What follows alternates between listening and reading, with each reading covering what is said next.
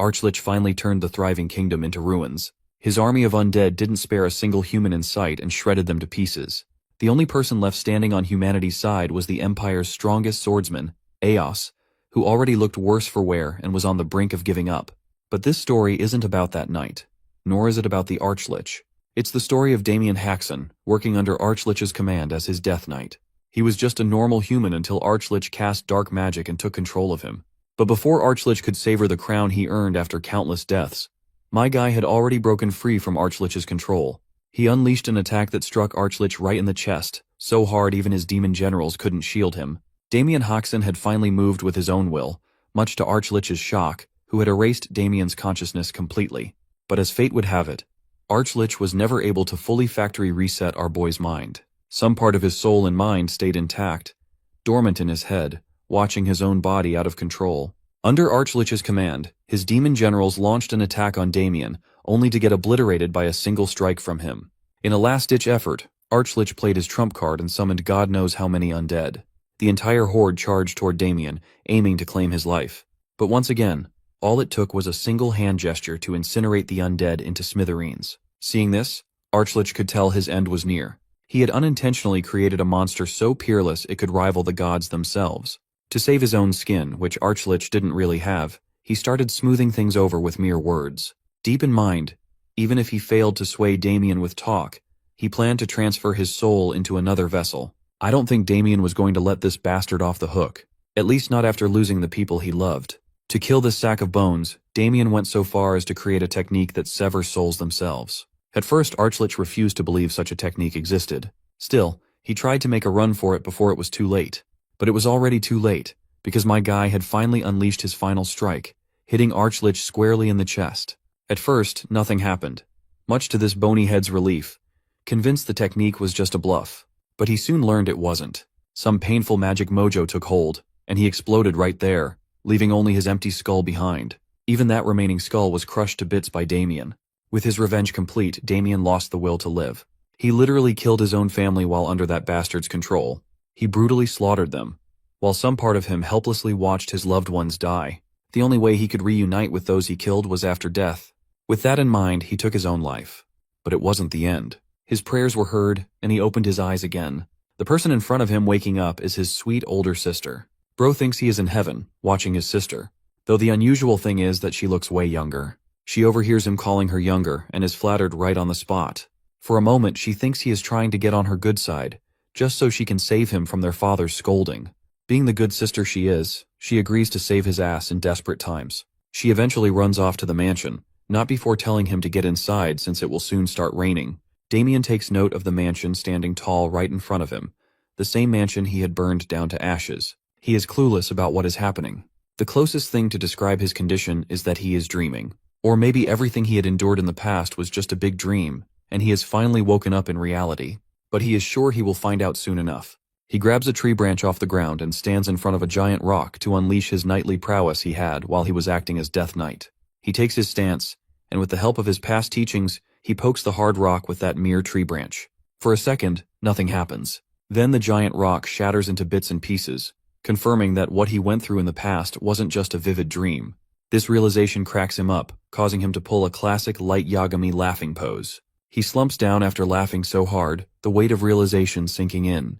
What he is witnessing isn't a mere dream, nor was his past experience just a dream. He has returned to the past, a realization that hits him deeply.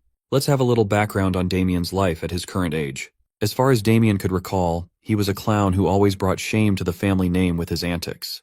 His father was always there to remind him how pathetic and loser-like a son he was, someone who only contributed by tarnishing the family's name. His antics only brought misery to the people around him. He stomped all over his family's future and even made sure their household's properties got confiscated. Because of his talent for bringing shame and ruin, his father kicked him out. Among all the family members, the only person who still saw Damien in a positive light was his older sister. He never understood why she was always so supportive and concerned, even though he ruined her life by destroying her engagement. Before he left, she offered him some money to ease his journey. He hesitated, but eventually snatched the sack of money and ran away as fast as he could, because he could barely look at her without getting embarrassed. After running away from the family, he finally realized how wrong and cursed his existence really was. The shame and guilt gnawed at him, causing him to have profound, Back in the present, Damien sits on his knees, racking his brain, trying to figure out what triggered his regression. Sure, he wanted to apologize to the rest of his family, but to think his prayers were actually heard, that he really came back to the past is kind of insane. Only a divine miracle could explain this. He looks down at his trembling hands, still shaking from the recoil of the technique he just executed. The technique is called wave breaking, a move that amplifies the impact of a blow several-fold. He learned it after defeating the knight known as the Castle Wall Destroyer. Suddenly, a familiar voice grabs his attention, a concerned servant calling out to him. The guy is clearly here with urgent news. Otherwise, he wouldn't be dragging his heavy body all the way out here in a full sprint. Damien knows he's from the household staff, but for the life of him can't recall his name. Then the name finally surfaces in his mind. Perhaps he is Victor. Victor confirms his name and immediately questions why his young master is still loitering out here, even though Lady Louise personally came to fetch him. According to the servant, the patriarch is boiling with rage right now. Damien, meanwhile, has no freaking clue what he even did to piss his father off this much. But we're about to find out. Back at the Hoxton Viscounty, the patriarch's furious and thunderous voice echoes through the mansion. The man is so pissed that he tries to strike Damien on the spot with an improvised swing. Luckily, Damien dodges just in time, thanks to his honed skills as a knight. Just then, his mother and sister rush in and arrive in the nick of time, grabbing hold of the patriarch before he actually shreds Damien to pieces. Turns out, our boy got kicked out of a bar for causing a massive commotion, once again staining the family name. The whole town is already talking about how the Hoxton heir is a good-for-nothing troublemaker.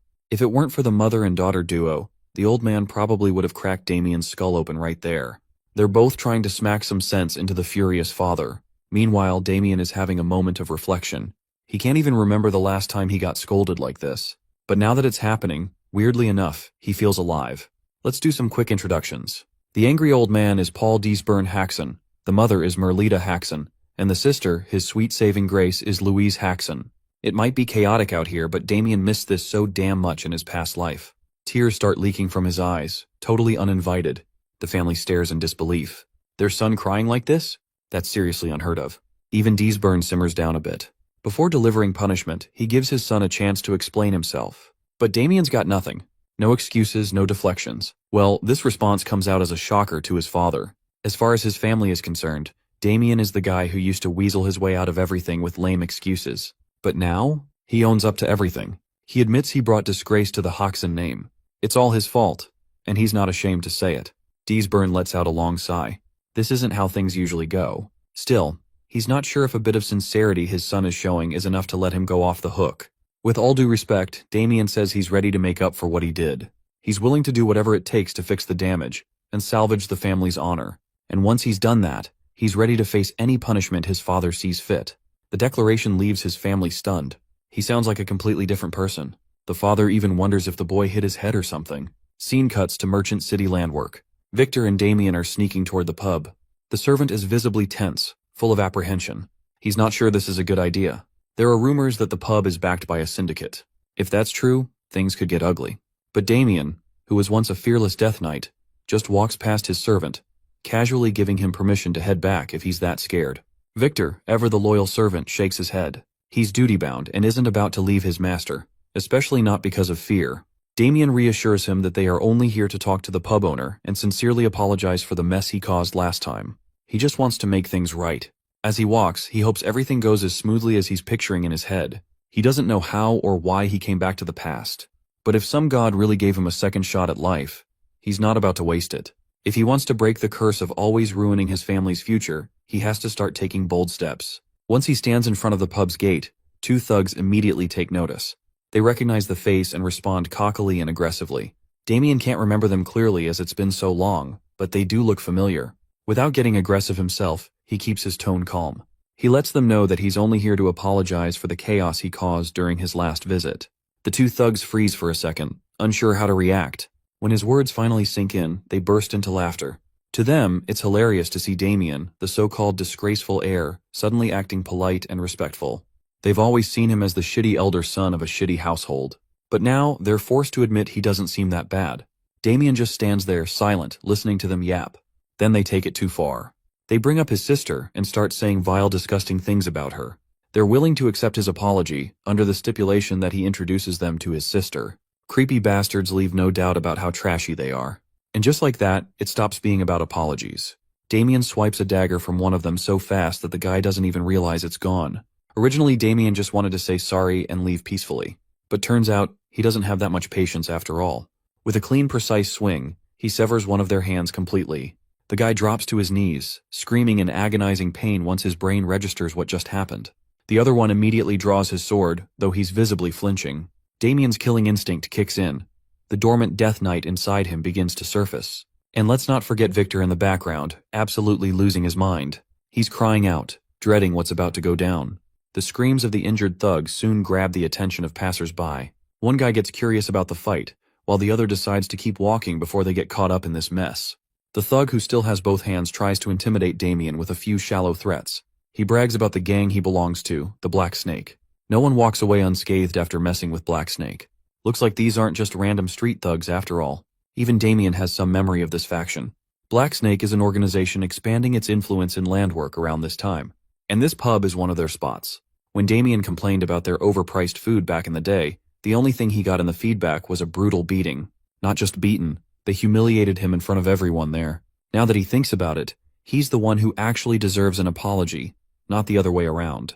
Back to the fight, the thug makes it clear that being a noble won't save Damien from the consequences he's about to face. He finally lunges with his sword at full strength. Damien just takes a step back, trips the thug over his feet and lets the bastard eat dirt. Before he can even finish coughing and get up, Damien's already on him with his dagger. The bastard should be grateful he's only about to lose a leg. If it weren't for his family, wiping these guys off the face of the world wouldn't be hard. With that threat clear, Damien slices off the thug's leg, making him double over in pain. More thugs show up, drawn by the screams. They also seem to be a little shaken seeing the brutality that unfolded there. Only one of the thugs is courageous enough to stand right at the front, while the others hide behind him. He demands to know which organization Damien belongs to, and where he's from. Obviously, Damien denies any ties to any gang. As for why he's here, he is here just to apologize. Though after thinking it over, he figures he should be the one getting an apology. He also has a complaint for the pub owner. This sassy dude isn't willing to entertain Damien's requests. All they want is his identity. Since he's not telling, they fear they'll have to make him speak. The leader orders his goons to charge. The brainless thugs rush at Damien, unaware of what's coming. Damien doesn't even feel like wasting time on these small fries. He takes a deep breath and zips past them with sonic speed, slicing off hands that were never meant to wield swords against him. One dash later, 3 guys are down. Damien is seriously rocked, while the leader of the thugs is absolutely shocked, though that quick dash took a little toll on his young and fragile body. Still, he's got enough strength left to finish off the guy in front of him, and he's ready. The bastard tries to beg for mercy, offering an apology if Damien's willing to forgive. But it's clear this whiny little bitch isn't getting any mercy, at least not until Damien claims one of his limbs. The scene quickly shifts inside the pub, which is brimming with life. But the mood changes fast when everyone notices the whiny guy standing petrified near the entrance. Poor bastard couldn't outrun his doom. As his body falls to one side, Damien stands there, all eyes on him. He wipes blood from his cheek while the customers, who were enjoying their drinks seconds ago, scatter for their lives. Good thing that unnecessary nuisance left right away, leaving Damien alone to settle his score with the pub owner. The owner stands above in the corridor, furious about the noise. More than anything, he's mad there's no guard in sight. This bar owner looks like some goofy character straight out of One Piece. His name's Anderson Holm. Damien only adds salt to the wound by casually revealing he already took down the guards Anderson's talking about. The weight of the situation finally sinks into Anderson's mind. It's unbelievable that someone defeated members of Black Snake. He demands Damien explain why he's causing such a mess and disrupting his business. And more importantly, who he even is. Damien introduces himself without hesitation. He clears the air. He never meant to cause trouble. All he wants is a sincere apology from the owner. The place is way overpriced, and he's already filed a complaint before. The only feedback he got was a humiliating beating and being thrown out like a dog. Everyone misunderstood him and assumed he was the troublemaker.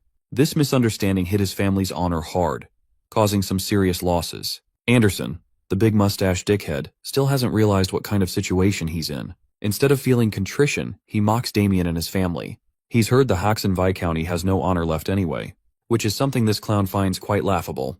What's even funnier is that Damien actually expected him to apologize. Seems like my guy had already been expecting this exact response out of this bastard. Initially, he was planning to spare this bastard once he had apologized sincerely. But now, he's got the perfect excuse to exact a juicy revenge he's been craving. He won't forgive this bastard talking trash about his family. In a split second, Damien maneuvers so fast he reaches the bastard standing on the first floor. With the dagger aimed straight, he's ready to yank this bastard's innards out. But it seems like our boy got carried away and let his guard down. Some guy rushes in, bringing a heavy sword down on Damien, knocking him back to the ground floor. The strength behind the blow is insane. The mysterious guy's name is Ted, someone Anderson's been waiting for to intervene. Damien admits this guy's got serious grit. With the strength he's packing, this gets our guy wondering how someone like Ted ended up working at such a third-rate place. Now he's very curious to learn why a knight of this caliber is even here at all. Let's talk about the knights for a moment. The glorious warriors of honor walk the path of martial arts throughout their lives. There's a hierarchy for them, starting off as a trainee and then an apprentice knight. Finally, they become an official knight when their skill level allows for it. The official knights are recognized as warriors capable of utilizing aura, to the point that they're mountain-level warriors, capable of cutting down dozens of creatures ahead of them. They can even cut through castle walls without breaking sweat. In other words, the knights of this story are pretty damn strong. So strong in fact that they're considered as transcendent beings. That's actually the reason why the bar owner is out here giggling like a lunatic, because he's damn certain of his victory. Even though Ted is an apprentice knight, he swears allegiance to the leader of the Black Snake organization. With Ted's involvement, the bar owner is confident that our boy won't be able to leave this place in one piece. And yes, the one piece is real. Damien stands on business, confidently questioning Ted's rank. He can finally understand why he felt a hint of aura in their previous clash. But his revelation just now astonishes Ted, who can't believe that someone as insignificant as our boy was able to sense his aura, even when he did his best to conceal it. Thinking about it for a minute, Damien pieces together the reason why Ted even bothers working in a shitty place like this. He thinks that Ted wasn't considered good enough to become an official knight, and was tossed out from the ranks, leaving him no place to go. The verbal assault has already chipped the knight's armor, while the bar owner tries to calm him down by addressing payment. Hearing the word apprentice attached to his rank, Ted's blood starts boiling.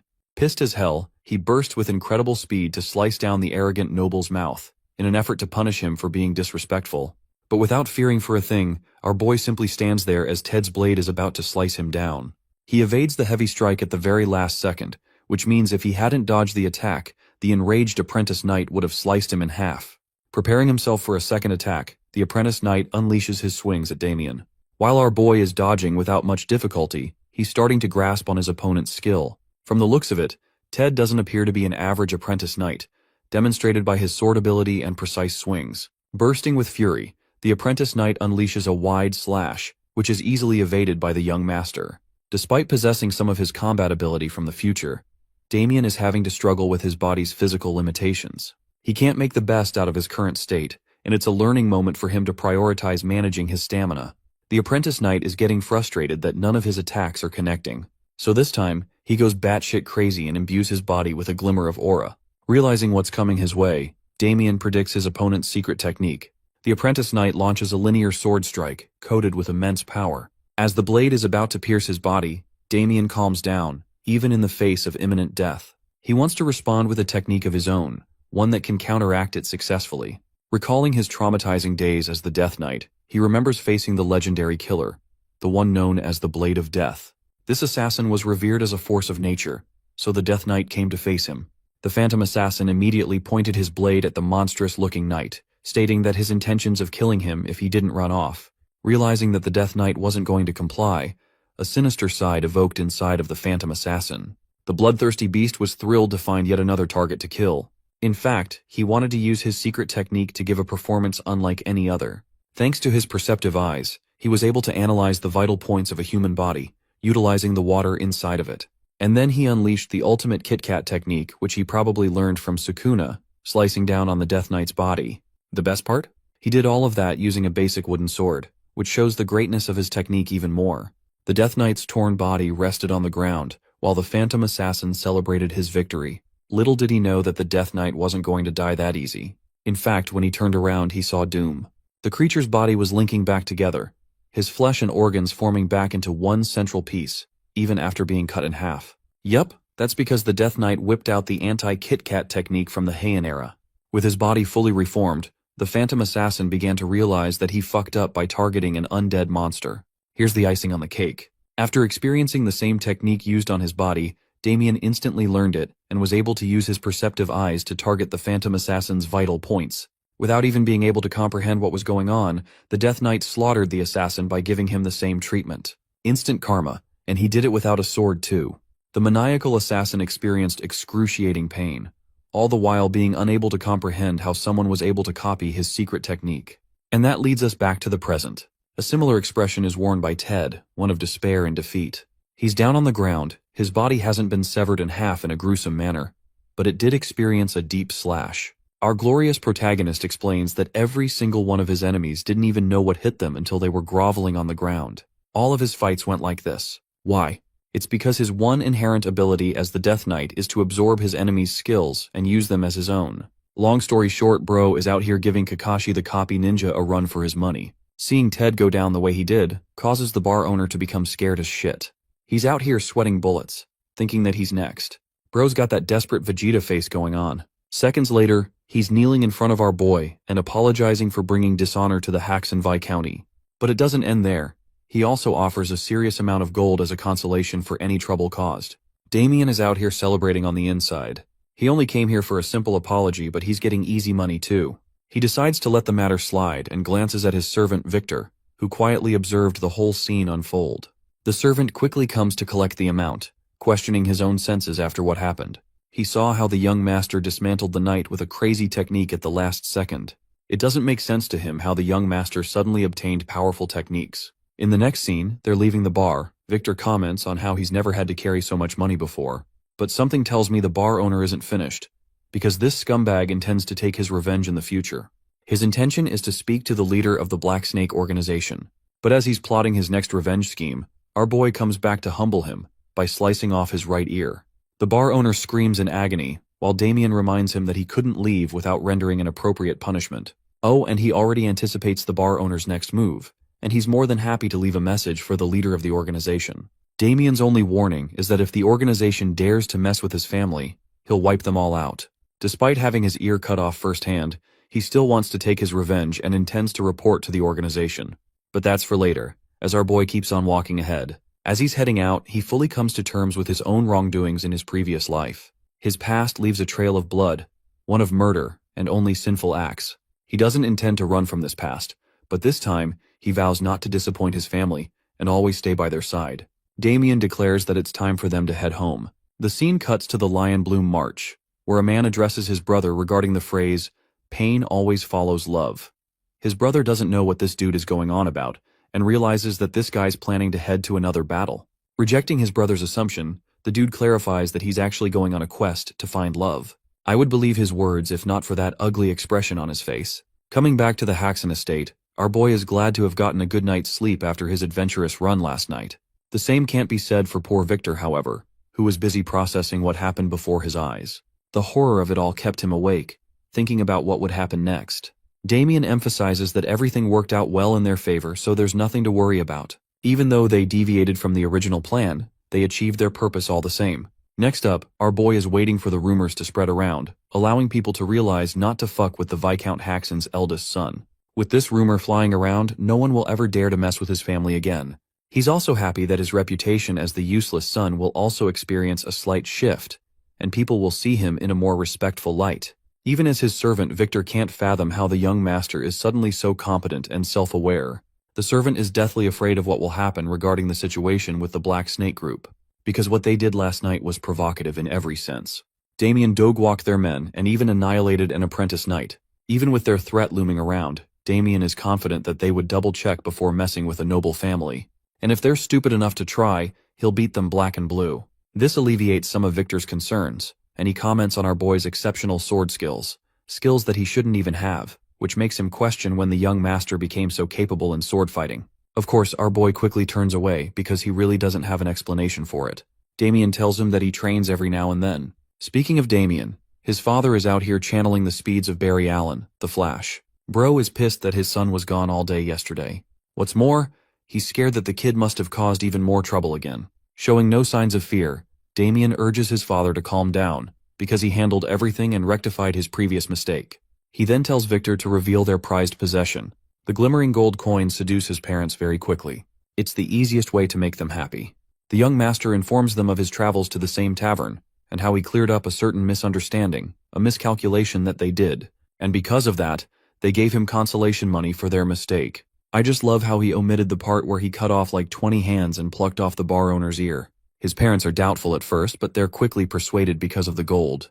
The funny thing is that Damien even uses Victor to testify on his part, shoving him under the boss as well. In the end, Victor agrees with everything the young master said, which adds more weight to his words and helps his family's trust in him. Damien's parents are happy, while Victor is out here realizing that he's got a Gaslighter Pro Max as his young master. The scene quickly cuts to our boy sprinting in the fields in order to test his stamina. After a little while, he's already exhausted and dying for breath. This makes Damien understand his own limitations, and he has to deal with his shitty body at once, or he'll be at a huge disadvantage. Pulling out a purple gem from his pocket, he's lucky to have acquired a little something that's going to help him in the short run. Before leaving the tavern, the bar owner included this tonic in his list of treasures. A creation of Alchemy Academy, it allows a significant increase in one's stamina and energy. Damien found himself surprised to hear the Academy's name. They specialize in making these types of potions and tonics, and they're so good that their value is equal to a gemstone. All the good for this young master, who got his hands on it for free. At present, he quickly gulps down the tonic, and in mere seconds, experiences a jolt of electrifying energy brewing inside of him. The effects are working right away. He crushes the vial, reflecting that his most important goal right now is to build up his body back to the way it was. To become the unstoppable Death Knight. The Pookie Archlich Dorgo is bound to unleash his army of the undead, ravaging the world to ashes. Damien has to make sure to prevent that dark future from happening, no matter what. That's why he's hell-bent on regaining his powers. It's the only way he'll be able to protect what's dear to him, his family's safety and happiness. Pumped for another run, he bolts off, declaring that he'll kill the Archlich, and this time he'll make sure Dorgo stays down. That very night, the scene cuts to the Tower of the Black Snake Group. The grunting fatso is disappointed in the apprentice knight's defeat, especially since they spent a fortune hiring him.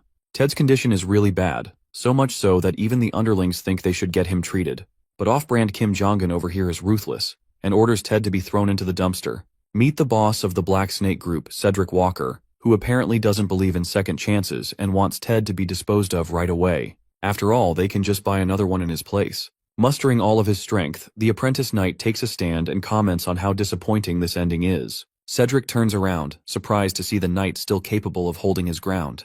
He actually offers Ted a second chance if he gets treated, but based on how he was about to dispose of him only a minute ago, the apprentice knight is so pissed off that he lunges at him with his blade. But despite his desperate attempt to kill the organization's leader, he is stopped by a shadow tendril, which quickly chains him and renders him harmless. The person responsible appears and prefers killing the apprentice knight as part of their contract. Cedric is more than happy to see how their newest hire will perform. The helpless knight can only shout complaints. The mage ends up chanting a command, unleashing demonic creatures from the dark upon the helpless knight. Before the knight can even comprehend what's going on, he meets his bone-chilling demise. Despite him begging for mercy, the 5 demonic beasts devour each of his limbs as well as his head, ripping his body apart as his screams reach the ceiling. By the end, the only thing that's left of Ted is a miserable foot.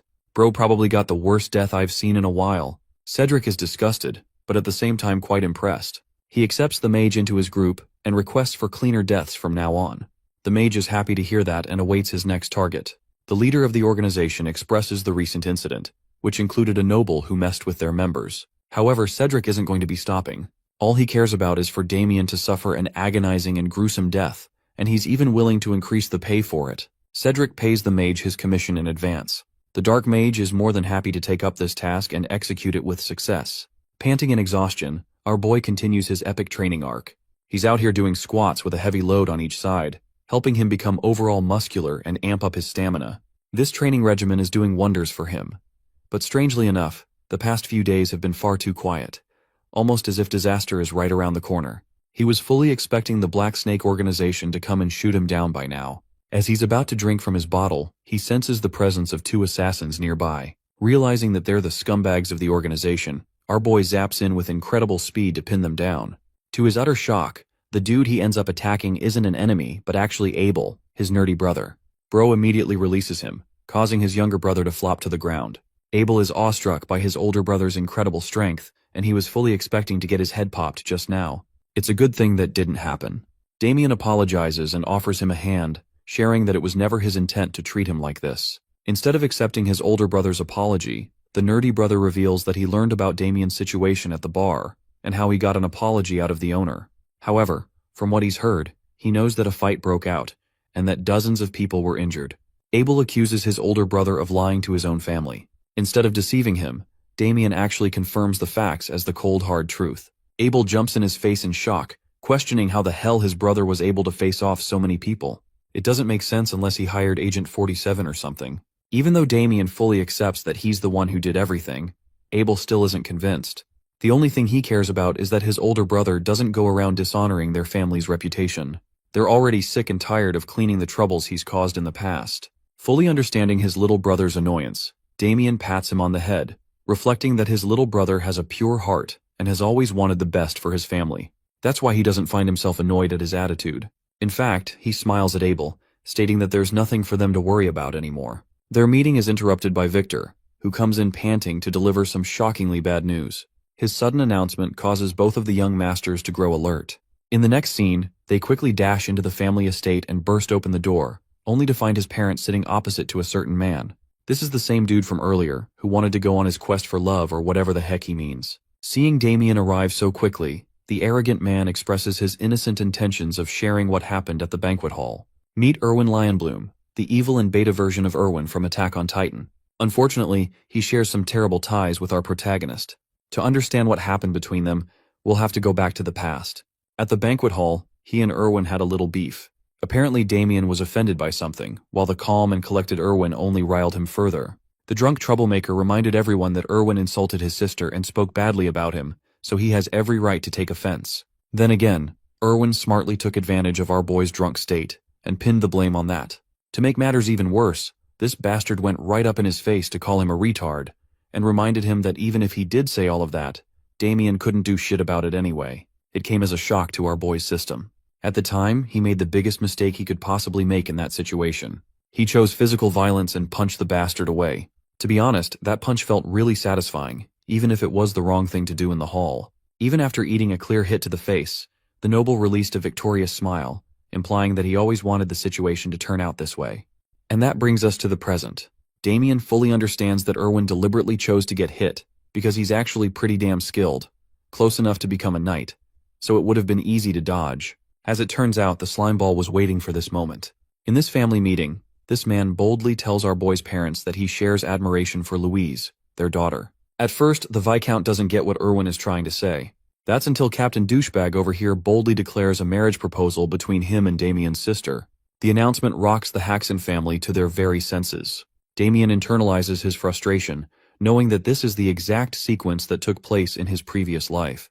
The bastard took advantage of his family's poor circumstances. Erwin doubles down by saying that he'll forget what happened at the banquet hall, but only if they become a part of his family, therefore preventing any bad blood between the two houses. However, his father firmly denies such a proposal, like the gigachad he is. Erwin's frustration grows after discovering that Louise already has a fiancé set for marriage. But then comes the issue of his humiliation at the banquet hall. Erwin reminds the Haxon family that they won't be able to deal with the consequences that come with denying his proposal. It will end in a wrathful outcome. The scumbag offers them a final dilemma. It's either they choose him for their daughter, or they suffer the consequences. This is truly a difficult decision for the Viscount to consider, knowing that the Lionbloom family is tremendously powerful among the nobles. Even then, he knows just how shitty of a person Erwin truly is. His father's instincts just can't allow something so disgraceful to happen to his daughter. Suddenly, Louise herself makes her presence known, offering herself as the sacrifice and accepting the terms of marriage. Seeing their own daughter sacrifice herself like this causes the Viscount to break down. He tries to assure her that they'll find a way out of this, even though Abel is pissed off and admits that his sister doesn't have to deal with the trouble Damien caused. Seeing her take a stand for the sake of her family even causes Damien to feel sad, but the brave girl maintains her smile, promising to go with Erwin. The whole situation is a great reminder for our protagonist, a reflection of his past mistakes summarized in one scene. Because of the problems he caused, his sister had to bite the bullet. Now that the situation has wrapped up in his favor, an evil smile crosses over Erwin's face. He's glad that they made the correct choice. As he prepares to leave, he tells Louise that a formal request will be officially sent so they can discuss details. But as he's talking all that shit, the devil himself appears before his eyes, glaring down at him. I think anyone who has a sister would have the same expression as our boy after what happened. Mocking Damien openly, Erwin calls him his brother-in-law. Damien doesn't give a damn about him, but the fact that he ruined his sister's life in the original timeline is enough motivation for him to prevent the same from happening again. Louise can't believe that her brother has taken a stand for her. He mumbles something incomprehensible, something that the arrogant blonde noble doesn't even comprehend. What he does comprehend is a Mike Tyson uppercut that launches him to the damn sky. While it's true that Damien shouldn't have fallen for Erwin's provocation again, he just can't sit around waiting for this bastard to tear his family apart. The noble's body hits the ground, while our boy declares his stance strongly. He won't let Erwin do what he wants. To understand why he feels such disdain for this man, we'll have to take a peek into the original timeline of what happened the first time. After being sold off to the Lionbloom family, Damien couldn't see his sister for a long time. So one day, when he realized that they were coming to visit, he couldn't contain his excitement and ran with a smile on his face, excited to meet his sister. Things took a truly terrifying turn, because the moment he arrived, his body shuddered in despair. Before him was his beautiful sister. Her hair was pulled like she was some kind of animal. Erwin dragged her for always complaining about her shitty family. He was pissed that she even dared to threaten leaving him. Oh, but he didn't stop there. To truly educate her and make sure she never defied him again, Erwin prepared himself properly as the innocent girl shuddered in fear. Locking in a fist, he abused her brutally as the poor girl wailed in pain. Just watching that sight broke our boy from the inside. He couldn't even protect his sister, and he's the one who got her into such a state in the first place, all because of his actions at the banquet hall. From then on, a deep hatred took root inside of Damien's heart, a hatred designed specifically for the bastard known as Erwin Lionbloom. That brings us back to the present, where he's just finished uppercutting this man into a knockout. The entire family is shaken. The Lionbloom guards concerningly show up after hearing the sound of their young master moaning in pain. At once, they unsheath their weapons to seize the person responsible for hurting the young master. Damien gave them one look and realized that they're his escort guards. Speaking of the bastard, Erwin snickers like the little pest he is and gets back up. He's done being bitch-slapped twice in the face by now. Taking the situation to violent means, he clenches his sword, while the Haxon family stares in horror. Finally revealing his true nature, Erwin unsheathes his blade, questioning if his brother-in-law is looking for a quick death. To prevent the situation from turning into a bloodbath, his escort guards quickly step in to handle the situation for him, since it could lead to a bad impression of him. But this time, the enraged bastard doesn't listen to reason, and demands that his guards move. When one of the escort guards resists the order, Erwin literally punches him into the nearest wall. I genuinely took him for a weakling, but damn, he really is close to the skill of a knight.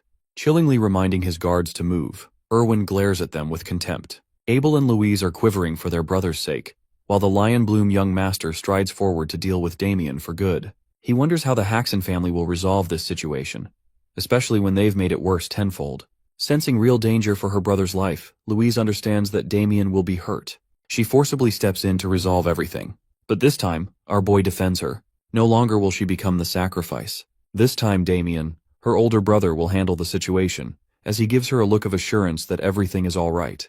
It's time for an official one-on-one duel. Hearing the word duel astonishes the Lionbloom young master.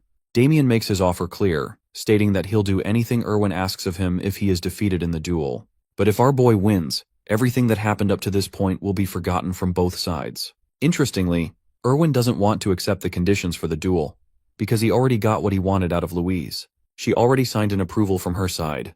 Instead of backing down, Damien takes a smart approach by challenging Erwin's ego, stating that he's a coward for backing out of a duel. Basically, bro said no balls to a good argument. The funniest thing is that it actually works. Erwin considers accepting the duel simply because he thinks he'll mop the floor with Damien in a real battle, finding this as the perfect opportunity to crush Damien forever and then steal his sister from him. The sadistic bastard points his blade and accepts the duel.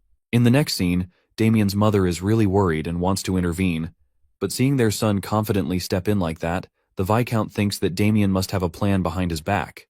That's why they have to let their hopes rest in his hands. Unfortunately for them, Abel knows just how despairing this situation truly is. He is the only person here who fully understands Erwin's skills, comparing him to an official knight. So from that perspective, this is a losing battle right from the beginning. The arrogant young master wants to kick the battle into motion, but he's stunned that his opponent isn't even interested in using a sword. Damien assures him that he'll be alright. In order to fully humiliate the guy, bro brings out his trusty fork. Ah yes, the ultimate fork sword. The only weapon that can compare to the ultimate stick of destruction. Seeing the damn fork in his hand, Erwin is at a loss for words while Damien's family is out here dying on the inside, questioning what the actual flip he's going to do with that. Erwin straight up laughs in his face, finding it reasonable to assume that his opponent has already accepted defeat. He thinks Damien's gone crazy out of terror. With full confidence, Erwin lunges into the fight, intending to cut him down. But to his utter shock, the first swing misses Damien, who evaded casually. To complicate his attack pattern, Erwin launched multiple swings, unleashing his technique, the fierce roaring lion sword. Bro's got his own Susanoo over here. Anyway, the destructive blow is all smoke and mirrors, because by the end of the attack our boy's feet are still firmly planted on the ground. He's deflected every single strike. Even the escort guards are at a loss for words, not knowing if their young master is playing around or if his opponent is really that good. To deconstruct what happened, we take a look at Erwin's point of view. In that brief time window from when the technique launched, our boy danced around each of his swings, without even getting hit once. As for Damien, he's glad that his physical training has been paying off. Thanks to his increased stamina, he can now keep up with fast movements without gassing himself out. Need I remind you guys that he's doing all of this with just a damn fork? But also, he has gained an understanding of the Lionbloom family's swordsmanship thus far. Here's the neat part. In the original timeline, the Death Knight Damien actually faced off against the eldest son of the Lionbloom family, Micahel Lionbloom, and this guy was a force to be reckoned with. Compared to that, his little brother is disappointing and much weaker. That's why the current Damien isn't having any trouble facing him.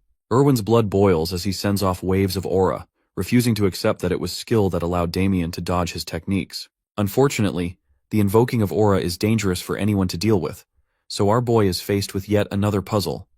How will he avoid this? Erwin Lionbloom races at incredible speeds to jump right in front of the target, ready to deal a killing blow. In this delicate moment, Damien considers and selects the Sword Saint technique from his list of techniques, and decides to use it. A proper clash breaks out, except Erwin's world breaks into pieces when he sees a mere fork blocking his sword, and even overpowering it to some extent. He can't even fathom what's going on. Before can even process the situation, he is struck with our boy's secret move, the countless Thunder Shadow revelations. Using that move, the ultimate fork of destruction flings the sword away with ease. It's Erwin's ultimate fall, as Damien hastens to end the fight with a fork in hand. The fork stabs the arrogant noble in the neck, ending the battle. Every single person in his family gasps in horror. You guys might be thinking that a fork was used as a murder weapon just now, but it turns out that our boy is quite generous. He only poked Erwin's neck, as if to warn him that he could have done more. Even after receiving a tiny stab, this dude starts freaking out like a little bitch. Of course, in his heart, Damien really would have wanted to kill him and erase the disease from the world. But he knows that he must choose his family's side this time and let this situation slide. So he concludes the duel, declaring himself as the clear winner, and asking if little Erwin over here has any issues with that conclusion. Shuddering like a puppy, the arrogant noble has been reduced to a harmless doll. Damien straight up tells this dude to get lost as the scene comes to an end. If you guys think the way Damien handled that humiliation was satisfying, then like the video and show your support. After the duel, the family shares a quiet breakfast the next day. Having finished his meal, our boy gets up to leave for his training. With him gone, the family sulks in sadness. Particularly, the boy's mother is curious and wonders when they'll talk to Damien about what happened. Speaking of which, Abel is out here having a system reset. Dude is in a permanent state of shock, unable to comprehend how his brother suddenly became so goddamn powerful. Even his parents are concerned. The Viscount breaks silence, emphasizing that it wouldn't be right to force their son for an answer. He thinks the right decision here is to let the boy reveal the truth when he feels the time is right. I really like that they're not forcing him here. Such a nice touch. Apart from that, his father is visibly shaken. Though he's curious about his son, the look of death he sees in Damien's eyes intimidates him to the point he doesn't want to confront him about anything. Even though Damien is his flesh and blood, that boy has become a lot more intimidating than before. Shifting the perspective to our boy's side, he's out here taking inspiration from Rock Lee, arming his body with heavy weight to train for endurance. As he's about to head out, Louise catches up to her brother. She's the first person from his family who wants to talk about what happened the other day. While she's struggling to form her words, our boy realizes his mistake and immediately lowers his head, apologizing for the trouble he caused and how he forced her to be in a vulnerable position. While he's ranting on and on about his apology, his sister stops him, offering her sincerest gratitude. He really did stand up for her, and she feared for her life, even though she didn't show her fear in front of Erwin. It's thanks to her brother that she avoided such a miserable fate. Hearing her admit that makes Damien very happy to have made a difference. Knowing that her brother stepped up for her cause, to save her bravely, is the reason she's so grateful for him. In a warm moment while receiving her gratitude, Damien offers his own. A sister shows her love for her brother, and a brother returns it back with interest. He's thankful for everything she's done for him this far. Before Louise can comprehend what he means by that, he prepares to leave. As he's leaving, she offers him a sword to take with him. It's actually their father's most prized possession, his favorite item. To show love for his son, the Viscount gifted him the blade so that Damien could use it in his training. The boy is shocked to hear such consideration from his father, while Louise reveals that even though their father can be tough on the outside, he loves Damien a lot. Funnily enough, she does her father's impression to remind dear old Damien never to use a fork again because it's disgraceful for the family. Damien's pretty damn convinced by her impression and unsheathes the blade, finding himself impressed by what he sees. He's in his father's debt. Hilariously, when we go back to his father's sword collection, we get to see that this man has a whole bunch of swords at his disposal. He's just complaining for no reason at all. In the next scene, terror looms in the shadows. The evil mage and his dark magic has made its way to a certain estate. The night guards are out here yawning in exhaustion, and right when they're caught off guard, the shadows take over them, dismantling both of them in a mere instant. With the two of them down, this mysterious mage makes his way through the gate. In the few moments that followed, the mage slowly made his way inside the house. Abel and his parents are asleep. The mage quietly steps up to Louise's room, who is also dozing off, not knowing an evil man is hovering over her. This disgusting piece of filth is enjoying himself staring at her. Even though he came here on behalf of the Black Snake, he thinks he's found himself something fun to play with. The filthy mage finds himself startled when he discovers a voice from behind. It's our boy, who is aura farming at the door to look even more badass than he is. He gives the bastard a disgusting look and questions his actions. The call-out is real, as Damien goes on to express that he was able to sense strange energy lurking around their house, so he decided to check it out. The perspective of the dark mage is interesting. Even though he used a special type of magic to put everyone to sleep, it appears that Damien was unaffected by it. Not just that, the dark mage couldn't even detect his presence from behind until he spoke. These factors alone are enough to convince him that this guy is troublesome. So he quickly turns back and unleashes Vegeta's Gallic gun over here. Dodging the magic blast, our boy moves to a different position, all the while frustrating the dark mage as he fails to understand what's happening. Damien prepares his sword, throwing the same question back at him as he reminds the scumbag that he's the one who invaded their house. Suddenly, the mage realizes that he's actually speaking to his target, Damien of the Haxon house. Confirming his identity, our boy pulls his blade, locking a lethal glare at the mage, and demanding to know why the hell he stepped foot in his sister's room. The powerful magic attack shook the house and woke the rest of the family. The mage realizes that he's going to be in deep trouble if the servants have already awoken. Since he's supposed to execute his task cleanly as per his orders, the dark mage decides to retreat for now. As he's fading away into a shadow mist, Damien tries to stop him. Unfortunately, there's little you can do while fighting the damn air, so his enemy escapes through the window and out the house, disappearing into the distance. With the threat neutralized, Damien suddenly spots a shred of the mage's dark energy. It appears that he left some of it behind. In the next scene, we turn to the perspective of the servants. They've just discovered the horrific sight of the Viscount's most treasured horse. If word gets out, the Viscount will raise hell. It's also strange because the horse was doing just fine the other day. As the servants are mumbling in horror, Damien comes up to shock them with his sudden entry, expressing his own concerns.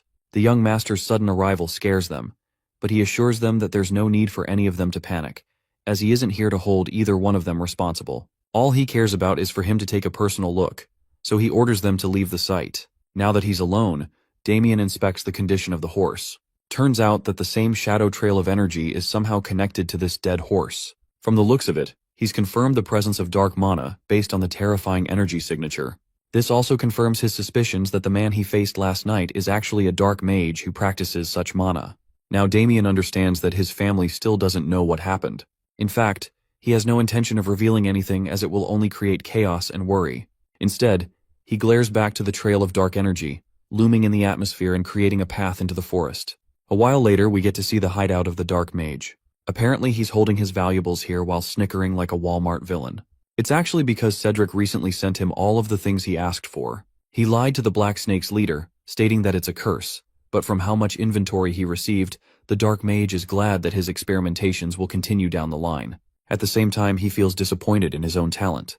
He's having to struggle with bottom-tier requests just to earn a bit of money. Then again, it's the only choice he has, especially when the Holy Church is already on the lookout for him. It's imperative for the guy to keep a low profile.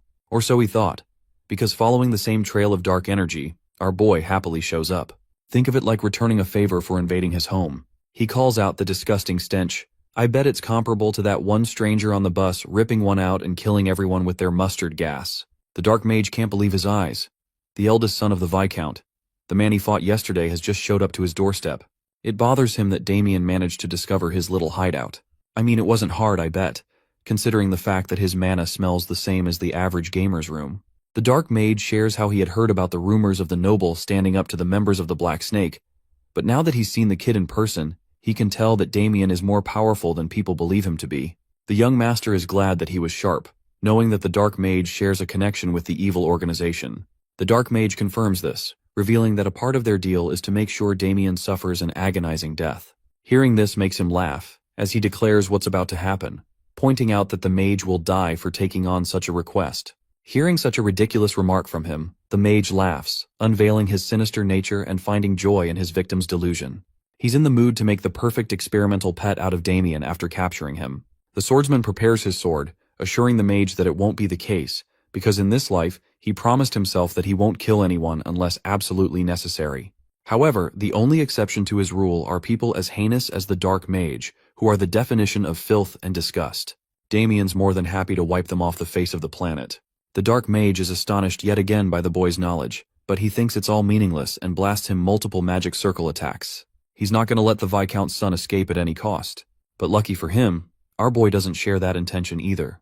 Looking cool as fuck, he sweeps right in with an incredible lunge and connects a clean upward slash, cutting his opponent in half. Diseases are hard to kill, and just like a bad disease, this guy is also hard to kill. Despite being split in half, he simply disintegrates into the shadows, reassembling his state. Damien internalizes that his opponent is using the same ability he used back at the estate, and that this guy is actually pretty damn strong, even if he took up a lower-tier request to kill someone. Maniacal laughter releases from his mouth, as the Dark Mage assumes his victory, maintaining that he won't be cut by ordinary means. So in order to deal with a pest like him, Damien decides to go ballistic and renders numerous cuts to make sure nothing remains. Even though it's a good effort on his part, it still doesn't change the fact that his opponent's body can reassemble with ease. The Dark Mage thinks he's dealing with someone powerful, but he makes it known that the moment Damien walked inside his hideout, he sealed his own fate. Speaking of sealing his fate, the scumbag uses the same attack he used against Ted, restraining Damien in place and letting his little demons of death devour the rest. The thing is, the Dark Mage knew that the church was on his tail, so he doubled down on his preparations with advanced spells. From the looks of it, the situation is getting really tense. Even our boy is tensed up considering his circumstances. The mage grimaces in victory, laughing at the demise of his opponent, who will regret challenging an officer of the Yulin rank. With Damien restrained, he's moments away from being ultimately devoured by the creatures of the dark and meeting the same fate as the apprentice knight. The tendrils of dark mummify their victim. It's like watching a spider webbing up its prey and tangling it into place. The Dark Mage returns to his tangible form and calls Damien arrogant for being reckless with his approach. He also remembers Cedric's order to make his target suffer as much as possible, which is made successful by the fact that he'll torture him for a long time. This bastard is also out here celebrating that now. He can feast on the beauty he saw at his house without any interruptions. That's until Damien drops a little surprising note for him. He breaks apart the decomposing curse spell that he just used. At a loss for words, the Dark Mage returns a look of despair, questioning how his prey is unaffected. It's impossible to dispel the curse unless someone knows about dark magic, which is exactly what our boy did. Here's the thing though, even Damien is taken aback by what he did. I guess his regression powers kicked in, because it appears he awakened an authority insignia on his body, even though he shouldn't have it at this point in the past. Let's talk about what an authority actually is. In this world, it's known as the power of a god being gifted to mortals. In this case, Dorgo favored his Death Knight so much that he infused the strongest magic and binded it into him. Even after giving him indestructible magic and power, Dorgo was left unsatisfied. He wanted more out of his Death Knight, the ultimate servant and the sword of evil. Hence, he decided to slit his own hand, unleashing a part of his dark power, turning the Death Knight into an ultimate weapon. A column of dark mana pulsed upon the Death Knight. Dorgo forced his authority upon him, and with a final hand sign, he imbued all of it into Damien's body, carving an insignia on his hand. That evil power ripped his body apart, giving him a world of pain unlike any other. By the end of the process, the Death Knight had transcended into a realm of becoming unstoppable. This Giga-Chad received the authority of God and became a force to be reckoned with. Side note, all of a sudden, I'm starting to realize why Dorgo got his ass nuked. Bro literally turned his Death Knight into a mini-nuclear weapon and thought things were gonna be fine. Back to the present, Damien remembers the mark of the authority of greed. It's his power as the Death Knight resurfacing again. Before he's able to process it fully, another magic blast comes his way, which he quickly evades. The Dark Mage raises an immediate question for him. Just how the hell was he able to survive his decomposition spell? Being a good sport, Damien funnily says that he had a trump card, and that's why. The most convincing explanation is actually the power of plot armor, and the author makes sure to slide that part in. Back to the battle, Damien has now gained an understanding of his opponent and his connection to Yulan. This Yulan is actually another organization, an even more sinister one that practices assassination using dark magic. Compared to them, the Black Snake is nothing. It's not a surprise that this guy is actually pretty damn skilled. The Dark Mage assesses the situation too, internalizing that he can't let this battle drag on for any longer, especially when his opponent is unpredictable. Even though he wanted to save his ultimate weapon for the church, he thinks it's an appropriate time to whip out the good stuff. With his bracelet glowing a bright green, the mage unleashes a wave of mana, exuding from his body as he slowly loses control of himself. Even Damien notices that this guy is using a dangerous amount of dark mana. From his understanding, the bracelet appears to be some kind of artifact to store mana. Well, things go from 0 to 100 really quick when this guy uses his full power. He summons an illusory beast that I don't even know how to describe. Let's call him the Ugly Five Eyes. Having lost control, the Dark Mage roars the demise for his opponent and declares Damien will burn in hellfire. The creature of destruction fully swarms in and connects against our boy's body. With a direct hit like that, the Dark Mage once again assumes his victory. How could anyone on Earth possibly survive such a hellfire after all? Hellfire is something that can't be expunged, even after one's death. Using the power of plot armor once again, Damien breezes through the green flames, pointing out the mage's miscalculation. The thing about the authority of greed is that it simply doesn't dispel magic. Damien stands unharmed as the same hellfire flames get absorbed into his body. He stands uncontested, having become more powerful than ever before, revealing that the function of his authority is to absorb all dark magic. The mage is at a loss for words, questioning how a Viscount's son could have the terrifying power of authority. It's time for this fight to end, as the young master readies his blade, commanding that he has nothing to explain to a dead man. But on the inside, Damien is genuinely pissed off that he has to rely on his dark powers to win a battle. At the same time, he doesn't have much choice but to invoke the techniques of the Death Knight in order to win this fight. The Dark Mage is at a loss for words when he sees the aura blade.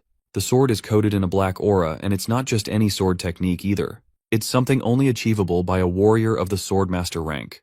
Before he yaps again about his confusion about Damien's abilities, our boy renders his ultimate technique, the soul-severing slash, slicing his opponent's body clean and leaving a massive gash in the cave. The place crumbles after being devastated by his blade, while Damien glares at his victim. The strike is so powerful that it tears through the Dark Mage and slices the mountain behind him. Without pause, Damien walks toward the fallen mage and pins him down with his sword, demanding the location of the Dark Snake hideout. The next morning, the boy heads toward the city of Landwork alongside Victor. The fatty questions the reason for their journey, but the boy quickly shuts him down for asking too many questions.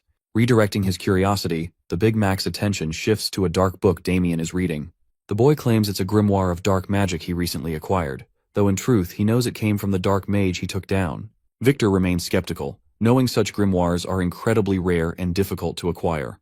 But before he can say more, he's distracted by a strange, foul smell coming from a sack Damien is carrying. Soon they arrive at the market, where the boy hands the sack to him, casually stating that it contains a person's head. Still refusing to believe him, he opens the sack himself, only to spot a lifeless eye staring back.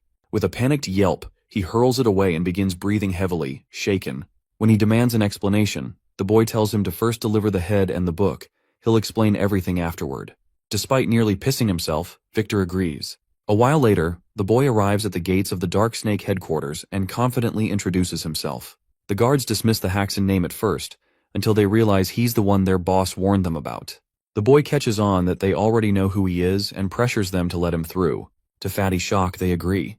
But just as they allow him to enter, one of the guards suddenly fires a flare into the sky. In seconds, the entire compound swarms with assassins and bounty hunters, surrounding Damien with weapons drawn. According to them, this is the welcome gift prepared by their boss. Yet despite being completely surrounded, the boy remains calm, certain they'll regret the choice they've made. Meanwhile, inside the headquarters, Cedric, the boss of the Dark Snake, hosts the Landwork governor and his drunken knight over lunch. The governor, clearly enjoying the meal and company, casually grants Cedric control over the city's red light district. Cedric lights up with excitement at the offer, though he worries the other might protest. But the governor quickly reassures him, claiming he holds the authority to silence any opposition. The knight, slouched and tipsy, tries to offer his help with something, but the fatty glazes him off, insisting the knight's already doing his part by protecting them. He tells him not to waste energy on trivial stuff. The comment flusters the knight, and both he and the governor appear ready to do whatever Cedric wants. Cedric plays along, keeping them wrapped around his finger. In truth, he entertains them only so he won't have to bow to their power later. His ambitions reach far beyond a district as he plans to claim the entire city. Just as they're enjoying the moment, one of their men barges in, urgently calling for Cedric. Though clearly annoyed, Cedric follows him out. When the man reveals that it's Damien, Cedric shouts his name so loud that even the governor hears it from the other room. He fumes with rage, realizing the dark mage he relied on turned out to be a disappointment. Still, he waves the man off, claiming there's no need to worry.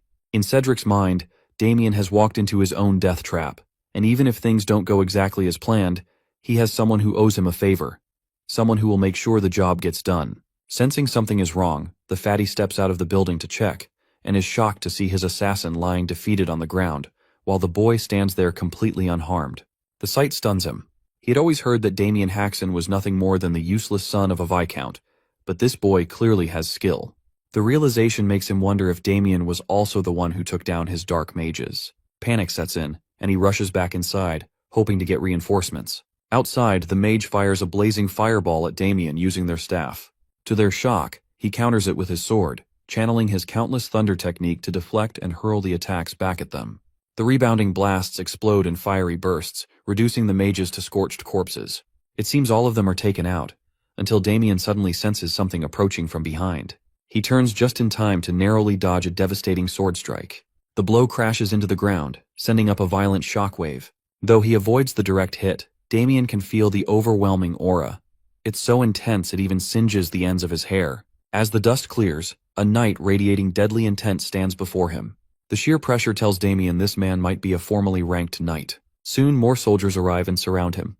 The sight stuns Damien as it's clear these aren't just mercenaries.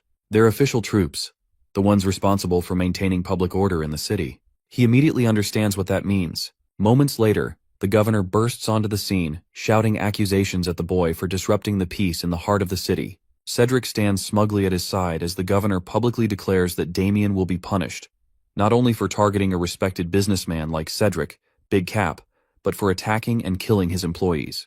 The townspeople look on, visibly confused as to why the governor is siding with someone like that fatso. Cedric, standing confidently next to the governor, believes the boy is finally in real trouble. But Damien doesn't flinch. He recognizes Cedric as the leader of the Black Snake, and calls him out with sharp, unwavering eyes. Damien suspected the Black Snake leader has some connections, but this level of influence is downright absurd. He openly calls out the governor for supporting someone like that double cheeseburger of a man. The governor, unfazed, demands that he surrender, but the boy refuses, insisting he's committed no crime. Growing impatient, the governor orders his knight, Robert, to handle the situation. Responding to the command, Robert steps forward and tells Damien to submit to arrest. But to his surprise, there's not a flicker of fear in the boy's eyes. Taking this as arrogance, the knight swings his sword in a flash. Damien narrowly dodges, and the strike crashes into the ground, sending rubble flying. Though he's provoked the knight, Damien knows this won't be an easy fight. Not at this level. He braces himself, but Robert lands a powerful blow, sending him flying. The boy manages to land on his feet, though the hit rattles him despite his attempt to deflect it. As the fight continues, Damien silently waits for someone to arrive. But the knight gives him no breathing room, pressing in with relentless speed and swinging his massive axe with brutal force. Just as the weapon is about to hit, someone suddenly jumps between them and blocks the attack. The impact is so strong it sends the knight's axe flying. Stunned, the knight demands to know who it is. When the figure reveals herself, everyone stands in shock that it's a muscle mommy paladin. Damien exhales in relief.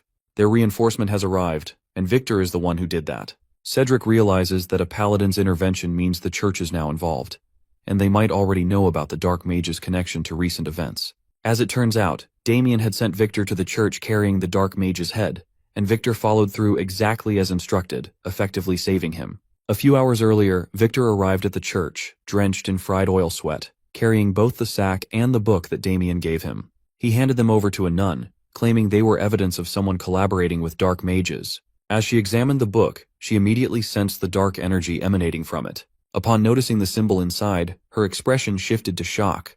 Without a word, she snatched the sack from Victor, and the moment she saw the severed head, she recognized it as the long-sought officer of Yulan. With no hesitation, she stripped off her nun attire, revealing a muscular mommy figure formed beneath it, and demanded to know who sent Victor with these items.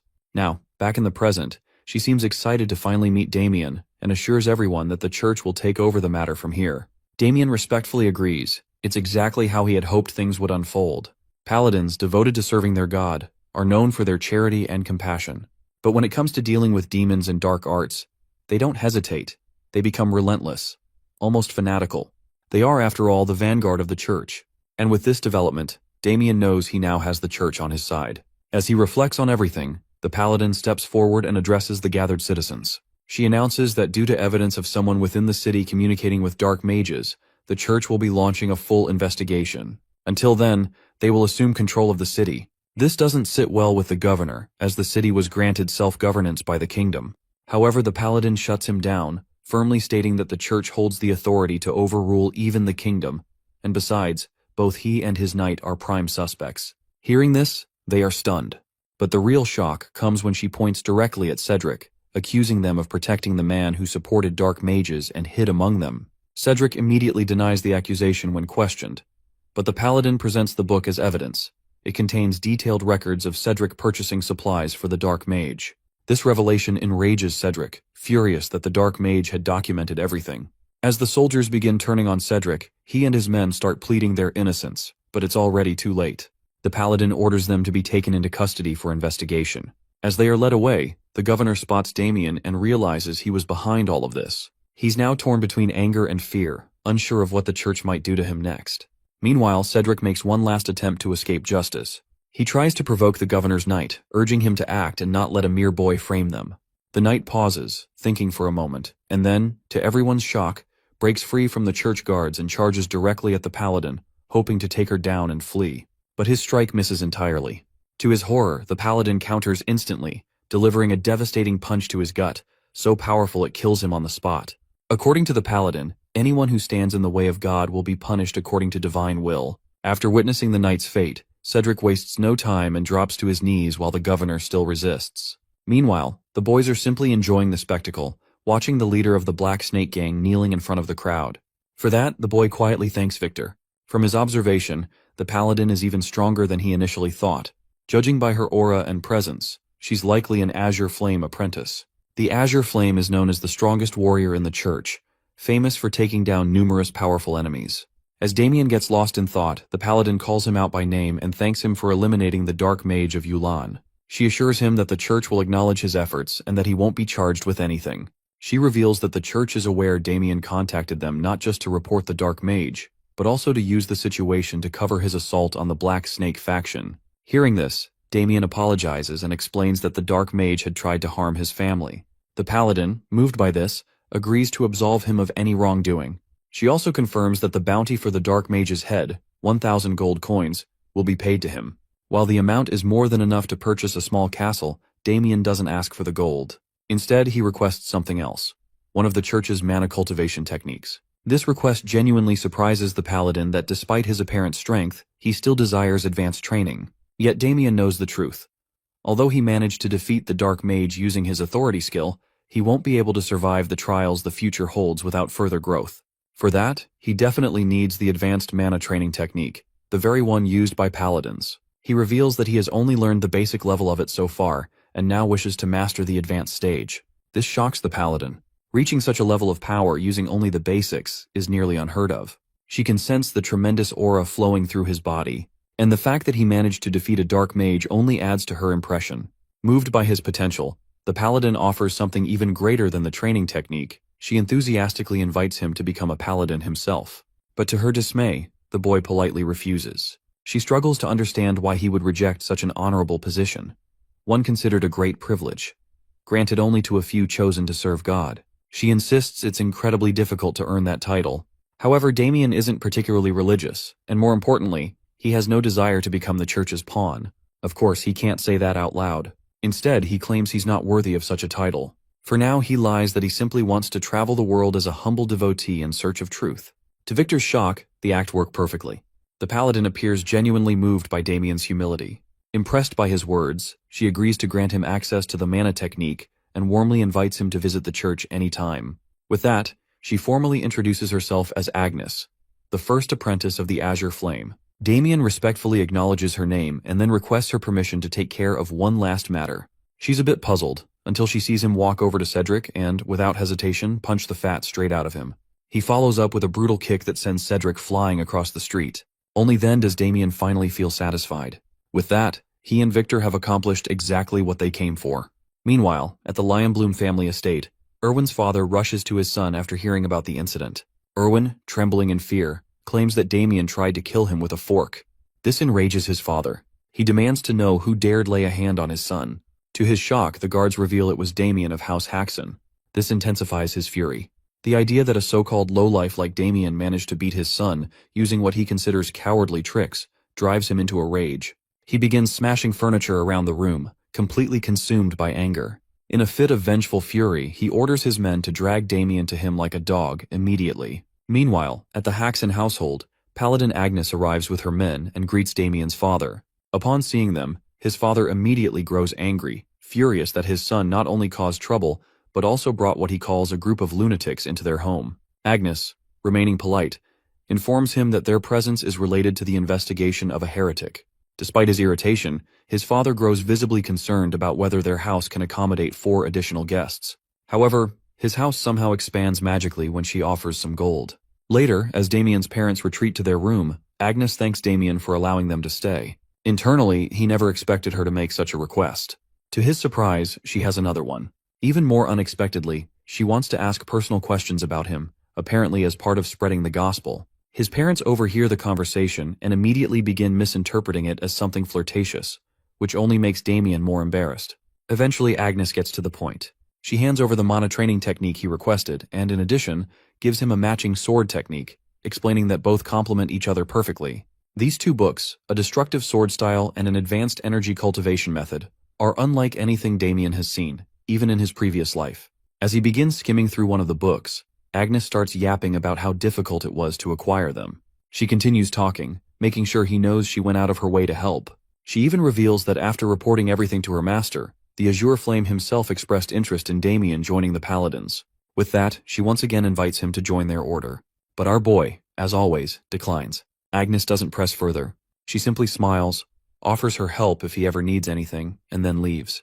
Watching her go, Damien grows uneasy, as one thing becomes clear. She's a true fanatic. Elsewhere, inside the ruined cave of the Dark Mage, church investigators carefully examine the remains. One of them appears visibly shocked as he still can't believe that a kid like Damien managed to defeat a mage trained in dark magic. The other investigator shares the same doubt, but points out that Lady Agnes hasn't raised any concerns about it. Still, the situation troubles both of them. As they discuss, Agnes herself arrives and addresses their concerns directly. She acknowledges that their skepticism is understandable, but insists she's confident Damien is telling the truth. One of the investigators argues that they still can't grasp how he did it. In response, Agnes reveals that they already heard the full account from Damien himself. She explains that on the day his servant delivered the severed head, she also had her doubts about his abilities. That's why she stayed behind and secretly observed him when he was later ambushed by assassins. To her surprise, Damien completely overwhelmed them. What shocked her the most was seeing him deflect a fireball with nothing but his sword. Hearing that, both investigators are in disbelief. However, Agnes explains that she's heard of warriors who, upon reaching a certain level, can deflect magic attacks with raw skill and aura control. One of the investigators speculates that Damien might be a swordmaster, but Agnes remains unsure, though she firmly believes he's at least a gifted warrior. She also reveals that after Yulan's defeat, she considered taking Damien with her to meet her master, believing he could be a valuable asset to the church. With that, she firmly orders them to stop doubting and focus on their work. Outside the Haxon estate, an official knight of House Lionbloom arrives, leading 2 apprentice knights behind him. He confirms the location, and one of the younger knights nods in acknowledgement. The leader then repeats their mission, to arrest Damien of House Haxon. According to him, it should be an easy task, but he makes it clear that he intends to make them suffer. For him, this is personal revenge for Erwin's humiliation. Just as he speaks, he notices an oldie barely on 1 HP walk by. He calls out to him, asking if he's from Viscount Haxon's household. When the old man confirms, the knight, without hesitation, cuts him down in a flash. Wait, what did Gramps even do? F's in the chat. The knight thinks it's disrespectful for a mere servant not to bow before the lion crest. Meanwhile, the apprentice knight quietly realizes that the old man might have been blind. But the commander doesn't care. Without a hint of remorse, he orders his men to drag Damien out of the estate and to kill everyone else once they're inside.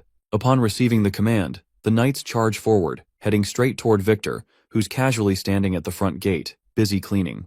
Deep in the forest, Lady Agnes's team stands together, casually chatting. Agnes explains that the site ended up collapsing, which made it harder to gather as much intel as they'd hoped. Still, she assures them it's fine since everyone did a solid job. But then, out of nowhere, something catches their eyes. Something that stops them dead in their tracks.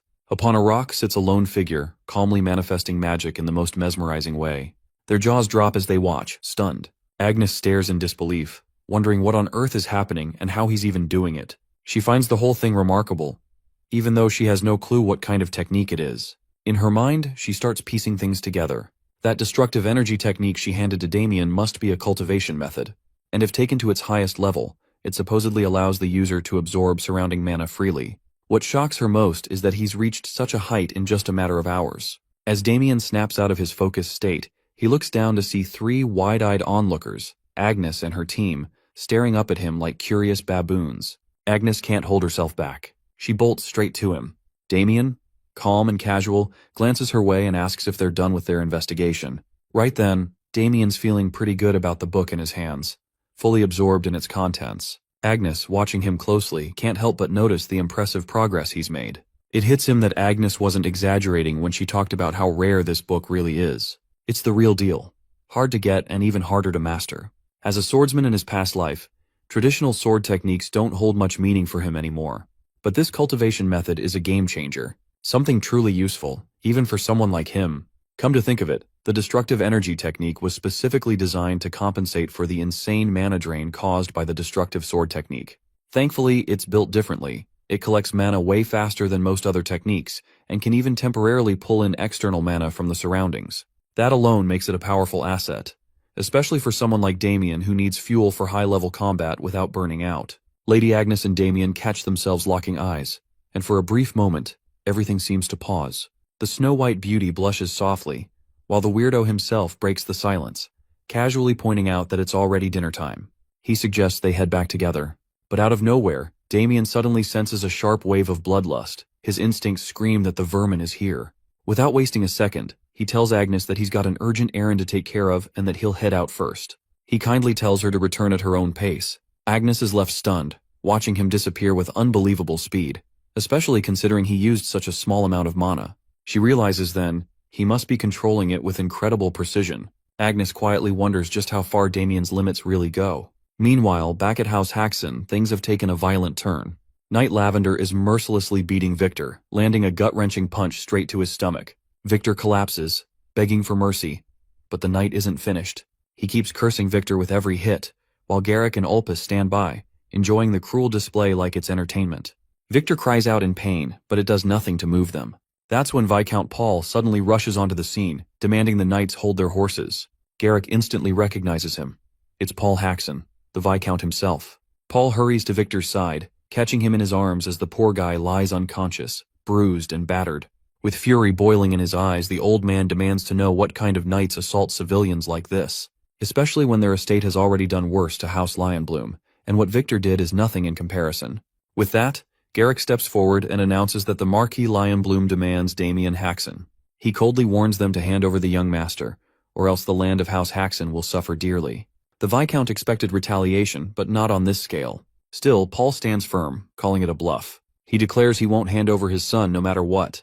In fact, he's certain that even if he did, Lionbloom would still reduce their estate to ashes.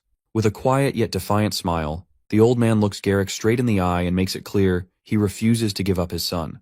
Garrick, gritting his teeth, says the fool will regret that decision. But it seems they've now left House Lionbloom's knights with no other choice. Garrick gives the order to his sidekicks to destroy everything until that jerk Damien shows himself. The Viscount shouts for them to stop, but a chilling voice suddenly cuts through the chaos, asking if the vermin have completely lost their minds. Everyone freezes as a dark, purplish, toxic aura seeps in from another direction. Garrick turns, sensing the pressure, but has no clue who the man behind that monstrous energy is. Meanwhile, Ulpus and Lavender are paralyzed on the spot. Damien's aura has them frozen stiff, unable to even lift a finger. With calm steps, Damien walks in and kneels beside Victor, checking if his loyal servant is still breathing. One glance is all it takes to stir his rage. His voice sharp but controlled, Damien tells the knights they're lucky Victor's built tough, because if he had died, Damien would have ended every last one of them right here without hesitation. Garrick stiffens at the sheer weight of that threat, and finally puts it together. This guy, This terrifying presence must be the infamous Damien Haxon, and clearly he's got the guts to defy the Marquis himself. Apparently, Garrick scoffs and confirms to himself that Damien's just some deranged madman who's too full of himself. Or maybe he thinks the kid's just gotten cocky after pulling off some cheap trick to beat a noble. Either way, the blonde gorilla has had enough. He snaps at his minions, ordering them to crush Damien's legs and make him kneel before him. Without hesitation, Ulpus and Lavender march forward in perfect sync, ready to carry out the command. But in a flash, Damien whips out his blade, meeting their attacks with flawless precision. Steel clashes and sparks fly. The ace isn't backing down. In fact, he's been looking forward to testing out the mana he's been gathering. With the destructive energy technique now coursing through him, Damien's just getting started. The hero doesn't waste a second. He grabs Lavender's arm and twists it with brutal force, making the knight scream in agony. Then comes a solid punch straight to his chest, launching him across the yard like discarded trash. Damien smirks, never expecting the guinea pigs to line up and come to him so willingly. Seeing his buddy wrecked, Ulpus rushes in to take a shot, but he gets met with a sharp kick to the chin that sends him flying like garbage. Damien's not holding back. He's out here, ready to use his abilities to the fullest. Garrick, the Lionbloom family's official knight, steps onto the scene, heading straight for Damien. He's shocked to see this guy not falling for Lord Irwin's cheap tricks. Still, it doesn't sit right with him how Damien practically crushed Ulpus. Those mad skills are not something Garrick ever expected him to have. Damien brushes it off, saying there's no need to go that deep. But Garrick suddenly shifts into this dramatic mode, like all the puzzle pieces just clicked for him. Damien's completely confused, and that's when this blonde gorilla of a knight claims that Damien isn't actually Damien Haxon, but an imposter. His father, Viscount Haxon, holding Victor, is completely stunned by such a wild accusation, thrown even deeper into confusion. Even Damien looks disgusted that this gorilla-brained knight could think he's dumb enough to pull a stunt like that. But the blonde gorilla keeps yelling, saying Damien must stop lying, that he's not the kind of guy who falls for traps, and that this is clearly a setup by the field dogs to stop the Lionblooms from rising. The man keeps going on, insisting that Damien isn't the real Damien Haxon. And honestly, the rant is starting to get boring for Damien. He calls him a fake poser, just some hired hand sent to take down Lord Irwin and drag the good name of House Lionbloom through the dirt. Garrick starts reaching for his sword, calling them all a bunch of lowly jerks for throwing mud at the Lionblooms and daring to mess with them. Damien can't believe this King Kong wannabe's got a brain the size of a pinball. Lavender's lying on the ground pretending to be knocked out just to stay out of the mess. Viscount Haxon calls out to his son, while Victor quietly prays for Lord Damien's victory against Garrick. That's when Garrick pulls out his sword and charges at Damien, probably aiming to chop his head clean off. No doubt he can tell this fake Damien's got skills, but he figures the guy's luck has finally run out. The old fool's got it all planned. Once Damien gets just half a step closer, the moment he's within his range in the blink of an eye, he's going to split him in two. With that thought, Garrick swings his blade right at Damien's neck, ready to slice it in half. But Damien dodges it fast, flashing a smirk. He knows the Lionblooms didn't send a clown this time. They sent a real knight. The gorilla can't believe this poser just parried his thrust, but brushes it off, thinking it's just a lucky fluke. The knight is furious seeing the poser deflect his attacks, so he charges at Damien again, this time unleashing a wave of fire with his strike. He shouts at the lad to try blocking this one, daring him to handle something with real heat. Damien stands there, cool as ever, blocking the attacks like they're nothing but a puff of air. He mocks the blonde gorilla for being too slow for such a big guy, and that pushes Garrick over the edge. But now it's Damien's turn. He whips out his sword and dashes forward at full speed, aiming straight for Garrick's forehead. Damien's so fast that Garrick can barely even see him, let alone his attacks. In a blink, Damien lands a solid kick to his face, sending him rolling across the ground like a piece of trash. The big guy's down, catching his breath, while Damien coolly says that kick was for Victor. Garrick pulls himself back up, using his bloodied arm for support and muttering curses under his breath. In no time he charges at Damien again, sword blazing with fire. But even his ultimate lion's mighty sword of speed doesn't shake Damien's confidence. The ace meets it head-on, letting the tip of his blade collide with Garrick's. The impact shatters Garrick's sword into a spray of metal shards, leaving his jaw hanging mid-run. And before he can react, Damien's sword drives straight into his shoulder, slicing it off in one go. Garrick's mind was losing it under pain, with his mouth coughing up blood. Dude drops to the ground. Viscount and Victor can't believe it's Damien's strength to beat an official knight. Garrick whines that it's hurting, but applies warm pressure to his wound. Right then, Damien slides his blade closer to this gorilla's face, threatening to chop it off. Pretty quickly, this old fool starts begging for his life, not knowing who he messed up with. Damien tells him outright that he is Damien Haxon, saying that he should have begged for his life much earlier. Now it's a little too late when he messed up with his family and made his ugly servant even uglier. Now this begging session won't work. Garrick begs for forgiveness for what happened earlier. Damien isn't impressed by the way he apologizes. Not his style. So the ace turns away and leaves the blonde fool to his father and Victor, who both look more than ready to beat the crap out of him. The official knight of the Lionbloom family, Garrick, along with his sidekicks Olpus and Lavender, is walking out in pure shame. Their bodies are wrecked, all thanks to a guy named Damien Haxon, who even sliced off Garrick's hand. Turns out, Damien gave his not-so-pretty servant Victor full permission to beat them to a pulp.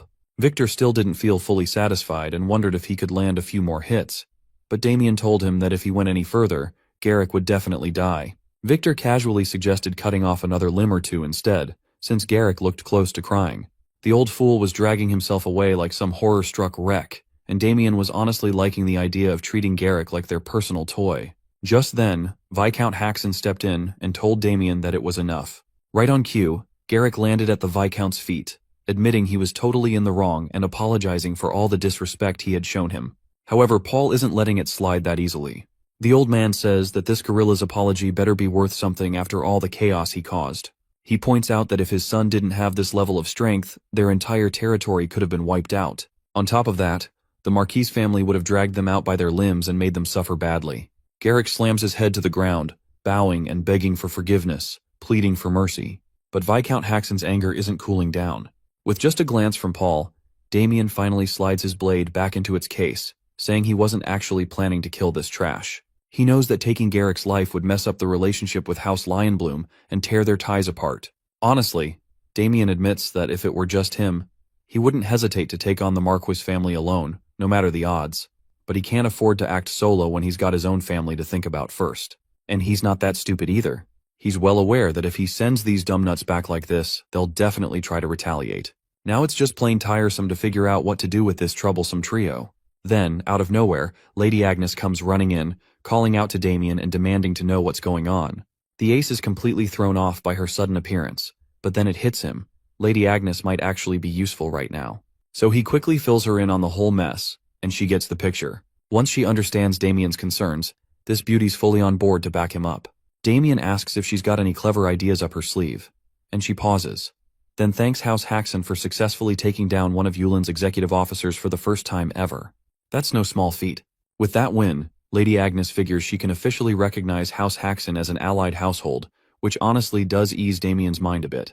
Not to mention, Viscount Haxon and Victor exchange a knowing glance, both realizing that if this plan works out, their family might just dodge a major crisis. Meanwhile, Damien's pulling his best puppy-eyed look, trying to charm Lady Agnes into accepting his request, asking if she can really make it happen. The girl's clearly dazzled by him and is totally ready to grant the favor. Deep down, this wicked smooth talker had been aiming for something like this all along. Protection from the church. In the back, Paul and Victor watch their son's little flirt game work like magic on the noble lady. Lady Agnes agrees to Damien's request without a second thought.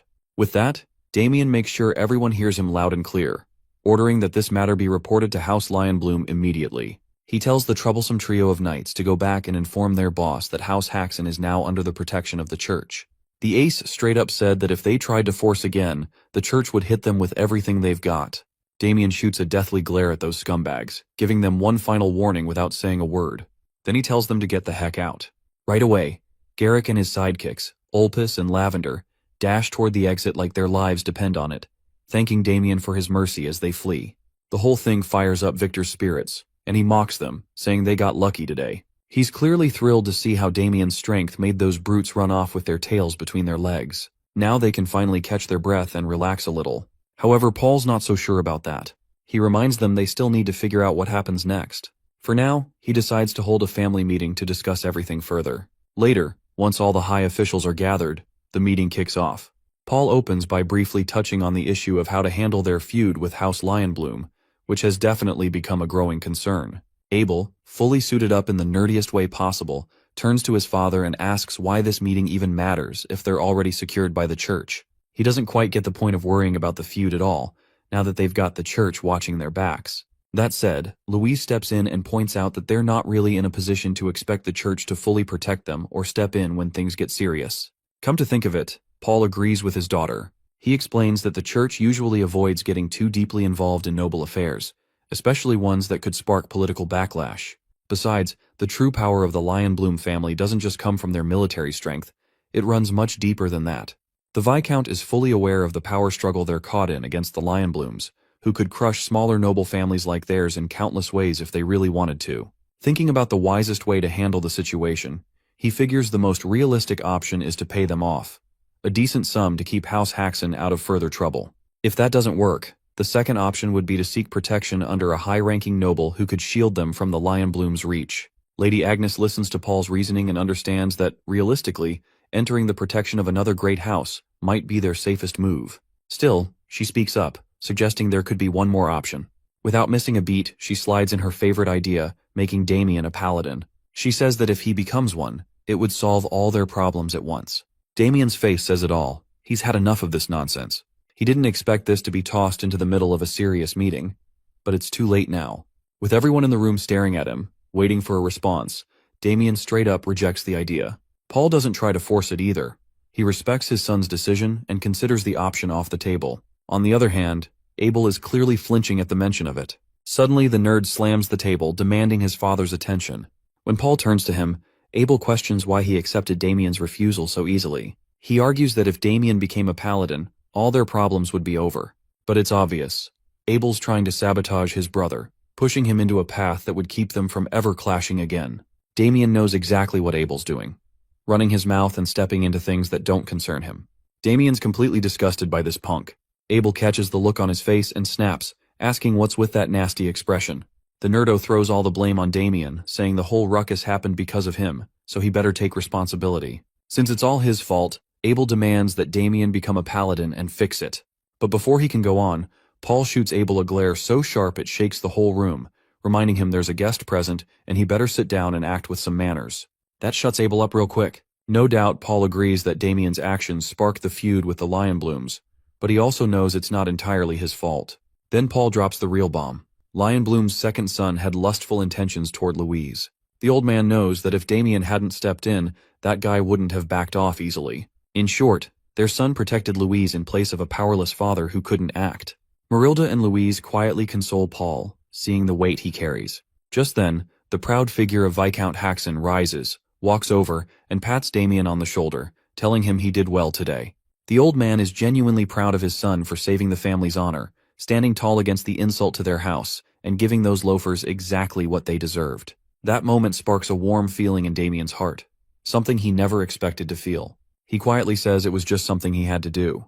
Paul decides to take matters into his own hands for now, asking everyone to let him act like their father for once. But just then, the butler walks in with news that someone from House Goldpixie has arrived. Paul has no idea what business they'd have with them now. Turns out, their young master Damien borrowed money using the family's wheat fields as collateral, and the repayment deadline has already passed. The real shock, they've already sold the fields off. Damien's caught completely off guard, not expecting his luck to crash this fast.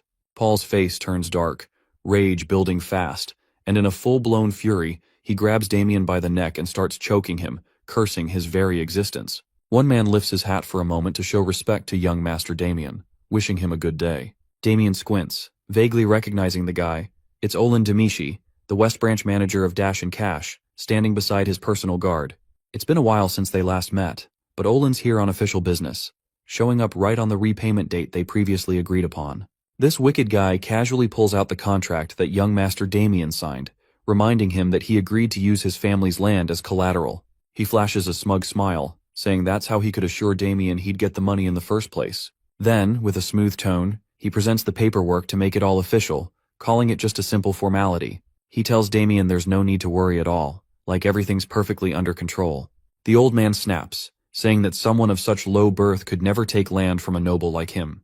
Meanwhile, Damien starts to piece things together, finally remembering that Olin is the one who manipulated him into handing over the land deed in the first place. He can't help but question what made him even agree to such a thing. Looking the man in the eye, Damien asks how much he actually owes him. Olin calmly replies that he borrowed 200 gold, and with interest, the total now comes to 300 gold. That amount sends shockwaves through Damien's brain, making his jaw practically hit the floor. He stares at Olin in disbelief, asking if the number is actually correct. Olin, with that same smug calmness, simply tells him to go ahead and read the contract. Damien struggles to even remember why he borrowed the money in the first place. It feels like it happened ages ago. But one thing he knows for sure is that their family doesn't have that kind of gold lying around. At this rate, he's convinced he's about to drag his entire household into poverty, left begging for coins like filthy, homeless barbarians. His family would be tossed into the streets with nothing to eat, and the thought crushes Damien. Olin then coldly declares that if the debt isn't paid by today, the land used as collateral will officially become the property of Dash and Cash. Damien fires back, reminding him that he said the collateral was just a formality. Olin, still calm and smug, admits he did say that, but things have changed. Duke Goldpixie has ordered them to collect on all outstanding debts, no exceptions. It doesn't matter if it's from nobles or commoners. He then advises Damien to gather the money and casually asks if he even has that kind of sum. Damien, stunned to his core, confesses he hasn't prepared anything for repayment. That's the exact answer Olin was hoping for. Deep inside, he's thrilled, though he keeps up a fake look of concern for the young master. With a lazy air, he drops onto the couch like he owns it, saying Damien should have thought twice before borrowing money in the first place. Then he snaps his fingers, and two towering gorilla-like bodyguards step forward, locking deadly stares on Damien. Olin insists on handling the situation his way now, fully aware that Damien can't repay the debt on his own. As much as he likes collecting money, what he truly enjoys are moments like this, watching arrogant nobles fall to their knees, groveling, humiliated, and licking his shoes. Now, Olin's practically buzzing with excitement just imagining what kind of face Damien will make next. The thought alone sends a chill down his spine. It's the kind of thrill he lives for. Meanwhile, in a totally different vibe, Marilda and Louise are casually sipping tea while the Viscount paces around like a madman, eaten up by stress. Abel's sulking on the sidelines, probably cursing his own existence at this point. Marilda gently offers the Viscount a seat, telling him to rest before he ends up carving a hole in the ground with all that frantic pacing. Even Louise tells her father to calm down a little. But the old man's at his limit, practically pulling his hair out in frustration, burdened by the disaster his sons dragged them into. Paul's on the verge of losing his mind, knowing full well they can't just sit around when their entire future is hanging by a thread. Marilda casually sips her tea, calm as ever, and tells them to trust Damien. He took the matter into his own hands, and all they can do now is wait. Even Louise backs him up, saying Damien's never let them down whenever he stepped forward. The Viscount knows that's true, but he also points out that it's only because his swordsmanship is top tier. Still, combat skills and negotiation skills are two completely different things. Just as he says that, in a flash, Damien proves himself again. He slams Olin's sidekick's face straight into the ground with brutal force, hard enough to crack the floor beneath them. Olin is totally stunned by what just happened, frozen with shock as chills run down his spine. After knocking out those two King Kongs, Damien knows full well his father's going to flip and start yelling again, especially since they just fixed that wall. The remaining bodyguard doesn't waste time, drawing his blade and lunging at Damien with a curse, clearly aiming to slice his head off. But Damien doesn't flinch. He smoothly catches the guy mid-strike, grabbing him by the throat and choking him right there. He glares, insulted that some scumbag dared to draw a weapon on a noble, calmly calling it self-defense. Now that he's got a valid excuse, Damien turns to Olin with a nasty smirk, making the man squirm. As Damien steps closer, he tells him to loosen up his legs, and Olin obeys like a frightened puppy. Damien drops the aggression for a second and speaks civilly, saying he can't make the payment right now. Olin, completely rattled, has no issue with that anymore.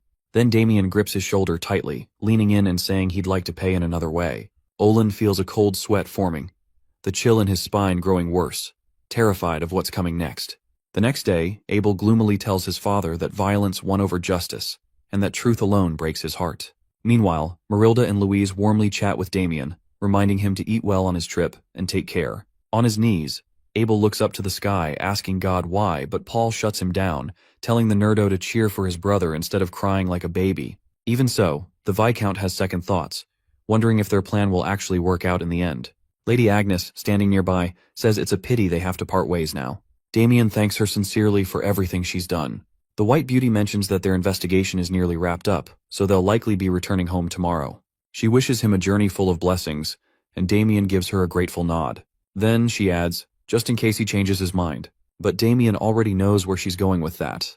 He gives her a calm, firm look and assures her that nothing will change his mind about what she wants. Afterward, Victor finishes loading up Damien's luggage, and with all the goodbyes done, the dude climbs into the carriage. Surprisingly, Olin is accompanying him. Olin assures the ace that he'll make sure nothing disrupts the trip.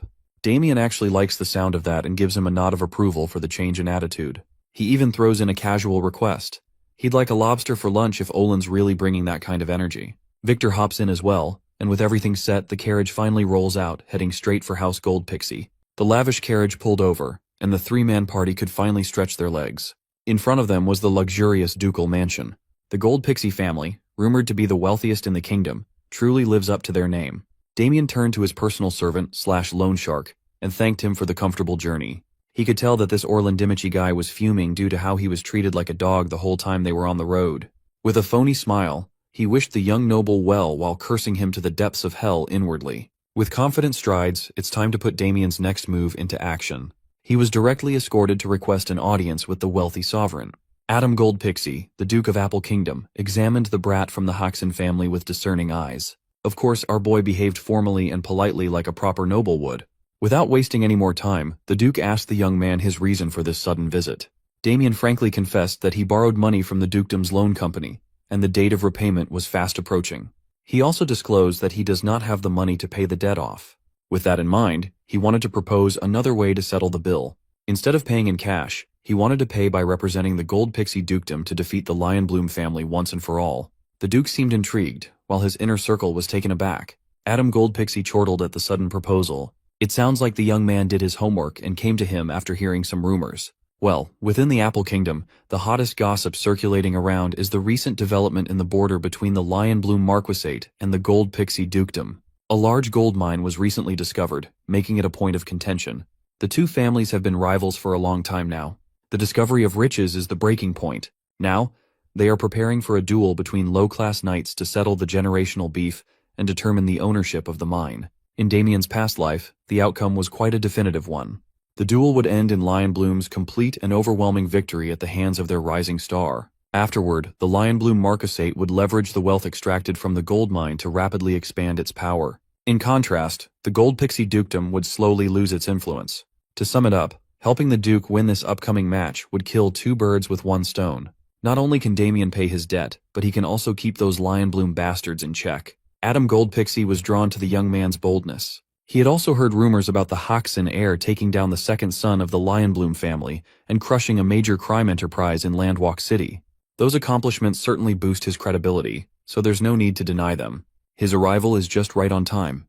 Currently, the Duke has been having a hard time finding a suitable knight for the duel anyway. Damien confidently declared that he was the perfect candidate, dubbing himself as the only low-class knight who can stand toe-to-toe against the Lionbloom heir. Saying that he can defeat Michael Lionbloom is quite a daring claim. He's known as a generational genius after all. While there is no denying that the kid is impressive, Damien is a whole other beast. But while he was selling himself as the rightful representative, one of the Duke's knights butted in to oppose his claims based on exaggerated rumors. Besides, Lady Chelsea Goldpixie is still on the road trying to find a suitable candidate. Middle-class knight Ernst Horwitz is not even hiding his disdain for Damien. It has been a month since the Grand Duchess Chelsea ventured out to find a knight that could cut down Michael Lionbloom. Her supporters are confident that she will pull it off. Horwitz continued trying to dissuade the Duke from disregarding his daughter's efforts, telling him to trust the process. Duke Adam listened to his knight and accepted the validity of his words. Damien suddenly felt an itch to strangle this skinny knight, spoiling his moment. He looks like a chewed-up bone that an orc spat out. He values the advice of his retainers, so he asked Damien to defend his proposal. For this scenario, he'll just have to show his qualifications through actions for maximum effect. So, he boldly blurted out that not picking him would be a massive mistake. If Gold Pixie wants to win the duel, Damien is the only right choice. Whoever the Grand Duchess brings won't even compare. To back up his claim, he challenged the skinny knight to a little contest. Boney should take up his blade, and Damien will block his strike. If he can block an attack from a mid-class knight, then that should be enough proof that he's the real deal. It was a successful rage bait. Horwitz wanted nothing more than to teach the brat a lesson if the Duke gave the permission to do so. Fascinated and excited, Adam gave them the green light for an exhibition match. A few moments later, the training ground was prepared to be the venue. The combatants mean-mugged each other while the Duke and his posse watched. Victor just arrived, only to find his young master mixed up with some bullshit again. He looked at his boss's opponent and felt the fire of rage burning inside the knight. This is what happens when rage-baiting goes too far. The dukedom's Guardian knight, J.L. Heinrich, stood beside the Duke and presided over the match. When given the go signal, Sir Horwitz stood ramrod straight like he had a stick up his ass and offered the arrogant young man a last chance to kneel and surrender. In response, Damien yawned and demanded that they hurry up this little test. Limited to only one decisive strike, The mid-class knight made sure to bring out every bit of mana he had, manipulating the flow to converge on his spear's tip. Sensing the dangerous amounts of power coalescing, Damien worries that he might have rage-baited the guy a little too far. With his face grimacing with rage, Sir Horwitz aimed his tip at the arrogant bumpkin with killing intent. As fast as lightning, he closed the gap while gathering absurd amounts of momentum. It was an impressive opening, but if Damien knows where the strike's path is, blocking it should not be hard. He raised his sword with a clear view of the spear's tip, ready to defend with perfect placement. At the last second, Horwitz's tip seemingly bent and snaked its way past his defense. It was a minuscule change in angle, but it left the young man's chest wide open. With perfect precision, his sword crumbled and shattered in half. Upon feeling the sensation of steel fragmenting under his strength, Horwitz knew that the fool fell for his dubious trap. Without a blade to bear the brunt of the attack, the spear tip continued roaring until it reached Damien's chest, drawing his blood. The Duke was taken aback, and Victor felt his stomach turn upside down at the sight of his young master's blood. Much to everyone's surprise, Damien regained his balance and did not fall. He looked like he was in pain, but he remained standing. Horwitz could not believe his eyes. A mere low-class knight should not be able to withstand his surprise attack. Breaking the silence in the training ground, the young man wiped his blood with a grin, and asked the Duke if this was enough proof to give him the representative position. Seeing his master safe and conscious, Victor ran onto the stage and rushed him with a concerned hug. It was definitely more painful than the knight's spear strike. Damien had to wrestle off his loyal attendant on account of his chest wound. The Duke immediately followed, pleased with the show he just put on. Withstanding Horwitz's strike is no easy feat. Frankly, Duke Adam was a little skeptical at first, but he just saw how capable the kid was. He's got a gem in his hands. So, he turned to his retainers and proudly announced that Damien Haxon, after proving his strength admirably, shall be appointed as the Gold Pixie family's representative. Horwitz tried to bitch about the outcome of the exhibition, but the Duke quickly shut him up with a sharp glare. Adam is in a good mood right now. If someone ruins it, who knows what might happen. Horwitz was in shambles. He recalled what happened in his head over and over. He was certain that the attack landed cleanly. There's a reason why he has mid in his title and whore in his name. Honestly, Damien, as he is right now, is already beyond the middle class of the knight hierarchy. Since only low-class knights are permitted to participate in the upcoming duel, he has to hold back and fake his level. He had to make sure that his performance was convincing enough to fool anyone. He had to resort to using a magic shield to defend himself and dampen the spear's force for a split second. If he got the timing wrong, he could have been in real danger. The Duke assessed his condition and saw signs of some light internal damage. Duke Adam can't let his new blade get damaged like this. He tapped his ring and opened his subspace storage. A magic item like that must be expensive as fuck. The wise Duke retrieved an ornate box from the subspace and offered its contents to Damien as a gift. Inside the box were 5 little golden balance pills. He had to pay a high price to get these things from the alchemy school. Knights usually take these precious pills during training, but it's also an excellent remedy for internal injuries. Damien graciously accepted the gift and extended his gratitude. With that, the Duke cemented their new working relationship. The young Baron's plan is progressing smoothly. The next day came. Damien spent the night in one of the mansion's lavish rooms. Today he came to check out the training facilities. He was quite surprised at the efficacy of the balance pills. His internal injuries from yesterday practically healed overnight. He didn't have time to look around yesterday, but as expected of the Duke's household, they have top-notch training equipment everywhere. Coming to this place was the right call. Now, he gets to train using some good shit. While he was admiring the weapon rack, someone with a squeaky voice called his name in an arrogant tone. He looked ahead to see a shorty that had to stand on top of a platform just to reach the same height as him. When asked what's up, some douchebag named Pavel Vermond, a low-class knight of Gold Pixie Dukedom, flashily introduced himself. As for the 2 goons behind him, they are his sworn brothers. These 3 were also selected to participate in the upcoming match against the Lion Blooms. Pavel claimed that they were out training in the field yesterday, so they were not around to witness the shit show. He claimed that if they had been there, they would have stepped in and easily dispatched Damien instead of getting Sir Horwitz involved. Pavel sees the duel with Lion Bloom as a matter of honor for their house. Now they can only hope that an outsider's mediocre skills won't drag the team down. With that being said, Shorty warned Damien never to interrupt their intense training. He quietly walked away since he preferred training on his own anyway. In addition, he's quite curious about the level of skill his teammates possess. Now is a chance to see them in action. After quickly getting into their positions, Pavel gave his brothers the go signal with a loud harumph. Leading the 3 stooges, Pavel Vermond gets into his flag-style, immovable king technique. He looked like he was holding in his piss. On the opposing corner, the lanky one performed his secret technique, Vermilion Bird Ascension, though it would be more fitting to call it an awkward chicken jump. The two bumped wooden swords with little to no impact. They looked deathly serious, for this was their 987th duel. For a bunch of noobs with such weak-ass techniques, they seem to think that they are the main characters. After breaking off the shitty stalemate, Pavel grabbed the chance to wave his sword around randomly in hopes of landing one strike against his buddy. Lanky had to matrix dodge his way out of the chaotically sweeping sword. As soon as the wild swings died down, he grabbed the opportunity to turn the table. With all his might, he struck down with his wooden blade and landed a clean hit on Pavel's head with his eyes closed. When he opened his eyes, he was in awe of brother Pavel's genius planning. Lanky got it into his head that Shorty somehow saw through his attack and blocked it with his forehead. Look at this dude, bleeding and crying in pain. He's definitely a mastermind. They broke off and gave their respects to each other. Pavel tried his best to stay conscious while insisting that this round was a draw. Afterward, Fatty walked up the stage for his turn at a spar, and Pavel stammered that he just needed to take a little break first. There is only a month left until the duel, and they somehow think that this type of training will make them strong enough to sweep through the Lion Bloom Knights to protect the honor of the Duke's house. They raised their puny little wooden swords and shouted corny "They're all for one for all" chant. At this rate, these three are on track to being humiliated by Lion Bloom Knights. Off to the side, Damien quietly watched with a continuously worsening dark expression. He was so focused on securing his spot as a representative that he did not take his would-be teammates into account. Now, he's feeling a sense of impending doom upon seeing the clowns he has to share a stage with. He might have been as strong as an actual god in his past life. He served as the blade that brought the entire world to ruin. Yet these three idiots make him feel completely powerless. In his office, the Duke is in high spirits after securing a pretty good proxy for the duel. He's laughing at what just transpired with his guardian knight and the young pup last night. After the trial with Sir Horwitz, Duke Adam called Damien up to his room to offer the tutelage of Jail Heinrich himself. But the young man politely refused, insisting on training by himself. A night had passed since then, and the Duke still couldn't hold his laughter. Damien Haxon is quite an amusing fellow. Being his most trusted aide, he asked the guardian knight for an honest evaluation of Damien.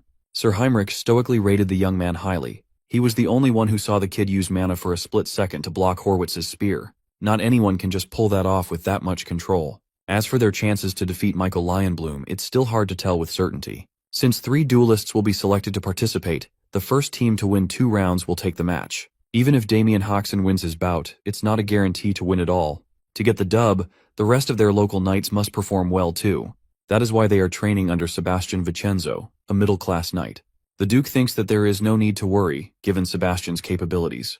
But if you ask Damien, he would tell you that the local knights are a hopeless bunch. He's been watching them fool around and call it training. They are incredibly stupid. Their stamina is hot garbage. They practice swordsmanship with all style and no substance. They have no drip and no hose. With great reluctance, he has no other choice but to step in to prevent a stain on his record. So, he called the 3 stooges over. While he was putting on handicap weights in his arms and legs, he challenged them to a spar. With a cocky grin, Pavel the Shorty praised his guts for challenging them even after seeing their impeccable skills. He volunteered to go first, and Damien looked at Shorty like he's a dumbass. He cannot afford to waste time by whipping them one by one. It would be best if they just came at him all at once while he's wearing Rock Lee weights. Of course, the challenge hurt the pride of the 3 stooges. To demonstrate their stupidity even further, they tossed their wooden swords away, thinking they could pummel Damien with their bare hands. Even though it's against the chivalry code, the 3 jumped into action with a synchronized attack. With angry fists a few inches away from him, Damien was not in the least bit threatened. 5 minutes later, Pavel woke up discombobulated. He's lying on the floor while staring at the ceiling. Getting from his daze, he racked his brain, trying to remember what the hell just happened. A few meters from him were Lanky and Fatty, who were still sleeping like babies. As Damien thought, this group was simply pathetic in combat. By his side, Victor is stressed over his young master, which causes another scene. The last thing Pavel remembers was jumping into action alongside his boys, launching a multi-angle attack. After forcing himself to remember what transpired afterwards, he recalled bits and pieces of what happened. First, Damien nonchalantly moved his head out of Fatty's attack. Then, he let Lanky hit nothing but air, leading to a loss of balance. With 2 quick chops to the back of their necks, he dropped the goons to the mat without much trouble. Since the side characters are out for the count, the delusional Shorty was literally left in the air. He braced himself for impact, trying to sneak a punch in, but was clobbered on the chin instead. Just to add salt to the already wounded pride, Damien followed up with another brutal strike. He unleashed a barrage of attacks like he was juggling a noob on a fighting game, breaking and dislocating every bone in Pavel's little body. It was then that his mind broke and blacked out everything. The outsider really overpowered the pride and joy of the dukedom's night order. What kind of monster can do that at the low-class knight level without even breaking a drop of sweat? After whipping them up to shape, Damien had essentially beaten the three to complete submission. When asked who their instructor was, Pavel stuttered the name of Sir Sebastian Vincenzo. Damien could not believe that someone at the middle-class level trained a bunch of kids to be so pathetic. Honestly, they would be better off ditching that lousy-ass teacher, but there's no need to start drama. So, to supplement their trashy education, Damien demanded that the three come to him to spar after formal training every day. Pavel worries that if Sir Vincenzo finds out about such an arrangement, the knight might take it the wrong way. Fortunately, Damien is so well versed in beating people up that he can do it without leaving a single mark or injury. Come to think of it, Shorty clearly felt his bones breaking and dislocating while he was getting thrashed. Yet he woke up without a scratch. You see, Damien learned how to beat people up in a very specific way back in his Death Knight days. Long ago, there was a man who traveled the continent making a living with criminal reformation. He was widely known as the character corrector. His method was very crude and simple. Inmates that misbehave get their asses handed to them. He would beat them up for an hour straight. If that did not work, he would double the beating time. Rumor has it that he once beat a criminal continuously for 512 hours straight. Over time, Character Corrector began to feel pity for the criminals he left bloodied and mangled. Instead of quitting his job, he devised a technique to beat someone up endlessly without endangering their lives. With countless hours of practice on these poor criminals, he had reached mastery over the bizarre technique. He called the state Amsa or My Kill. It's just one of the many techniques that Damien picked up in his past life. Inflicting unbearable pain without leaving a single scratch is quite useful in times like these. Today, he made the Three Stooges face the fact that they are just pathetic worms. But there's no need to worry. They have a whole month to turn worms into something else. Within that time frame, Damien will make sure that they become something useful. The Three Stooges felt a very painful month coming their way.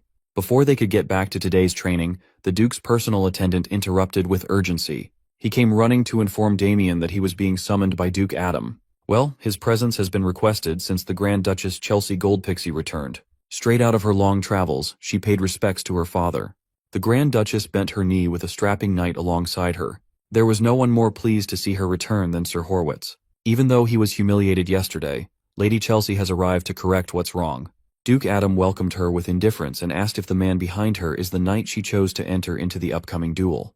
With a confident and sly smile, she presented the hulking warrior. At first glance, the Duke didn't seem impressed. In fact, he looked sus. The man stood up, displaying his tall frame. With a roaring voice, he introduced himself as Guillaume Blackwing, also known as the Wild Beast. Some of the Duke's retainers recognized the name. The Wild Beast is the famed Free Knight. Combat nerds across the kingdom have heard tales of what happened when he took part in the Acclinant Kingdom's conflict. In one battle, Guillaume was credited with wiping out every opposing low-class knight.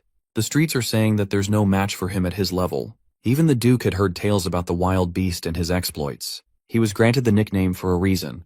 For that, Duke Adam's interest was piqued.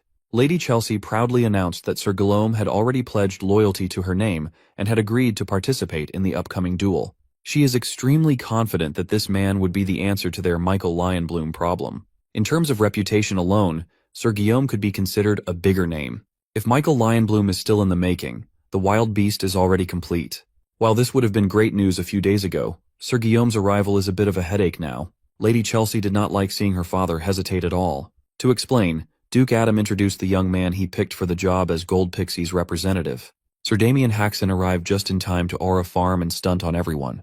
Of course, Lady Chelsea did not like this breaking news at all. She's been on the road for a whole month, working her ass off to give the dukedom a shot at winning, only to find out that the position was already filled without her knowledge. Looking unhinged, she asked Daddy to just change the representative to her pick so they could square this mistake away. The Duke maintained a neutral stance and swore to keep the suggestion in mind. With Daddy not backing her up right away, Lady Chelsea threw a tantrum. She's never even heard of the name Damien Haxon before. She thinks it's only natural to choose someone with a great deal of accomplishments under his belt over a nobody. Damien does not like being treated like some background extra. On the other hand, Sir Guillaume Blackwing is looking at him with palpable mockery. For some reason, the young man picked up a really bad vibe from the Wild Beast. The Duke listened to his daughter's ravings and calmly defended the young man he appointed. He brought up the fact that Sir Damien was skilled enough to withstand a full-powered blow from Horwitz. Being reminded of what transpired shook the Toothpick Knight. Lady Chelsea finally dropped all formalities and called out her daddy for always looking for the perfect excuse to undermine her abilities. Chelsea started babbling about the Duke's treatment of his family, and Adam warned her to watch her tongue in front of the guests. Preventing herself from crossing the line, the Grand Duchess excused her behavior, citing the fatigue from long-distance travel clouding her judgment. Everyone in the room could see and feel that the father and daughter had some deep-seated issues between them. Declaring the meeting over, the Duke dismissed everyone and promised to consult his retainers before coming up with a final decision on who would get the job. Out of nowhere, Sir Guillaume erupted with a boisterous laugh. He dropped all formalities and asserted that there is no point in deciding with just words. Offended by such brutish words against the Duke, Guardian Knight Heinrich almost drew his blade right then and there. The wild beast continued by saying that the strongest one should naturally represent the Gold Pixie Dukedom. They can just keep it simple and find that out right now.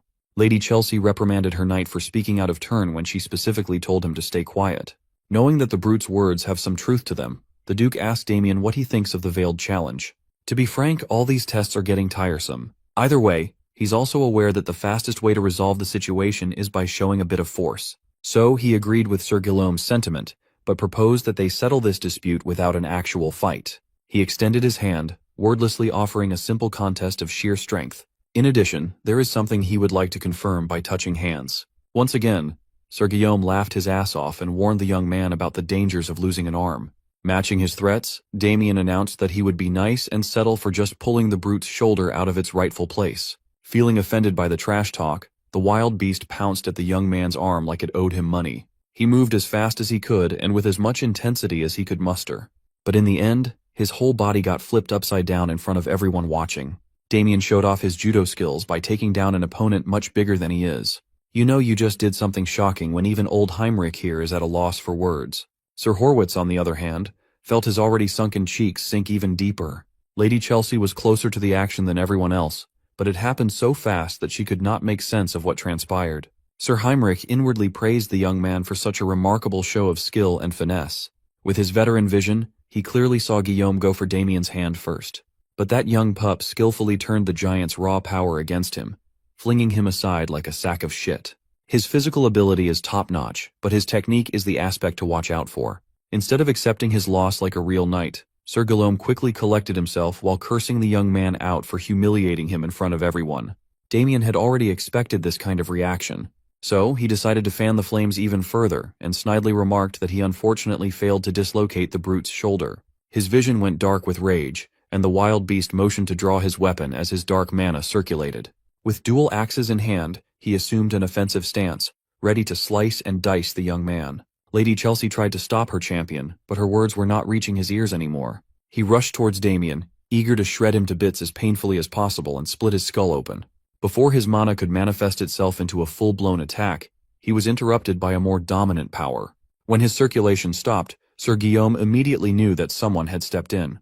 Damien stood on business while the dukedom's guardian knight unleashed some of his energy, angered by the audacity of the outsider. Swinging a weapon so carelessly in front of the duke is a grave sin. The guardian knight imposed upon the wild beast and asked if he had a death wish. Guillaume felt all his animosity melt away as the old man's mana suppressed him. Damien was quite impressed with the pressure that the old knight could muster just from a basic aura release. No wonder he's a high-class knight. Out of respect for Lady Chelsea's dignity, the guardian knight would overlook this disrespect once. Still, he left a warning that this will be the last time the brute can act so callously. He doesn't believe in second chances. Feeling the cold embrace of the old man's aura leaving his body, Guillaume slumped down to the floor, huffing for air. With that settled, the duke demanded everyone's attention. Judging by what he saw from this unruly commotion, it would be best for their house to keep Sir Damien as representative. Once again, Sir Horwitz protested that what transpired was not a fair match at all. He excused that Sir Guillaume Blackwing had yet to fully recover from his travels, giving Damien a clear advantage. The young man is starting to regret not slitting this toothpick's throat when he had the chance. In addition, he whined that Sir Guillaume is a knight versed in weaponry, and he should not be judged based on a brief hand-to-hand combat test. This time, Lady Chelsea backed his protest. She argued that they should not make decisions based on childish scuffles. An official duel must happen between the two. The Duke is starting to get irritated by the other camp moving their goalpost. Disappointed and angered by her daughter's demands, Adam struck his desk and yelled at her for being such an incompetent brat. Lady Chelsea was shaken to her core. After calming down, she stammered an apology for overstepping. The toothpick knight gritted his teeth and held his tongue on the sidelines. With an awkward silence hanging in the air, Damien raised his hand and addressed the Duke. Looking mischievous as ever, he asked if he could share something. Much to everyone's surprise, he accepted Lady Chelsea's proposal, a formal duel to determine who would represent the Duke. Since that is his wish, Duke Adam had no choice but to relent. Later that day, Victor is all over his young master, pestering him about accepting a needless duel when all he has to do is stay quiet instead of risking a loss. Ignoring Victor's nagging, they finally arrived at their destination, a workshop that the Duke personally recommended. Adam Goldpixie added a stipulation to the incoming duel. Since Damien's long sword was destroyed during the Horwitz fight, he ought to get a new weapon made at the Duke's smithy. In all honesty, he could probably beat Guillaume within an inch of his life with a training sword. But there's no reason to turn down the Duke's generosity. Free stuff is free stuff. When they entered the workshop, Victor relayed Duke Goldpixie's orders and asked him to collect a blade for the young master. Since the smithy was already notified in advance, they were invited to the arsenal. Inside was a lineup of high-quality blades in all shapes, forms, and sizes. Even someone like Damien, who had seen a fair share of legendary weapons, was quite pleased by the workshop's collection. Among all the glittering blades displayed in cases, only one firmly caught his attention. Seeing that he's interested in such a unique blade, the owner shared that it was commissioned by a valiant knight once employed under the Duke's family. Before the blade was finished, he had to leave for unknown reasons. The blade never reached the intended owner's hands. Interested, Damien asked if the knight provided some resonance steel for the forging process. He asked because the uniquely shaped sword resembles the signature blade of a swordmaster known as Sword Maestro. The thing looked like a tuning fork. The owner was quite shocked that the young man still picked the blade even after knowing that it was forged with something as finicky as resonance steel. Unlike other rare metals that amplify mana, resonance steel has a different property. It has the unique trait of repelling mana and generating waves. When asked for the blade's name, the owner tried his best to remember. The knight who commissioned the odd weapon dubbed it the Thousand League Sword. With that, Damien easily secured a brand new weapon that could amplify his power. As they were walking out of the workshop, someone approached them in the streets. Flanked by armed guards, the personal maid of Lady Chelsea, Rebecca, politely introduced herself.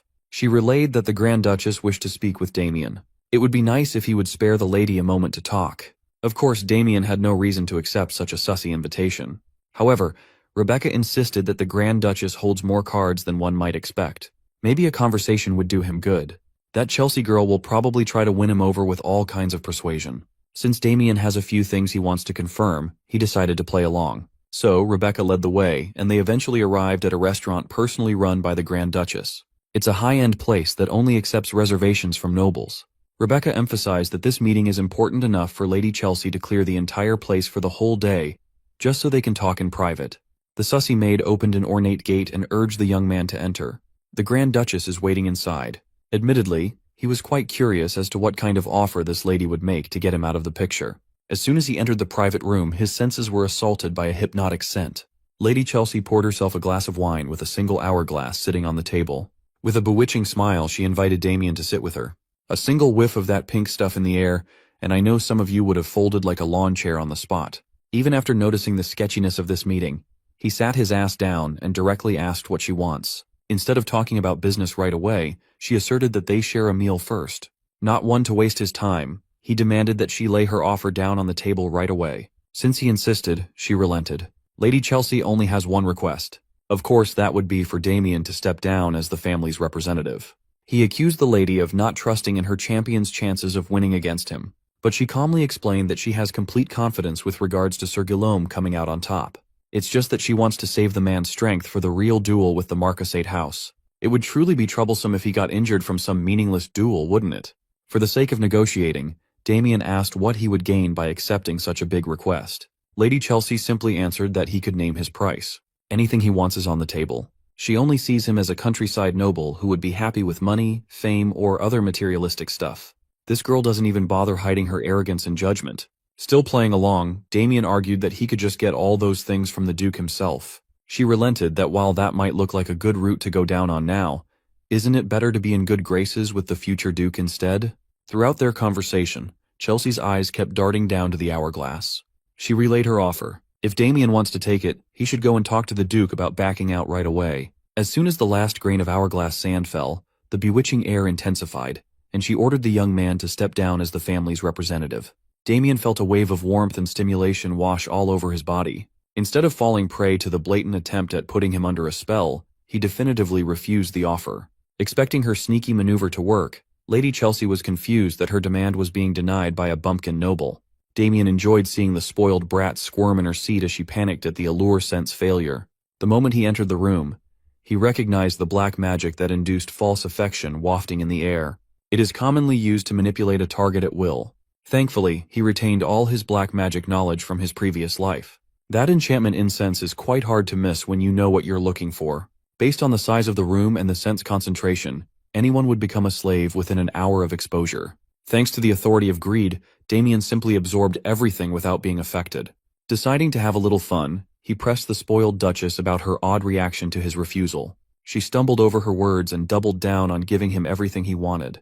Done with his fun, Damien turned his back and walked away. He doesn't need anything from this brat. She couldn't possibly give him what he's seeking in the first place. Desperate to keep the discussion open, she asked what this thing he's fighting for really is. Considering everything Damien has gone through, the only thing he desires is happiness for his family. His answer confused the bratty Duchess. She simply can't relate to someone who loves their family. Finally, he warned her to get Guillaume Blackwing ready and primed for the upcoming duel if he wants to survive. Pursing her lips, Lady Chelsea decided to take off the incentives and resorted to threats instead. Since he values his family so much, she flipped the script and alluded to doing something very unkind to Damien's family if he doesn't play ball. She swore to send people to absolutely crush the Hoxton household, completely erasing the insignificant family off the map. Before she could get every word of her ultimatum out of her rotten mouth, Lady Chelsea felt a tight grip suffocating her neck, nearly crushing her windpipe as her body hit the table. Even in such a perilous position, she still acted high and mighty, insulted that a country bumpkin dared to lay a hand on her. She demanded to be released, but she made the stupid move of threatening a former Death Knight's family. Hearing the commotion in the room, Lady Chelsea's guards rushed in. They swiftly drew their weapons, ready to cut down the boy who dared to endanger their Duchess. Damien controlled his anger and tossed the filthy witch away. In the blink of an eye, he grabbed a knife from the table, took the guards by surprise, and slit their throats in one fell swoop. The guards took a second to notice that something was wrong as the slits on their necks started bleeding. As they panicked and clutched their lethal wounds, Damien walked towards the exit. He only sliced their carotids lightly. If they apply some potion to the wounds in time, they should survive. As for this waste of space, Chelsea Goldpixie, nothing would please Damien more than severing her head here and now, but he will choose to restrain himself. Resorting to run-of-the-mill violence would be far too merciful a punishment for her stupidity. He would rather be around to see how horrible things will get for her in the very near future, instead of being an emotional executioner. While she was trying to catch her breath and the guards slowly bled out, her maid, Rebecca, entered the room. She quickly attended to her boss, making sure that she was all right. This girl must be deaf. She did not hear all the foreshadowing Damien had just dropped. She's focused on getting her bloody revenge instead. At the top of her lungs, she yelled the name Mustang Fury. Such a badass name belongs to this pale dumpling man. I was expecting an assassin or some shit. Lady Chelsea chewed out Mustang for what happened. She was promised that the allure scent would be immutable, but it did not work for Damien Haxon. Mustang reckoned that the kid must be one of those people with a natural resistance to black magic. The Grand Duchess has a zero-tolerance policy for excuses. She slapped the dog shit out of Mustang for putting her in such a humiliating position. As for Guillaume Blackwing, he was last seen at the tavern, claiming that he needed to cool off after everything that happened today. Hearing that her champion is getting drunk the night before a pivotal duel exasperated Chelsea even more. For one last time, she asked Mustang if their beast would win against that Hoxton kid. Of course, Mustang Fury vouched for Guillaume. That guy is Yulan's pride, after all. There has never been a knight more gifted for black magic than that man. Mustang asks the lady for a little more patience.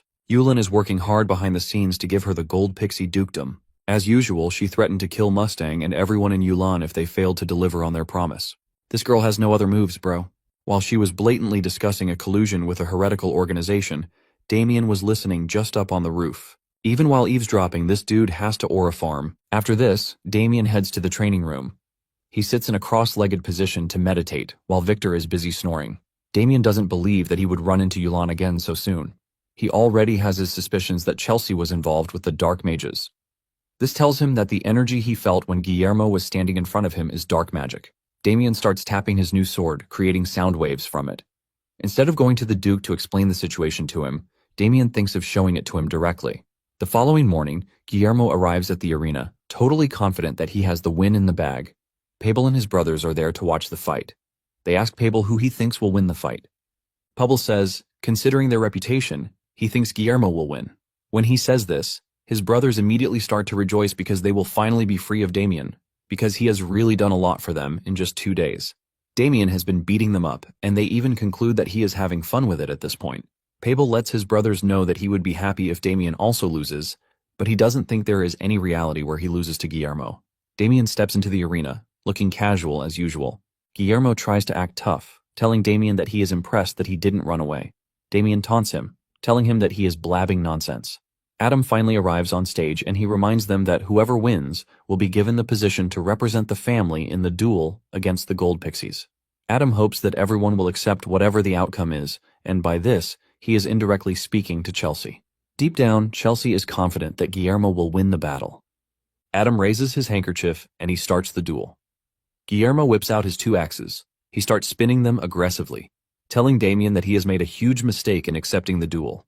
He is prepared to show Damien why he is called the Wild Beast. He rushes toward Damien, but before he reaches Damien, Damien taps his sword just as he has practiced. With this, he creates a sound wave that hits Guillermo. The effect of the wave sends him flying backwards. Guillermo angrily asks Damien what he just did to him. The same way Guillermo is shocked is the same way everyone else watching can't comprehend the unusual technique that Damien is using. Guillermo is pissed, and he claims that Damien is using a weird sorcery technique. He rushes toward Damien again, but Damien doesn't move from where he is. He just continues tapping his sword to create the sound waves one after the other. This continues hitting Guillermo in his insides. Before he knows it, he is already panting from the excessive breakdown of waves splitting his insides. The waves soon reach his brain, causing him to start vomiting black substance. Guillermo still has enough strength in him to call Damien the B word. Damien then decides to finish everything at once. He unleashes a huge wave and hits Guillermo with it. This finally breaks through his armor and shatters whatever dark attribute that has been infused into him. This leaves everybody shocked. And right in their presence, Guillermo starts to vomit a large quantity of dark substance from his body. Adam is left confused as he asks Jael why Guillermo is acting all weird. It starts to dawn on Adam and Jael that it might be what they are actually thinking. At the same time, Chelsea realizes that she is screwed. Guillermo cannot control himself as he spills every dark substance stored in his body. He loses body fat while vomiting everything inside him. Damien walks up to him saying Guillermo's true nature has finally been exposed. Guillermo crashes to the ground, looking totally drained of life, and Damien calls him a fake knight. Adam is confused when he hears Damien call Guillermo a fake knight.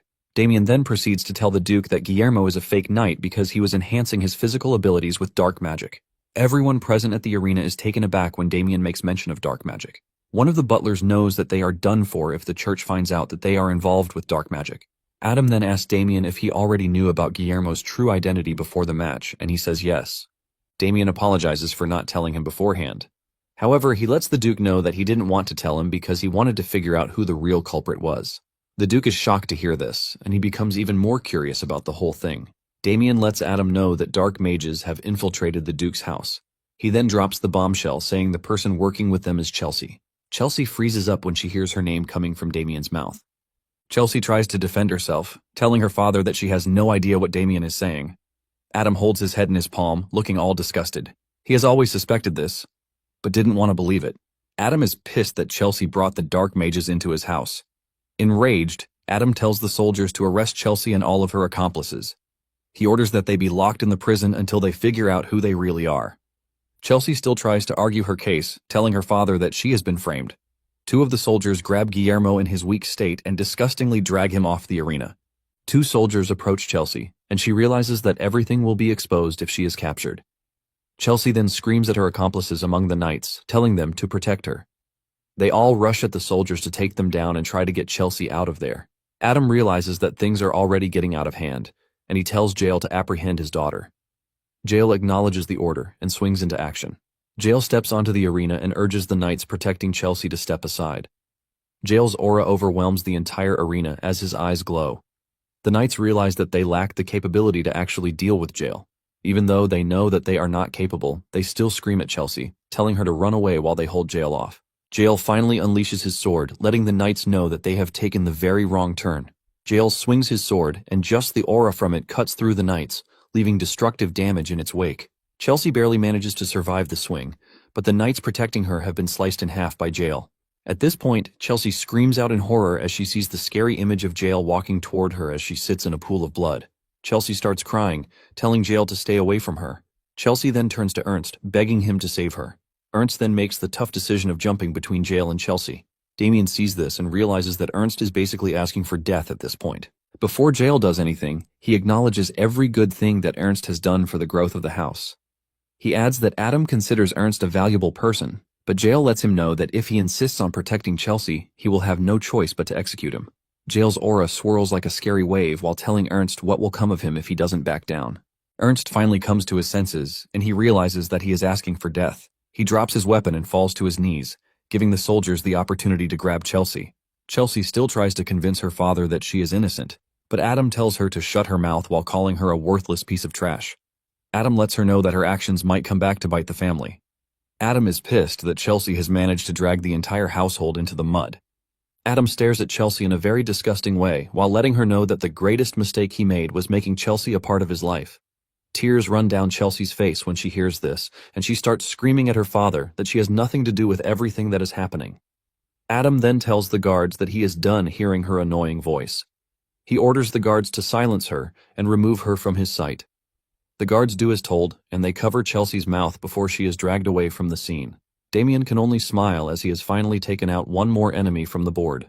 A few days after the match, the soldiers are working on the captured knights by inflicting pain on them so that they can confess everything that they know.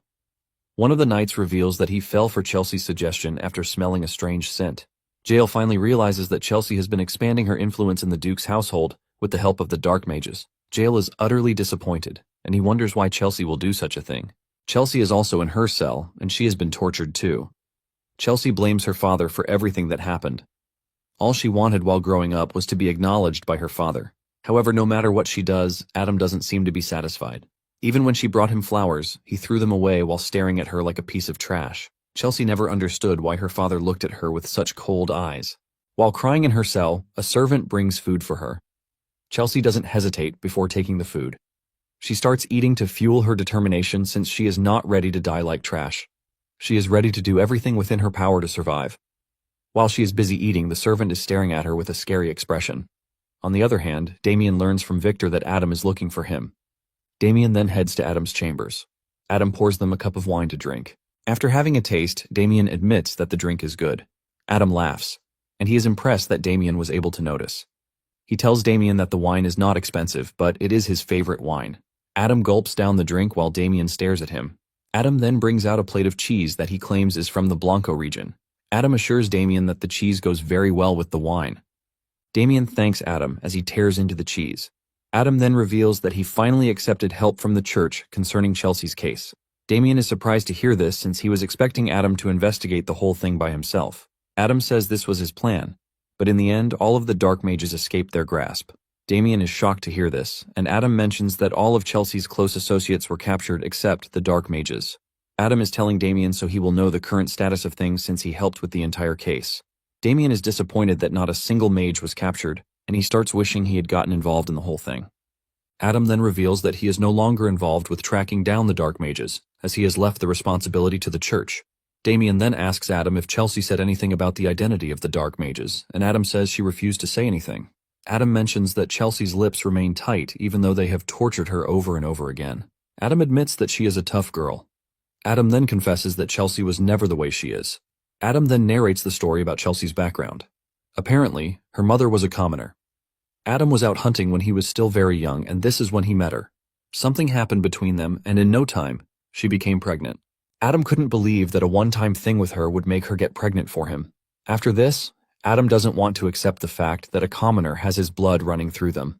This was why he chased Chelsea and her mother away when they came to him. Later on, Adam got curious about Chelsea and he made inquiries. This was when he learned that Chelsea's mother had already died of the plague, but Chelsea survived. Adam then brought Chelsea into the household. After narrating the story to Damien, Adam wonders why he even brought Chelsea into his household in the first place. Damien then subtly tells Adam that he might have done it because Chelsea was family to him. The mention of family strikes something in Adam, and he starts wondering if Chelsea really wanted to become a member of the family. It then dawns on Adam that Chelsea doing everything that she has done is a way for him to acknowledge her. Adam is disappointed because Chelsea could have just lived a normal, noble woman's life. Adam realizes that he is saying too much and figures out that it is the effect of the wine. Adam apologizes for dumping his life story on Damien. Just then, a butler runs into the room, telling Adam that something bad has happened. Adam hears this and fears the worst. It turns out that the guards arrived in Chelsea's cell to find her swinging from the ceiling. 4 days after Chelsea's death, everything pointed to the fact that she sent herself to the afterlife. Since she is dead, the investigations into her accomplices also came to an end. As punishment for dragging her family through mud, her grave was made plain. Damien knows that the crisis that struck the Gold Pixie Duchy seems to have ended at the present moment, but he is confident that it is not the end. Damien is confident that Yulan will not give up. Damien is lost in his thoughts until his annoying servant calls him back to reality. Apparently, Victor was complaining about how Damien arranges his dirty laundry without considering who is washing them. Later on, Ernst is seen drinking himself to a stupor in the middle of the street. He is mourning Chelsea's death by drowning himself in alcohol. He soon crashes to the ground while thinking about Chelsea. Apparently, he has been Chelsea's personal guard since she was little. They have always spent time together. He listened to all of her stories about how she wants to win her father's trust by giving him flowers. She plucked flowers from the field where her parents met, aiming to make her father happy with them. But this was the flower that her father threw away like trash. Ernst is heartbroken that he couldn't protect her beloved Chelsea. To punish himself, he starts hitting himself, regretting why he didn't die alongside Chelsea. Ernst is in the middle of his depressing moment when Rebecca shows up. She approaches Ernst, looking all bright, but the moment Ernst spots her, he attacks her. He grabs her by the neck, asking her why she is so brave to show herself. Ernst blames Rebecca for what happened to Chelsea. Rebecca is choking while trying to calm Ernst down. Ernst is not ready to hear what she has to say as he prepares to snap Rebecca's neck. He finally calms down when Rebecca reveals that she is trying to get revenge for her late mistress. She tells Ernst that the house claimed that Chelsea sent herself to the afterlife, but this is not true. Rebecca says Chelsea died because she was not able to withstand the torture inflicted on her. Ernst is enraged when he hears this, and he asks Rebecca if he has any proof to support her claim. Rebecca reminds Ernst that Chelsea is not the kind of person to terminate herself. In addition to this, she claims that she heard from those who recovered Chelsea's body that there were torture marks all over her body. These are wounds that are so severe that no normal person would have endured them.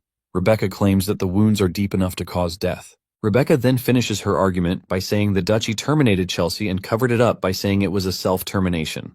After hearing this, it dawns on Ernst that the Duke is actually capable of doing such. Rebecca then continues by saying she actually approached Chelsea because she had an ulterior motive, but she was treated like a human by Chelsea. Because of what she feels for Chelsea, Rebecca tells Ernst that she can't look over what happened to Chelsea. Rebecca reveals her determination to get revenge for her beloved master. Rebecca tells Ernst that if she is going to do this, she is going to need his help. While saying this, she holds Ernst's hand while releasing the charm fragrance. Since Ernst is in his weak state, the charm easily captures him. Since he is already under the influence, Ernst then asks Rebecca what she wants him to do. After she is done giving him instructions, Ernst walks away. Mustang Fury appears on the scene, commending Rebecca for a job well done. Mustang was initially worried that the spell might not work on Ernst since he is a middle-class knight. Rebecca grins like a maniac while revealing that no matter how strong someone is, they always have a weakness in their heart. If that weakness grows, it is much easier to get the said person under the influence. Rebecca knows that for Ernst, his weakness is Chelsea. She merely exploited this weakness. Rebecca laughs, saying Ernst is so dumb not to have figured out Chelsea's real killer. Rebecca knows that Ernst will basically lose his mind the moment he finds out who is behind Chelsea's mysterious death. Rebecca then asks Mustang if they have to go after Damien. Mustang replies that they can't just sit around while Damien runs wild. They also learned from their spy that it was Damien who killed Agito. In addition to this, Damien has interfered with the plan entrusted to them by their big boss. Just by doing this, Mustang lets Rebecca know that Damien is worthy of death. Mustang believes that Damien doesn't know who they are yet. Mustang concludes that they have the element of surprise since the duchy thinks they have run away. Mustang's prime aim is to make sure that they use their golden chance to kill Damien. In the training hall, Damien is meditating when some figures appear behind him to ambush him. 3 wooden swords come at him at the same time, but he easily parries all before dealing severe punishment to the 3. It turns out that these 3 dudes are Pable and his blood brothers. Damien is disappointed at the trio because even though he gave them the chance to ambush him, they still could not land a hit on him. The trio falls to their knees, apologizing for being a total waste of semen. Pable concludes that they are dead because they failed the mission. Surprisingly, Damien tells them that training is over. This shocks the trio, who are forced to ask again. Damien then subtly demands to know if they are still interested in training more, but the trio quickly says no. Pable wonders why Damien is not beating the crap out of them like he usually does. Damien lets them know that he is dismissing them so that they can rest. Since the match against the Leon Blooms is in 2 days, Damien believes that it is appropriate for them to rest. He then tells them to think carefully about everything that he has taught them. The trio is genuinely confused about this, since they can't recall learning anything other than getting battered every day. Damien is disappointed that none of them actually understood what he was doing for the past couple of weeks. Apparently, the reason he has been sparring with them is not something as simple as physical training. Damien has something else in store for them the entire time, but he is disappointed that not even one of them was able to grasp the idea. Just then, he notices that Pabel is silent and thinking hard about something. Damien smiles because Pabel seems to have gotten the hang of what he was teaching them. Damien takes off the sandbags on his body while looking forward to the duel. Soon afterward, Adam and his men arrive at the leafy plains where the duel is to take place. They can see House Leon Bloom in front, and Adam asks Damien how the house appears to him. Damien takes a closer look and reveals that they appear to be a very high-level army. Damien says their individual skills appear to be quite at the top, too. Adam laughs after hearing Damien's take, and he reveals that Leon Bloom takes pride in training his soldiers well. Just then, a messenger from the opposing side comes over to deliver a message. Apparently, Leon Bloom wants the representatives to meet before the duel begins. Adam then agrees to the suggestion since there is no reason not to. At Leon Bloom's camp, Holland walks into his son's tent to find him still sleeping. He kicks Michael on the bed, telling him that they need to meet Adam's men and he is busy sleeping. Michael rolls on the bed while telling his father that he is being too loud. Holland reminds Michael how important the duel against the duchy is. Michael returns to the bed, telling his father that he is not interested. When Holland realizes that he can't get Michael to stand up, he starts talking about facing Damien himself. This immediately catches Michael's attention, and he asks to confirm if Damien is in the Duke's group. Holland mentions that Damien was the one who was selected by the Duke to represent them. The moment Michael hears this, he goes into overdrive mode, and he finally shows interest in the battle. Not long after this, the two camps meet. Adam berates Holland for coming late to the meeting when he was the one who basically asked for it. Holland teases Adam, asking him if he is angry about something so minor. The two laugh at each other, but the tension between them is glaring. Jael then calls them back to the real reason why they are there by clearing his throat. Holland then greets Jael, since it's been a long time since they saw each other. Holland then urges Jael to join his household because the duchy's house must be boring him to death. Jael simply lets Holland know that he has no desire to join his household because he has pledged his allegiance to the Duke. Holland uses the opportunity to take a dig at Adam. Just then, Holland spots Damien behind Adam. A wave of rage takes over Holland because he would have personally preferred to beat Damien up himself for what he did to his knights and son. Damien can sense Holland's intentions, but he just stands there, smiling at him like he doesn't care. Just then, Holland feels something strange in him, and he realizes that this is because of Damien. He can't believe that a high-class knight like him is feeling tense in front of Damien, a low-class knight. Holland then wonders if he is getting the chills because of Damien's hidden potential, but he admits one truth, and that is the fact that Damien might actually be at the same level as his son, Michael. Suddenly, Michael gets triggered by Damien's presence, and he angrily reaches for his sword without even thinking twice. He takes a pose and aims directly for Damien, while Damien remains unfazed. Thankfully, Holland is able to caution his son, telling him to drop his weapon. Michael finally returns to his senses, leaving him stunned because he didn't even realize that he had pulled his weapon. Jael berates Michael for pulling his weapon in front of the Duke. Adam reminds Michael and his father that it is a grave sin for someone to pull a weapon against a noble. Holland tries to justify the situation, saying his son drew his sword because of his desire to win. However, Adam lets him know that he is not ready to overlook it. He asks Holland how he plans to pay for his son's mistake. Holland realizes that everything has become complicated, all thanks to Michael reacting without even realizing it. Holland understands that Michael must have seen Damien as a wild beast that needs to be taken down. Adam decides to ride on the opportunity very well. He tells Holland that he would have suggested they cancel the duel, but he would not. Holland already knows that Adam is not the type to let things go without gaining something from it. Just as he expected, Adam tells Holland that he would like to add a few more terms to the duel. After hearing the terms presented by Adam, Holland groans but has no choice but to accept the terms. With this, Holland and Michael start going back to their camp. Damien is impressed with what Adam just did because he used the situation to get more things on his side. Adam then stares at Damien, saying it is quite strange for Michael to have drawn his sword at Damien. Damien plays dumb, telling Adam that he has no idea why Michael behaved the way he did. Damien is surprised and impressed at the same time that Michael has awakened his sixth sense at such a young age. Damien is already looking forward to the duel as he considers it to be one that holds promises. On the other hand, Holland asked his son why he drew his sword. He mentions that he could have put their family in danger. Michael then asks his father if he saw Damien's reaction. Apparently, Damien knew he was going to draw his sword, but he just stood there, smiling like he didn't care. Michael is excited because he has never met an opponent like Damien before. Michael's face lights up in joy as he says Damien might be the opponent that will finally give him what he wants. Holland finally realizes that Michael has been so bored with fighting weak boys, which is why he is so hyped at the opportunity of fighting Damien. Michael then asks his father if there is anything they can do because he had to accept some terms that are not great because of what he did. Holland is not worried about this as he tells his son not to worry himself because their victory is certain. Soon afterward, they prepare to begin the first match. The referee tells the dual representative from both sides to step forward.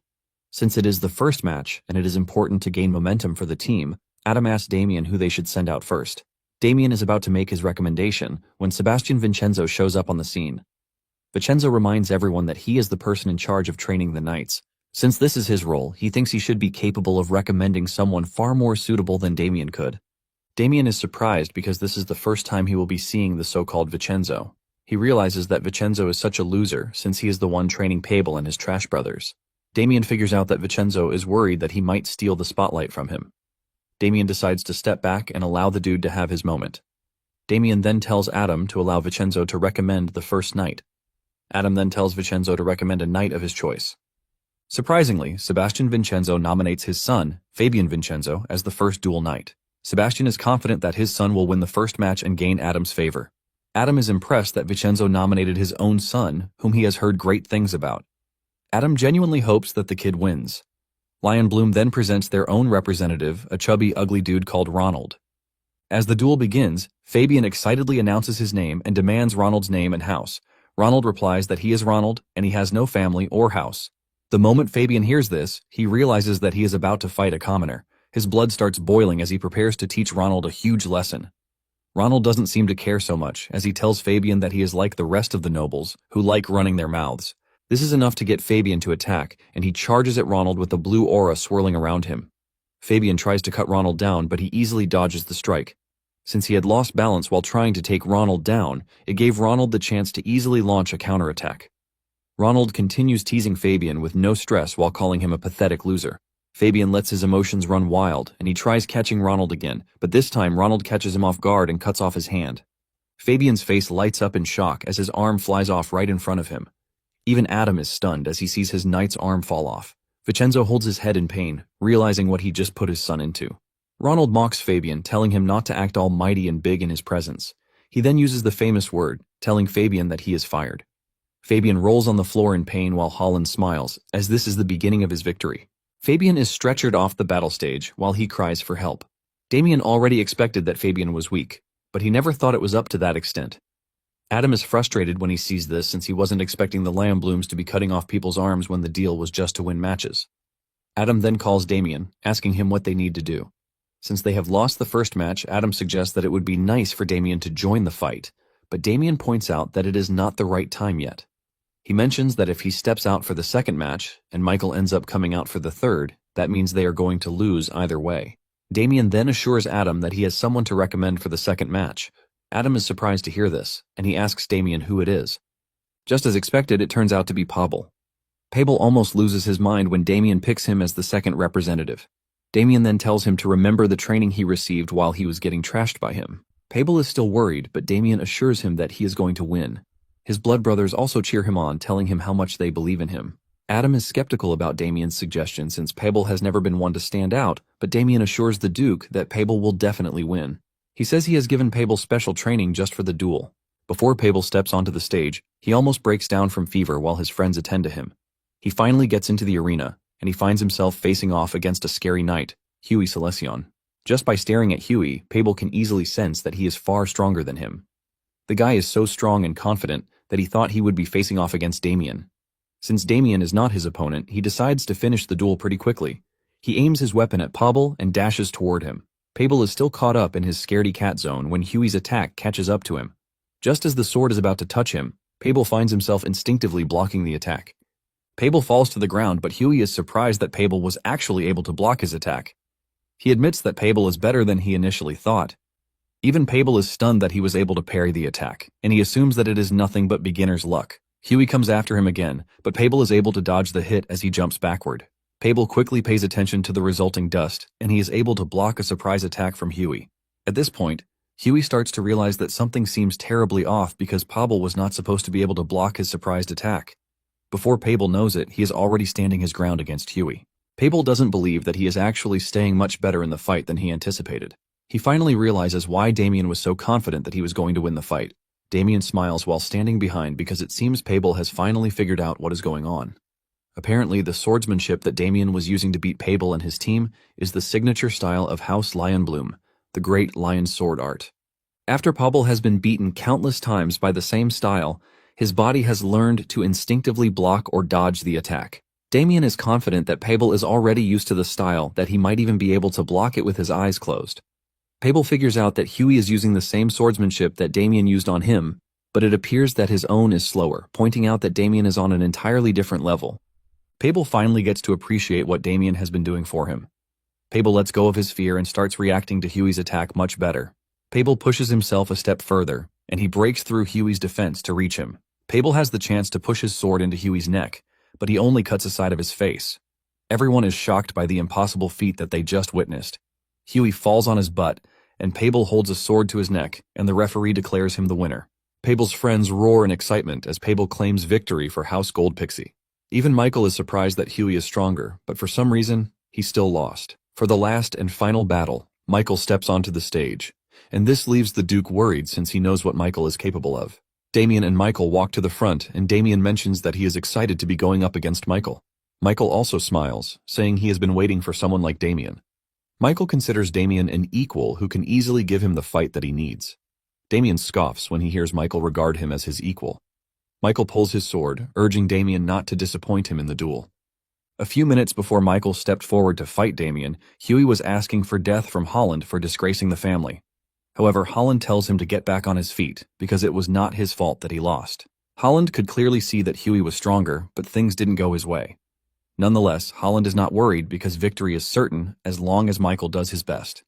Holland tells Huey that he is free to leave, although Holland feels something is wrong. He knows Huey is far stronger than Pabel, but Pabel somehow anticipated all of his attacks. Holland knows that the Great Lion sword art is only passed down in their house, and there is no way it could have leaked to the outside world. While thinking about the possibilities, Michael excitedly tells his father that he is eager to fight Damien. Michael tells his father that he has finally found someone like him, and his father assures him that he is going to win. When Michael was a kid, he had always loved swordsmanship from the first day that he was introduced to it by his father. Because of this, Michael was filled with expectations that loads of powerful warriors would be in the world. However, this was not the case, as his expectations quickly faded away. Michael quickly dominated everyone that he came across, even those who were rumored to be pretty strong. Michael started winning pretty easily, and he considers this a normal thing. Tired of winning, he finally put down his sword. But this was when Damien finally showed up. Now that he has found someone whom he considers to be his equal, he hopes that he doesn't disappoint. Michael brandishes his sword and runs toward Damien, but our MC remains in one position and he easily dodges the strike. Michael suddenly finds himself getting hit with a blow from Damien. As if this was not enough, Damien followed through with a kick that sent him flying into the air. Michael managed to pull himself back together and he went after Damien again. This time around, he unleashes a powerful sword technique, but just like before, he couldn't reach Damien. Michael suddenly sees Damien standing beside him and he still hasn't removed his hand from his pocket. Michael then puts everything into his next attack as he uses an aerial attack against Damien. Michael lands his hit, leaving a loud explosion and resulting dust. When the dust clears up, Michael is shocked to see Damien standing unharmed. Michael berates Damien for dodging instead of fighting. He comes after Damien again, and Damien finally reaches for his sword since Michael is looking for an enjoyable fight. However, Michael is confident that his sword will definitely reach Damien before he can get the chance to pull out his sword. However, Michael suddenly sees his sword cut in half, and before he can process it, his head follows. Damien does all these while maintaining one hand in his pocket just to aura farm. Suddenly, everything becomes clear to Michael. The entire area still looks good as if there was no fight, and it turns out that there truly was no fight. Everyone is shocked to see Michael groveling in front of Damien, but none of them knows what Michael just witnessed. Michael basically saw himself dying while fighting Damien. When he looks up to look at Damien, Michael finally realizes that Damien is a huge figure that he can never reach. Everything that he witnessed was nothing but a mirage, or basically what would have happened if Damien had decided to fight him. With this in mind, Michael bows to Damien, admitting defeat. The third victory then goes to House Gold Pixie, basically making them the winners of the duel. After the battle, the Duke holds a banquet, hosting House Leonbloom too. He urges them to drink and have fun. The Leonbloom Knights want to thank Adam for his generosity, but they dare not because their master is staring at them like some rabid dog. Adam tells the Marquis to forget the beef and enjoy the moment. Adam even pours Holland a drink, since it is his duty as the victor. While getting the drink from Adam, Holland is busy thinking about what made Michael surrender. Holland assumes that he was struck with some sort of misfortune. In addition to this, Adam is hosting a party, which is basically a party to mock him for losing the battle. Elsewhere, Damien is staring at the fireplace, thinking about how he managed to achieve his original objective. He was able to bring victory to the Duke's household, and at the same time, he made sure to show the Lion Blooms not to mess with his family. However, he knows that he still has the Dark Mages to go after. Suddenly, Michael shows up, asking to sit beside Damien. Damien is surprised to see this, but he is more surprised when Michael starts to glaze him, telling him that he really respects him. Michael even pours Damien a drink, leaving him more confused. Michael admits that he never thought he would meet someone at his level or someone who surpasses him. However, he is happy to have met Damien. Michael considers them the same level but corrects this, saying Damien is far greater than he is. Damien is shocked that Michael is all nice to him, even though he beat Erwin up. Michael then confesses that he still doesn't understand what happened, but he could at least sense what would have happened if they actually crossed swords. Damien finally realizes that Michael doesn't know that he has awakened his super senses. Because he possessed this super sense, Michael was able to fight Damien in his mind. And this is when he realized that Damien is way above his league. For the first time, Michael felt true fear like King Meruem. Damien is happy that Michael has the super senses because this is what really saved his life. Damien knows that Michael would have lost not only his arm, but his life if he had tried to fight him. Michael looks into the sky and declares that the world is bigger than he thought. Damien then asks Michael if he would like a word of advice, and Michael says yes. Damien then points out that the world is vast, just like Michael has said. He lets him know that his talent may be rare, but it is not unique to him alone. Damien tells him that in the Empire alone, there are at least 3 people who are stronger than he is. Because of this, Damien advises Michael not to grow complacent. Damien admits that he once thought he was the best too. However, his arrogance was crushed when he was defeated by Dorgo. Michael then asks Damien if he is still living with the mentality that there is someone stronger than him. Damien quickly clears the air, telling Michael that he is currently the strongest. Michael tries to argue with him, but Damien just tells him that he is trying to tell him not to get complacent until he is as strong as him. Michael takes the advice to heart, assuring Damien that he will always remember it. Just then, Adam and Holland walk up to them. Adam is impressed that the two are already getting closer. The two bow to the Duke, asking him why he has come to see them. Adam tells the boys that he is done talking to Holland, which is why he came to see them. Apparently, before the duel, Adam and Holland had agreed that Holland would grant Damien access to the Marquis's vault if he came out victorious. However, Holland was being stingy, and Adam had to persuade him to another arrangement. Holland is pissed at the entire thing because he clearly cannot forgive Damien for what he did to Erwin. However, he has no choice but to let his anger pass for the meantime. Holland then apologizes to Damien for sending knights to his home as a show of force. Damien can sense that Holland is not being sincere with his apology because he left out the Erwin part. Holland then reveals that he cannot open the vault to Damien, but in return, he has something else to give him. It turns out to be a ring imbued with spatial magic, which was crafted in the White Tower. The ring can store up to 100 kilograms of items. Damien is impressed when he sees this because it's a dimensional artifact, which is worth at least a small castle. Damien doesn't like the fact that Holland is straying away from the actual deal, but he decides to just let it pass. Damien takes the ring and thanks Holland for it. Holland lets Damien know that he is ready to give him something else if he wants, but he can't open the vault for him. Since the Marquis household still has many fine weapons, Damien starts thinking of what to pick. Suddenly, it dawns on him that there is something he wants, which should be in the Lionbloom household at the moment. Damien then tells Holland that he would like a bow. Holland considers this a weird and unexpected ask. Damien then reveals that he needs the bow because he is planning to marry off his younger brother Abel. Abel is at the estate having fun when he suddenly feels a chill run down his spine. After they return from the duel, Damien informs the Duke that he is ready to leave. The Duke is surprised that Damien is already heading back to his estate. Adam lets Damien know that a banquet is being prepared for him, and he suggests that he wait till after the banquet. Damien tells Adam that he has been away from his family for too long already, which is why he needs to go back. Since Damien is insisting, Adam decides to bend to his wishes, but urges him to wait till the next day so that he can organize escorts for him. Damien is surprised when the Duke mentions escorts, and the Duke admits that Damien is strong, but at the same time, he is trying to keep him safe because he might run into bandits on his way home. Damien knows fully well that he doesn't need escorts, but since the Duke is offering, he doesn't want to throw away his goodwill. Damien accepts the Duke's offer and he thanks him for everything so far. Soon afterward, Damien and Victor leave the Gold Pixie estate and they start heading back home. They are assigned 2 escorts by the Duke, but Victor is the only one walking since he is the damned servant. Victor reveals his relief that they are finally going home, since the incident that Damien caused has been resolved. Damien stares at him intently, telling him to say what is on his mind, but Victor quickly looks away. Victor then mentions how comfortable the journey was when they were coming rather than now that he has to walk. He still takes a dig at his master because he is on a horse. Damien realizes that Victor has actually gotten a bit fatter, and he plans to whip him back into shape once they return to the estate. Once the sun starts to set, the knights inform Damien that they are going to set up camp. Damien gives them the go-ahead to do so. Momentarily, they set up the camp and Victor prepares grilled meat for them. He serves his master, and he calls on the knights who are standing watch to come join them. The knights appreciate the gesture but tell Victor that they will be eating separately later. Just then, Damien remembers his parting moment with Pabel and his brothers. Pabel was in tears while holding Damien, telling him not to leave just yet. Damien starts to wonder why Pabel and his brothers are acting so clingy all of a sudden. Pabel lets Damien know that he has opened his eyes to a new level of strength, and because of this, he thanks him. Damien assured Pabel that he also worked hard, and the dude assured him that they would never forget the lessons that he gave them. With a very respectable gesture, the trio bows their heads to Damien, holding him high as their master. Now in the present, they hear a rustle in the woods, and one of the knights offers to go check it out. Damien tries telling him not to worry, but he just cannot abandon his duty. Suddenly, a spear imbued with dark magic comes flying toward the knight, sending him toward a tree and impaling him right there. Panic ensues immediately after this happens.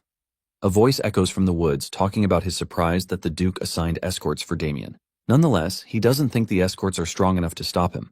The man behind the voice finally emerges, and he turns out to be Ernst, who is now under the influence of the dark mages. He looks totally terrifying, and the second knight asks him why he is doing what he is doing. At the same time, Mustang and Rebecca appear behind Ernst, and they release the charm fragrance from their bodies. This moves toward Damien and his subordinates.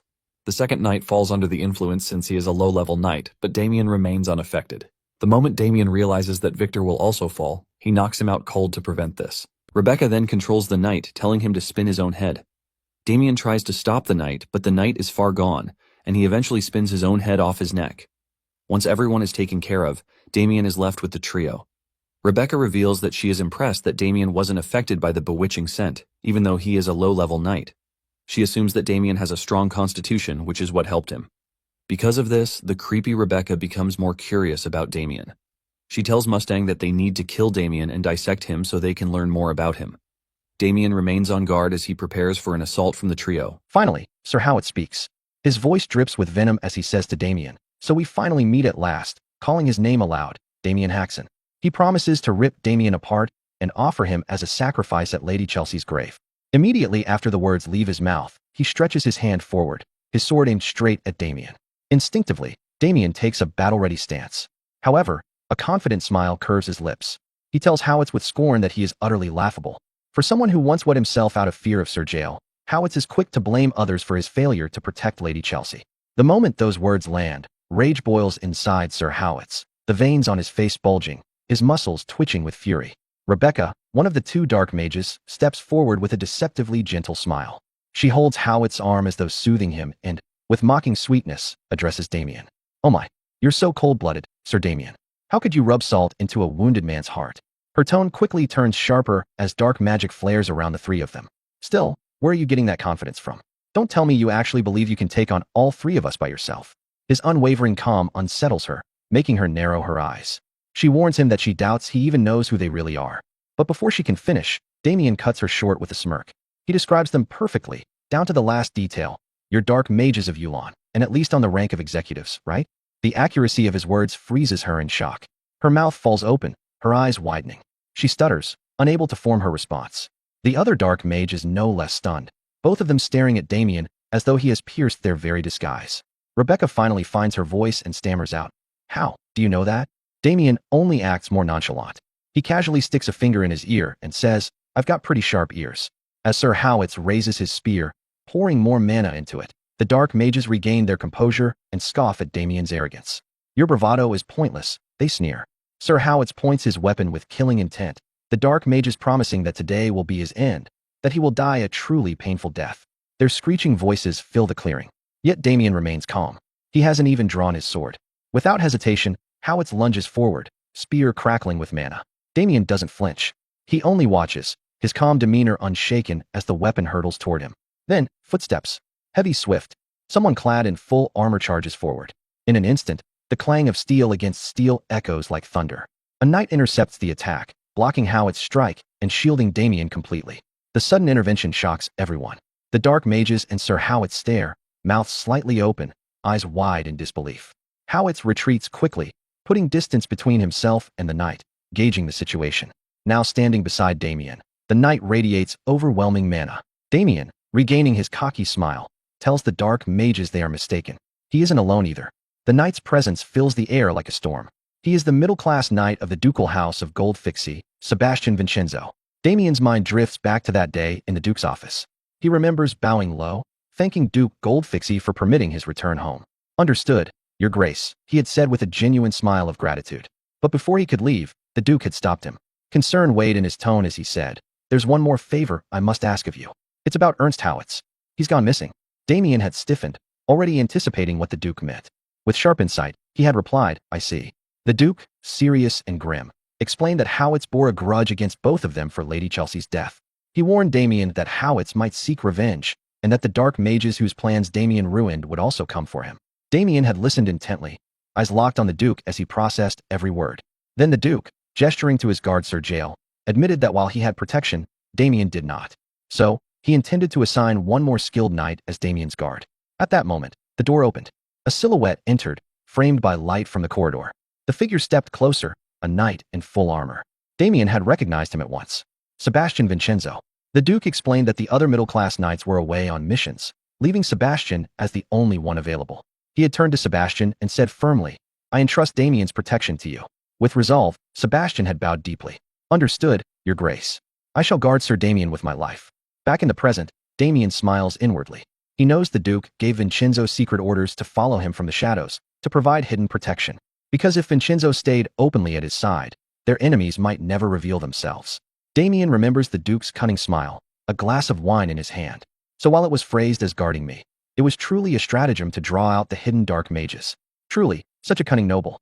Howitz, assessing the situation, twists his lips into a rage-filled grin. He greets Sebastian with mocking familiarity. "It's been a while, Sir Sebastian."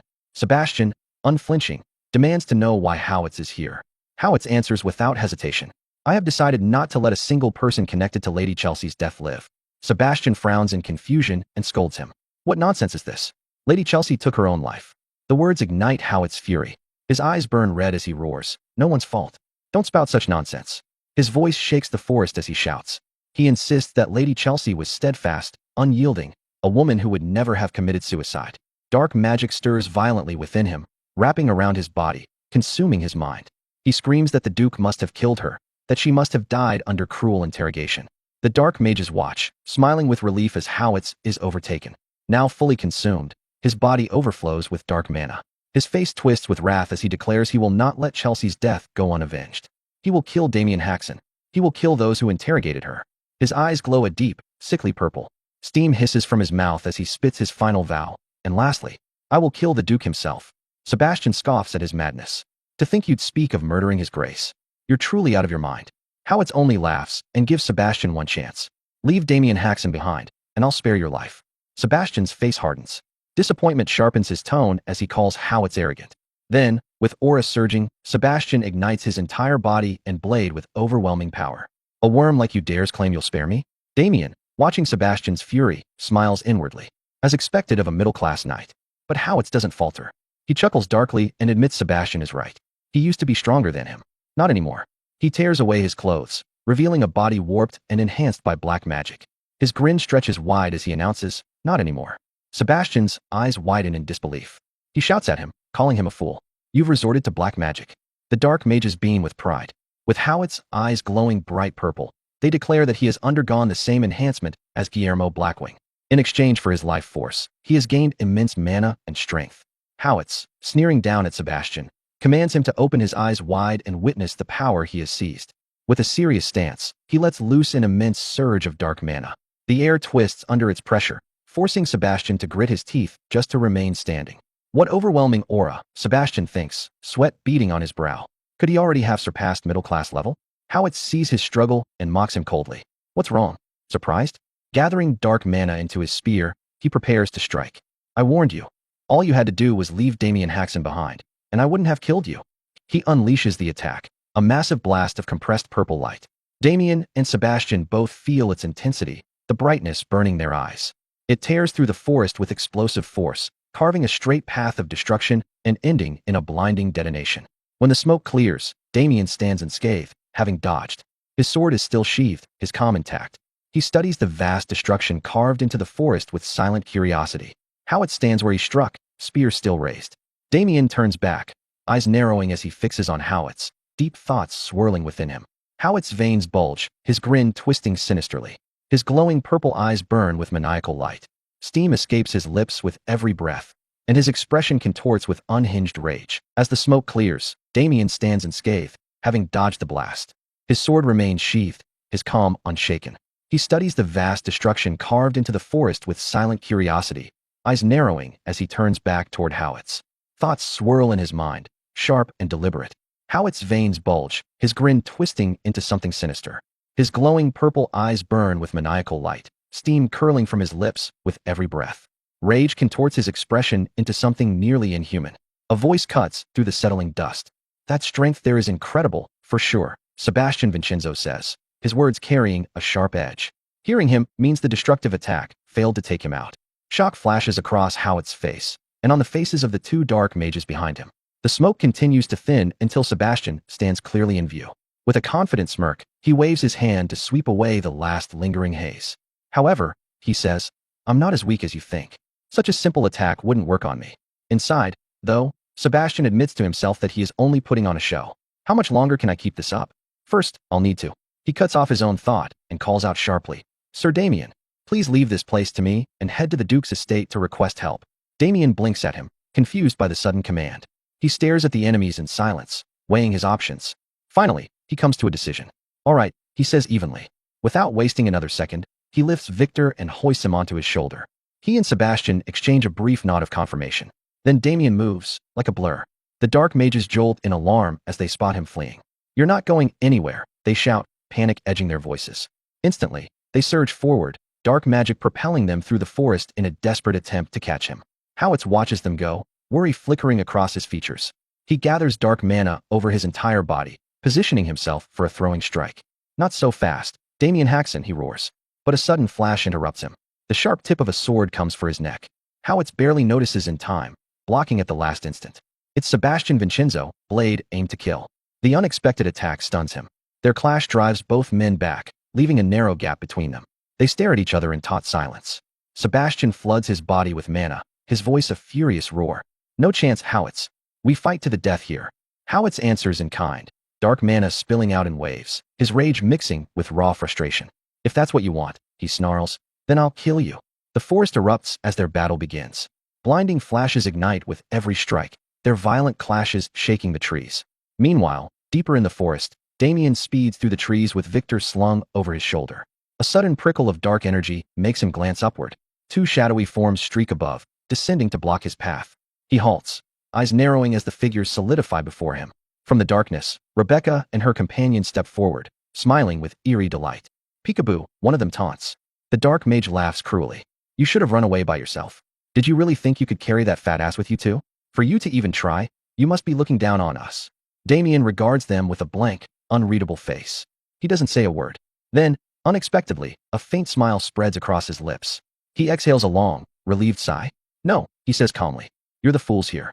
He moves to a nearby tree and gently sets Victor down, an excited glint in his eyes. What? The dark mage asks, confused. Straightening, Damien steps away from Victor and toward the two mages. I only lured you away, he says, because I couldn't fight properly with Sir Vincenzo watching. He stretches his arms, his voice carrying a deadly calm. So let's finish this quickly. I need to kill you both, and then rescue Sir Vincenzo. Their eyes widen in disbelief. The male mage fights to contain his laughter but fails, a spit of amusement slipping out before he grins wide. You're planning to face us both on your own? He sneers. Spreading his arms, he lets out a low chuckle. Such arrogance. Rebecca, step back for a moment. Yes, Captain, she replies, retreating. Purple light flares from his body. Magic circles bloom on both wrists, his head blazing with purple flame as dark mana pours over him in a violent surge. His muscles swell, hair shifting wildly as his shirt tears apart. His entire body transforms, becoming something monstrous and inhuman. Moments later, a towering figure stands before Damien, its shadow engulfing the space around him. Tentacles writhe from its back. The creature opens its mouth, razor-sharp teeth glinting as dark energy churns around it. Now, it says, voice echoing unnaturally. Let me properly introduce ourselves. It steps forward, its monstrous form fully revealed. I am Yulan's captain, Mustang Fury, it declares. And this here is my vice captain, Rebecca. Damien looks up at the towering abomination, his face utterly calm. I expected officers, he thinks, but they're far greater figures than I imagined. Still, he exhales softly and says aloud, seeing how you've transformed your body through black magic, you must be of the Frenzy faction. Mustang's grin widens with wicked delight. Oh, you know of us. Then you must also know just how strong we are. With a sudden burst of speed, he lunges. A massive fist swings toward Damien's back. Damien senses the attack in time and pivots, raising his arms in a guarded stance. The punch connects with explosive force, sending Damien hurtling through the forest. He smashes through trees, each impact echoing in heavy thuds until he finally slams into a hard surface, the crash reverberating like thunder. Mustang whistles in dark amusement. To think you could withstand that. Damien pushes himself upright, haggard but standing. He rolls his shoulder, the one he used to absorb the punch. Mustang readies his fist again, eyes narrowing. I guess the rumors weren't exaggerated, seeing as you're still standing. But as he looks closer, he notices something unsettling. Damien appears completely unharmed. The young man stands steady, silently gauging his opponent's strength. Not only is his destructive power immense, Damien thinks he's fast, too. Based on his physical abilities alone, he's at least above middle class. Mustang attacks again, tentacles whipping through the forest in a storm of destruction. Trees splinter and shatter under the relentless assault as Damien darts and weaves, narrowly evading each strike. But after a relentless barrage, Damien's back collides with a tree. He freezes, eyes sliding to the side in surprise. Gotcha! Mustang growls, charging forward with a devastating punch. As the massive fist closes in, Damien's eyes flash. Time itself seems to slow. Within that frozen instant, his hand moves with serene precision, gently redirecting Mustang's fist. He twists the blow with a special technique, Myriad Insight. Time snaps back to normal. Mustang's fist jerks violently off course, the force of the redirection wrenching his arm as pain shoots through his body. He stumbles back, coughing in shock. A faint smile of relief touches Damien's lips. He recalls a memory, sitting in the Duke's estate, munching on an elixir as Victor teased him. Lord Damien, is it so tasty you have to eat it every day? Myriad Insight, Damien thinks, perfected through countless elixirs bestowed by the Duke in relentless training. I've finally reached the level where I can wield it freely. Mustang roars in fury. Such cheap tricks. He launches another storm of tentacles, filling the forest with deadly strikes. This time Damien doesn't dodge. With one hand alone, he deflects every attack, Myriad Insight guiding his movements as he stands perfectly still. For the first time in the fight, he reaches for his sword. His fingers curl around the hilt. In a blur too fast to follow, he draws and strikes. Clean, precise cuts flash across Mustang's body. The draw and the cuts happen in the same breath, too swift for the eye to register. Damien's foot touches the ground. He stands motionless, sword in hand. A heartbeat later, deep slices bloom across Mustang's body. Blood sprays. His neck bears a half-severed gash. His eyes go cold as his butchered body collapses piece by piece. Damien turns away, swinging his sword to fling the blood from its blade. Mustang's eyes flicker back to life, disbelief etched across his monstrous face. You, he rasps. How could a mere low-class possess such strength? Don't tell me he's been hiding his power all along. Then his flesh begins to stretch and twist, dark energy knitting his body back together. Indeed, Mustang growls, voice low and dark. You're strong enough to have defeated Agito. But his limbs reattach, tentacles regrow, his neck seals shut. The monstrous body stands whole once more, pulsing with dark mana. Your tricks are useless against me. He finishes, laughing loudly. This astonishing regenerative power is the might of dark mana. Damien only sighs, a mocking edge to the sound. I was worried it would end too soon, he says softly. But this works out even better. Mustang's eyes narrow, confusion flickering behind his menace. Damien raises his sword, bringing the blunt edge to his own side. He flicks the blade with a single finger, releasing a faint, resonant note. A devious grin spreads across his face, eyes gleaming with excitement. Isn't it more fun, he says, when you can cut loose as much as you want? The fierce battle between Sir Howitz and Sir Vincenzo rages on, tearing the forest apart with every clash that detonates like thunder. In a close-up moment of their struggle, Sir Howitz drives his spear in a murderous arc, aiming to cut Sir Sebastian Vincenzo clean down. The knight dodges by a fraction, feeling the gust of death scrape past as the weapon carves into the earth with catastrophic force. Staggering back, Sebastian jerks away 3 desperate steps before Howitz can swing again, clawing for distance to breathe. Now rooted at a safe gap, he bends forward, chest heaving, lungs burning as his eyes lock on his relentless foe. Howitz notices his faltering breaths and lets a crooked smile spread across his face. His voice drips with mockery. You seem to be struggling badly, Sir Sebastian. He tilts his spear toward him, smirking. Still, you managed to last this long against me. That's worthy of respect. Sebastian's face twists with disgust. Respect, huh? His lips curl into a bitter snarl. This is humiliating. To think I'm losing to someone who clawed his way up through black magic. Howitz chuckles darkly, shaking his head. You still don't understand your place, do you? He raises his spear, its tip glinting with malice, and points it at Sebastian. No matter what you spit from your mouth, the outcome is inevitable. You'll fall. He plants his stance, spear drawn back, body primed to surge forward. Let's see how long you can endure. Sebastian steadies himself, shoulders trembling, breath still ragged. Inwardly, his thoughts churn. It's infuriating, but he's right. All I can do is hold on. His eyes drift toward the distant side of the forest, where Damien wages his own war. Please, Sir Damien, hurry. On the other side, Damien regards Mustang Fury's regenerating flesh with cruel amusement. This is great, he says, smiling faintly. I worried this would end too quickly. His taunt gnaws at Mustang Fury's mind. With a flick of his finger against the sword's edge, Damien sends a ripple humming down the blade. His grin widens. Even better. That means I can let loose. Mustang Fury scoffs, masking unease with a mocking sigh. You're even more arrogant than I thought. His monstrous maw yawns wide, throbbing with roiling shadows. Dark energy condenses in his throat, swelling with destructive promise. Let's see if you can dodge this. Damien's gaze sharpens. He watches the gathering storm of black mana, an impending dragon's breath waiting to engulf everything. Yet he doesn't move. He stands there, still as stone, letting the air quake around him as the mass of energy swells into a sphere of annihilation. At its peak, Mustang unleashes the beam. The explosion of darkness surges forward, a cataclysm roaring to erase Damien from existence. But Damien remains calm. His fingers twitch once. His sword rises. With a flick, the tip radiates concentric ripples of pure energy. They spread outward in a wave, dense as iron, colliding with the torrent. The explosion halts, swallowed and diminished by the rippling wall until it vanishes entirely. Mustang Fury's eyes bulge in horror. His jaw trembles. How did you block that? Damien answers with silence. He launches upward, sword blazing. With ruthless precision, he slashes down. Blades of light rain across the monster's body. One cleaves his eye, splitting his skull. Another hacks his writhing tentacles apart. Two more carve through his chest. Damien lands as Mustang Fury's form collapses, torrents of blood drowning the soil. But already the torn flesh writhes, knitting itself together. With a shaky grin, the monstrosity snarls. Even so, you won't be able to do that again. Damien still gives no reply. He charges again, so fast the air screams. His sword cuts the monster's body into ribbons in the blink of an eye. Mustang crashes down, face first, groaning. I need to regenerate fast.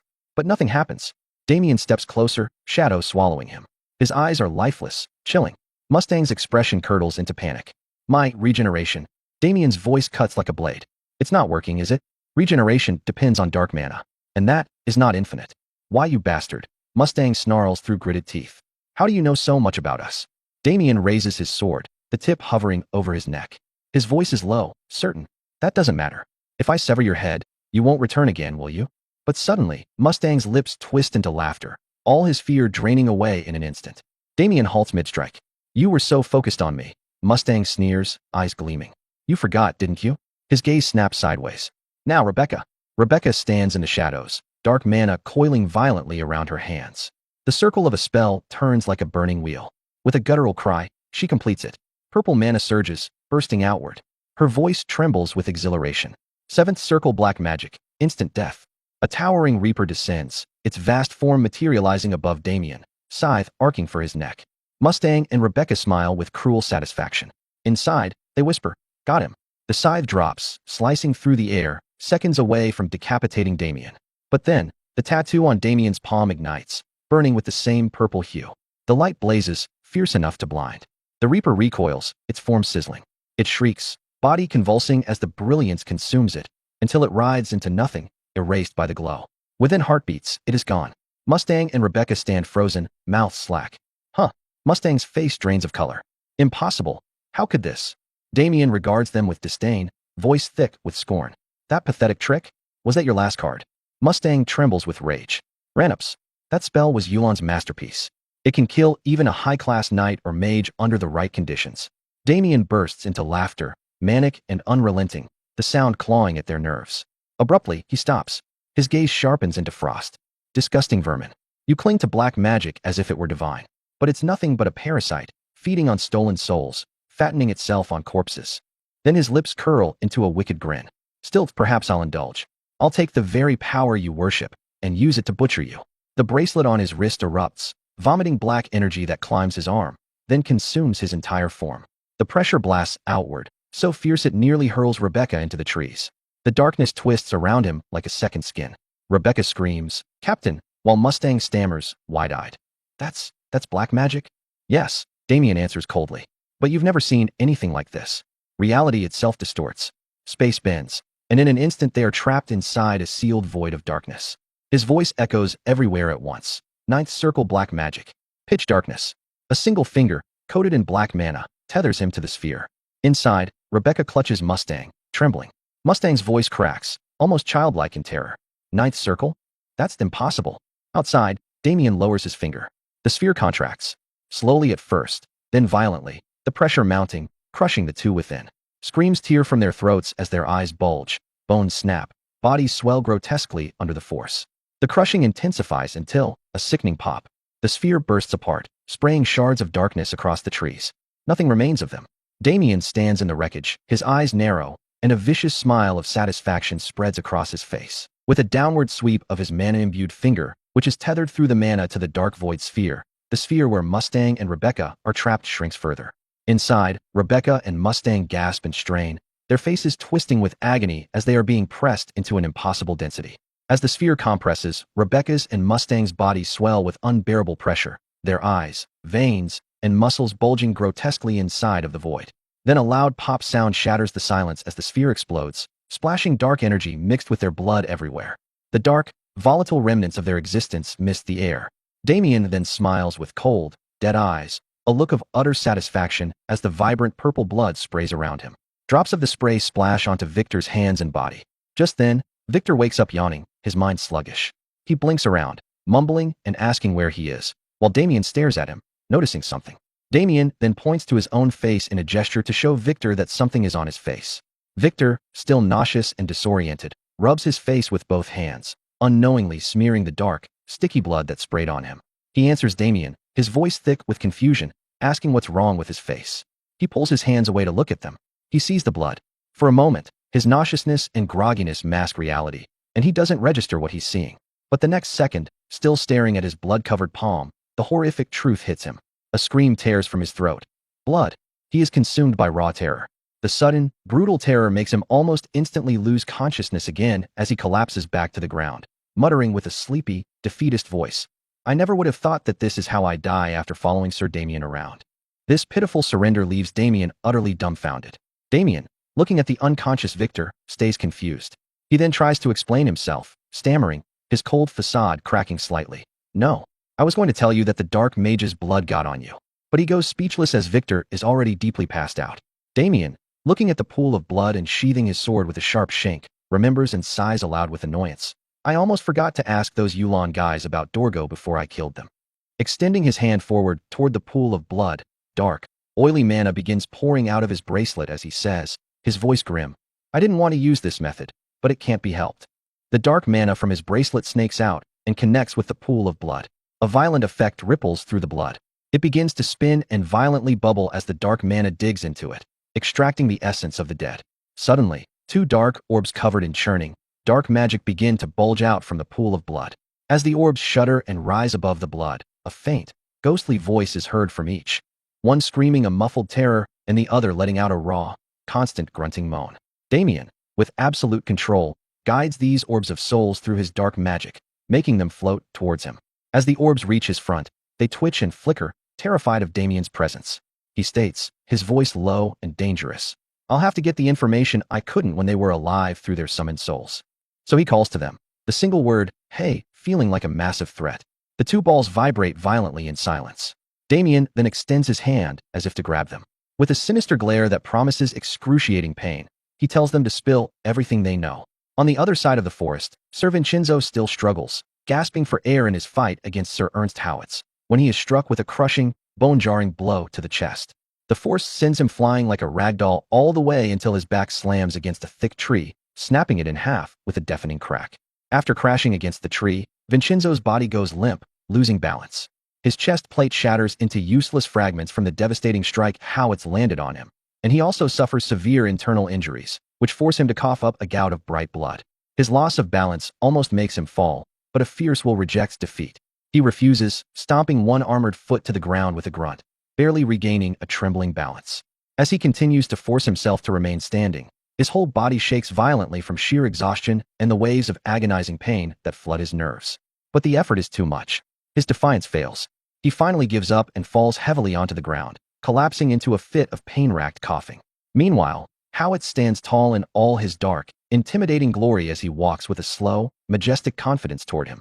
Upon getting close enough, Howitz, with an excited smile of mockery, savors the moment. He says to the broken knight, "This is the end of the road, Sir Sebastian Vincenzo." He tells him, his voice dripping with condescension, "I'll make it quick for you." Sir Sebastian Vincenzo, panting as he tries desperately to draw a steady breath, grunts inwardly as he thinks, is this truly it? His spirit refuses to break. He vows not to let Howitz reach his grace the Duke of the Gold Pixie estate. "Even if I die, I'll bring Howitz down with myself." But suddenly, a calm, cold voice breaks the tension, telling Sir Vincenzo that he's impressed by how long he held out against his foe. This makes Vincenzo's eyes snap open. He turns his head immediately to see who it is. The person is Sir Damien, who walks calmly towards the two as they both stare at him in quiet astonishment. Suddenly, Howitz's eyes gleam with manic excitement as he sees Damien, roaring and calling him a bastard, and telling him, his voice thick with murderous glee, "I was already planning to find and kill you, but you walked right into your own grave." Damien then holds the two flickering souls in ball form out in front of him, and with a slow, sarcastic smile, asks Howitz if he truly means that, and tells him, "We'll see about that." Focusing on the souls, he thinks inwardly, one more step from Howitz, and he'll be the one to die. Sir Howitz then snarls, grinding his teeth hard in furious anger at Damien's cold provocation, and tells him, "I don't know where your confidence is coming from, but that's enough talk." He then charges straight at Damien, his spear aimed and dark mana swirling violently around it, shouting to Damien that it's time he dies, while Damien stays absolutely still, unmoving. As Howitz's spear reaches mere inches away from Damien's face, a faint, utterly confident smile plays on Damien's lips. And in that very instant, he clenches his fist hard enough to brutally crush the souls of both Rebecca and Mustang under his palm. The souls extinguish with a soundless pop. All of a sudden, Sir Howitz's spear halts mid-attack, stopping completely less than an inch away from gouging Damien's eyes. Then, Howitz, in shock, his entire body beginning to violently tremble with uncontrolled vibration, struggles to form a word. He manages to choke out to Damien, "How is this happening?" But Damien just continues to look on at him with that terrifying, serene smile. Sir Sebastian Vincenzo, from where he sits, clutching his life-threatening wounds, stares in stunned, disbelieving silence at the impossible scene before him. Damien now opens his clenched fist, letting out the residual dark energy left from the pulverized souls. As the dark magic disperses, Sir Howitz's mouth opens wide in a loud, primal roar of agony that forces all the dark magic stored within his body to violently disperse with the sound. As the dark magic is being dispelled, the black crystals used for his body modification embedded directly on his skull also begin to crack and shatter. And just after a few agonizing seconds, almost all of the dark magic stored in his body is violently ripped out, reducing his once muscular, imposing body to a frail, bony structure. Now staring at Damien, his eyes burning with hate, he musters all the strength he can and spits out the word, "bastard." So, with his skinny, trembling body, he begins to drag himself towards Damien, hoping to inflict any harm he has left as he continues to hiss that he'll kill him. But Damien doesn't move an inch and just lets him come. And just before his hands could touch Damien's boots, his full body collapses with a sickening thump to the ground in front of Damien, who looks down at him with grim excitement. Then, with a sigh, Damien clicks his tongue in mild irritation and thinks inwardly, that foolish man. He's sure Howitz wasn't aware of it. If the soul of the dark mage controlling a person is destroyed, all the spells they cast disappear along with it. So he looks down at the helpless Howitz, trembling and defeated on the ground in front of him. Sir Sebastian Vincenzo finally speaks, his voice raspy, asking Damien what this horrifying sight is. Damien had almost forgotten about his injured companion. Damien then looks at him and tells him, it looks similar to Guillermo, and that it's probably a side effect of the dark mana leaving his body so quickly. And Sir Sebastian, laboriously trying to rise from the ground with his aching body, having no other explanation in mind that makes sense, agrees with Damien that it seems that way. Then he asks Damien, his tone serious, what happened to the dark mages? But Damien just ignores the question and goes straight to help him up, offering a steadying arm, making Sir Vincenzo look at him in genuine surprise. So with an excited smile, Damien tells him that they should return to the Duke's estate. He promises to explain everything on the way. Gold Pixie Ducal Estate. From inside, Duke Gold Pixie speaks with certainty, his voice firm, saying that it's just as he thought. Inside, the person is Duke Gold Pixie himself. Walking towards Sir Sebastian, he offers a thankful nod. Now holding Sir Sebastian Vincenzo's shoulder with genuine gratitude, he thanks him for having protected Sir Damien well, just as he asked. But Vincenzo replies to his lord, shaking his head, that it's not that at all, telling him that it's thanks to Sir Damien that he's still alive. So the Duke looks away from him and into Damien, his expression softening, saying that Vincenzo is right. Now fully facing Damien, he says that this means he fully owes him his gratitude as well. So with a heartfelt bow of gratitude, the Duke thanks Damien for taking care of those dark mages, and Damien, feeling deeply uncomfortable with the praise, tries to play it off as he tells the Duke that he merely did what was necessary. And that fortunately, the dark mage's skills weren't as great as he feared, so that was how he was able to eliminate them. But now, he tells Sir Vincenzo, changing the subject, that by killing them, he assumes the dark mana affecting Howitz has also dissipated. But Sir Vincenzo shakes his head. The answer is no. But before Damien can react, the Duke quickly turns back to Damien and tells him, no, but you shouldn't underestimate yourself, telling him sternly that there are far more who cannot do what he calls necessary. He adds, his voice full of solemn respect, that it's thanks to you, we've purged the monsters threatening this house. His tone suddenly dulls with a wave of sadness as he says that. With that, perhaps the souls of those who fell to them can finally rest. An image of his daughter, who was also a victim of the dark mages, flashes in his mind as those words leave his mouth. Damien notices his sudden, gloomy expression and stares in silent understanding.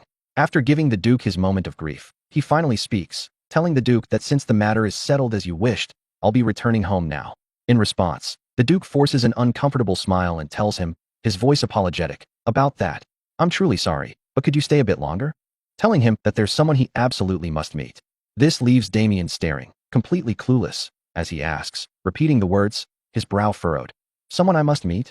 And as if on cue, the person the Duke speaks of gently opens the door to enter the room where they all are. Damien's head snaps to look, and as his gaze meets the person's, his whole body jolts as a cold sweat breaks from his cheek. The person offers a soft greeting, telling him that it's been a long time. As she enters, her eyes gleam with excited pleasure as she calls his full name, Sir Damien. In the garden of the Gold Pixie estate, Damien and Agnes sit alone, drinking tea. But somewhere nearby, out of curiosity, Duke Gold Pixie and Victor hide to watch them. Watching the two, the Duke whispers to Victor that it's hard to believe this even though he's seeing it for himself. He asks if that tiny, frail-looking girl really is from the church. Victor whispers back that that's right and adds that she's acquainted with his young master, Damien. Sir Jael stands guard, watching in silence. The Duke comments that this is quite different from what he imagined, that now he can see appearances aren't everything, adding that she truly is a terrifying person. Taking his time to observe them closely, he says he's been feeling this since earlier. From the Duke's point of view, it looks like the two are having some kind of romantic conversation. He tells Victor he feels a strange tension in the air between them. But the real situation is that of Agnes intensely interrogating Damien, trying to know more about the incident with the dark mages. After a long explanation, Damien tells her that was how he cut down the heads of the dark mages. She replies that it all now makes sense, but adds that it's a pity she couldn't see it in person.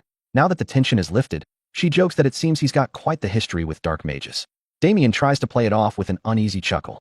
Lifting his cup to drink, Damien stares curiously at her and says he knows she's here as an investigator from the church, but wasn't expecting to meet her again so soon. Agnes's face turns red as she blushes and replies that she volunteered for this after hearing he'd be here. This makes Damien freeze with an awkward laugh while she stares at him with glowing eyes. She suddenly remembers and asks if he found out which group the dark mages belonged to before he killed them. About to answer, Damien pauses, thinking that if he tells her the truth, this could get complicated. He decides to make something up. He tells her he didn't get any information on that, and adds that since they weren't particularly powerful, they might not belong to any group. Hearing this, Agnes lowers her head with a resigned sigh and says she understands, adding that she was wondering if they could have been from Yulan. Damien, now curious because of her Yulan comment, calls her Lady Agnes and says it looks like she's been pursuing Yulan for quite some time. So he asks if she doesn't mind. Why? Feeling uneasy, she grabs her cup with both hands, using it to steady herself. Still with a lowered gaze, she says that, to be precise, she's after a particular dark mage who was once associated with Yulan. Damien asks who this person might be. Just the thought of him makes her bite her lip tightly as dread fills her. She says the person is a murderer infamous for slaughtering thousands. With the image of the man in her head, she tells Damien that the person is a monster known as Corpse Play. Hearing the name jolts Damien because he knows who that is. He repeats it, asking if that's correct. She says yes, adding that she's sure he must have heard the name before. She speaks with a clenched fist, veins bulging, her mana already seeping from her hand. Her anger toward corpse play is clear as her mana covers her body. Trying to bottle up her emotion, she says no one knows corpse play's real name. With a flashback of a burning city in her mind, she says that strange title became infamous after a certain event. Her memory shifts to that past as she explains that one day, a noble's territory was completely overturned by the undead overnight. By the time the knights arrived and exterminated the creatures, they found something horrifying in the center of the town square, a grotesque structure made entirely from the corpses and entrails of the townspeople. Across it was written, in bloody flesh letters, "Corpse Play." After explaining, she covers her mouth to keep from vomiting at the memory of that terrible event. She grows even angrier as she remembers that the demon committed the massacre solely to announce his name to the world. Damien watches her body tremble in anger and disgust, and thinks that even now, her reason for chasing Yulon isn't entirely clear. Yet he wonders what this strange emotion he senses from her is. With his eyes still fixed on her, he concludes that he can't tell her this, but he already knows the real name of Corpse Play. Remembering his time as the Death Knight before regression, he recalls that in the distant future, Corpse Play gains the trust of Dorgo, the Grand Lich, and rises to the rank of Legion Commander. His undead army stands on the front lines, brutally slaughtering millions of humans. Lost in thought, Damien is jolted back when Agnes suddenly calls his name, momentarily stunning him. Having calmed herself, Agnes tells Damien that if he ever learns anything about Corpse Play, he should please tell her. He stays quiet for a moment, then with a resigned sigh lowers his head and says it's all right, that he will. He gets off his chair and tells Lady Agnes that that's all the testimony he can offer on the Dark Mages for now. So he asks if she's satisfied so they can end the interrogation here. With a calm smile, she tells him that of course it's all right and thanks him for cooperating. He replies that it's fine. Turning away from her, he looks toward the flowers where Duke, Gold Pixie, and Victor are hiding. He then speaks to his grace, saying the questioning is complete. This leaves both the Duke and Victor stunned because they didn't expect him to know they were there. Before the Duke can respond, Damien asks if he can now return to his original schedule. The Duke finally hides no more, stepping out when he sees that Damien has caught them. Dusting leaves from his clothes, with Victor smiling behind him, he accepts and tells Damien there's no longer any reason to hold him here. As Damien prepares to leave, the Duke wishes him good luck and tells him to be careful on his way back. Outside, at the Haxon estate, Damien Hayden's elder sister stands quietly outside when her attention is drawn by someone calling, asking if she's really outside again. Surprised, she sees it's Abel, their younger brother, and asks what brings him here. He replies, asking what she means, saying that she suddenly disappeared, so he came to find her. Looking slightly annoyed, he asks if she really thinks standing out here will make Damien come back faster, and advises that they just wait inside. But with a playful smile, she says it's all right, and that she'll go back in after a little while. Abel, having no more arguments, sighs and asks if she's really that worried about him. She replies straight away that yes. She tells Abel that Damien is such a gentle boy and that now he's gone alone to the Duke's estate. While she talks, Abel recalls the many times he's seen Damien being brutal and wonders if she's really calling that same Damien gentle.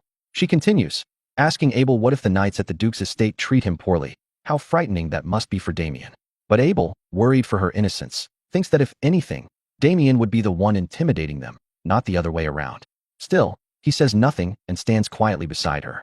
After expressing all her worries, she prays with an anticipatory smile that Damien please come back safely. As if on cue, her eyes suddenly widen as she spots something in the distance. She stands frozen, making Abel worry and call out to her. But she doesn't answer and continues to stare straight ahead, her eyes locked on what she sees. As the silhouettes of two people appear in the far distance, she speaks in a confused tone, asking if that could be. Upon getting closer, one of them raises a hand, waving. Now close enough to be heard and seen, it's Damien and Victor. Damien calls out to his sister, saying he has returned. Seeing him, a hearty smile lights up her face as she wipes the little tears of joy from her eyes. Viscount Paul Haxon stands outside with his wife, Marilda Haxon, staring in disbelief at the many gifts laid before them. He asks if the Duke really gave them all of this. Damien Haxon, still presenting the gifts with a proud smile, replies that yes, the Duke gave them these as he was leaving. He turns, still smiling, and reaches for something among the pile. With that same proud composure, he says the first is for his father. He hands him a book and points to a cart filled with books and other items, telling him that he got everything at the bookstore in the duchy, and that they even have some that are trending in the capital. His father stares, stunned at first, his voice shaking as he asks if Damien really means it. Then, receiving the gifts, he bursts into joyful praise, recognizing Lady Delphinel's new poetry collection and Viscount Dalek's newest novel, exclaiming in awe as he calls out to the heavens in disbelief. Damien then turns to his mother, calling her attention warmly. He tells her that this next one is hers. She stands frozen, both stunned and eager. Damien presents her a beautiful wardrobe crafted with precision, and she instantly blushes in delight, identifying it at once as cedar wood. Her joy deepens as she notices the table beside it, made of rosewood, both fine and elegant, her admiration spilling over. Now focusing on his elder sister Louise, Damien says that her gift is over there. She asks, full of anticipation, if he really got her something too. Abel, his younger brother, remains quiet but visibly impressed, while Damien, smiling with pride, affirms that of course he did. He then presents her a grand piano, a truly exquisite piece. It is a piano handcrafted by artisan Berkeley himself, one of His Grace the Duke's personal treasures, now given to Damien. Louise's face flushes red with astonishment as she breathes out in pure amazement. In a rush of emotion, she throws her arms around him, thanking him joyfully. Damien, still smiling proudly, tells her the soldiers will help carry it inside as she continues to praise him, rubbing his head and celebrating him like the cherished brother he is. Leaving her to admire her piano, Damien turns toward his younger brother Abel, who quickly looks away in embarrassment.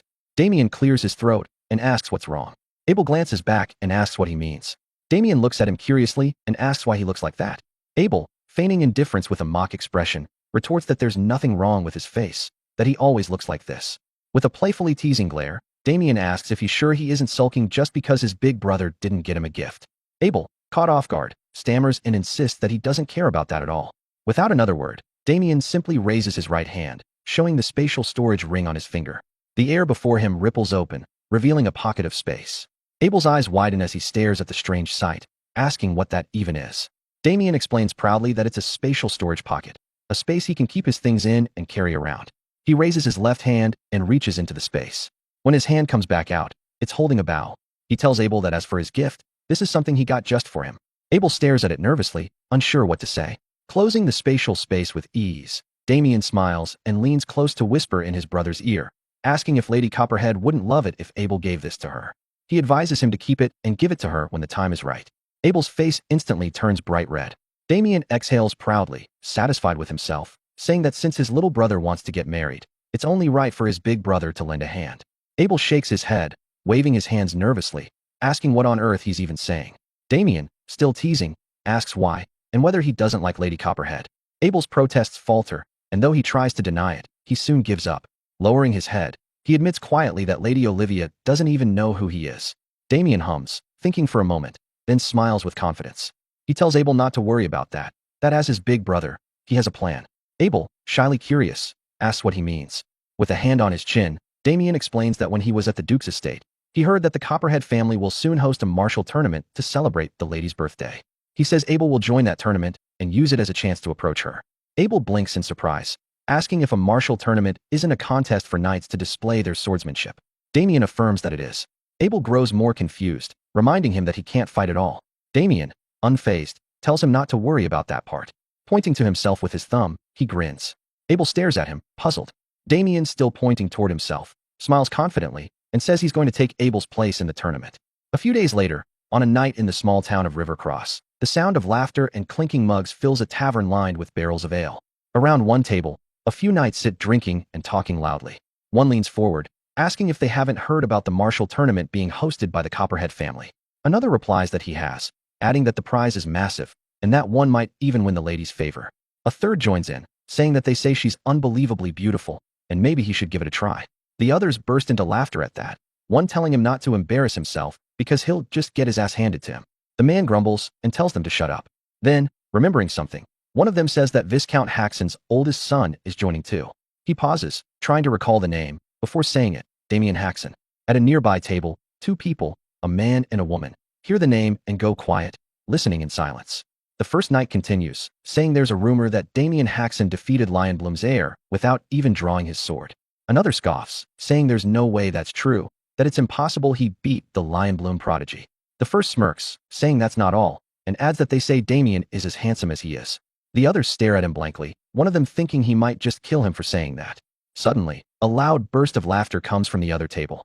The woman laughs uncontrollably, pointing toward the knights while looking at the man beside her. She asks him if he just heard that, and the man, Jackson, finishes his drink slowly, smiling smugly with his eyes half closed. He says what a joke. The knight who had called himself handsome gets up angrily and strides toward them, demanding to know what they just said. He glares at Jackson and asks if he just laughed at Rivercross's most handsome knight. His friend tries to calm him, but Jackson ignores them. The woman, still with that playful smile, explains that they misunderstood, that she and her companion weren't talking about him, but about Damien Haxon. Jackson sits silently, as if waiting for something. The knight insists that she shouldn't try to talk her way out of it, that he heard everything. Before he can finish his words, Jackson rises from his seat and, with an icy tone, asks if the man is flirting with his fiancée right now. The knight, bewildered, asks what nonsense he's talking about. Jackson presses, asking again if he isn't talking to her right now.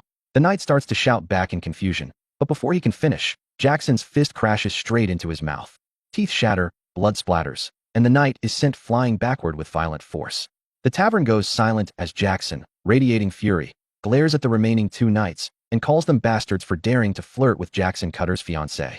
One draws his sword in panic, asking what the hell he's talking about, while the other draws his in anger, yelling that he dares provoke him and his squire, declaring that Jackson is dead meat.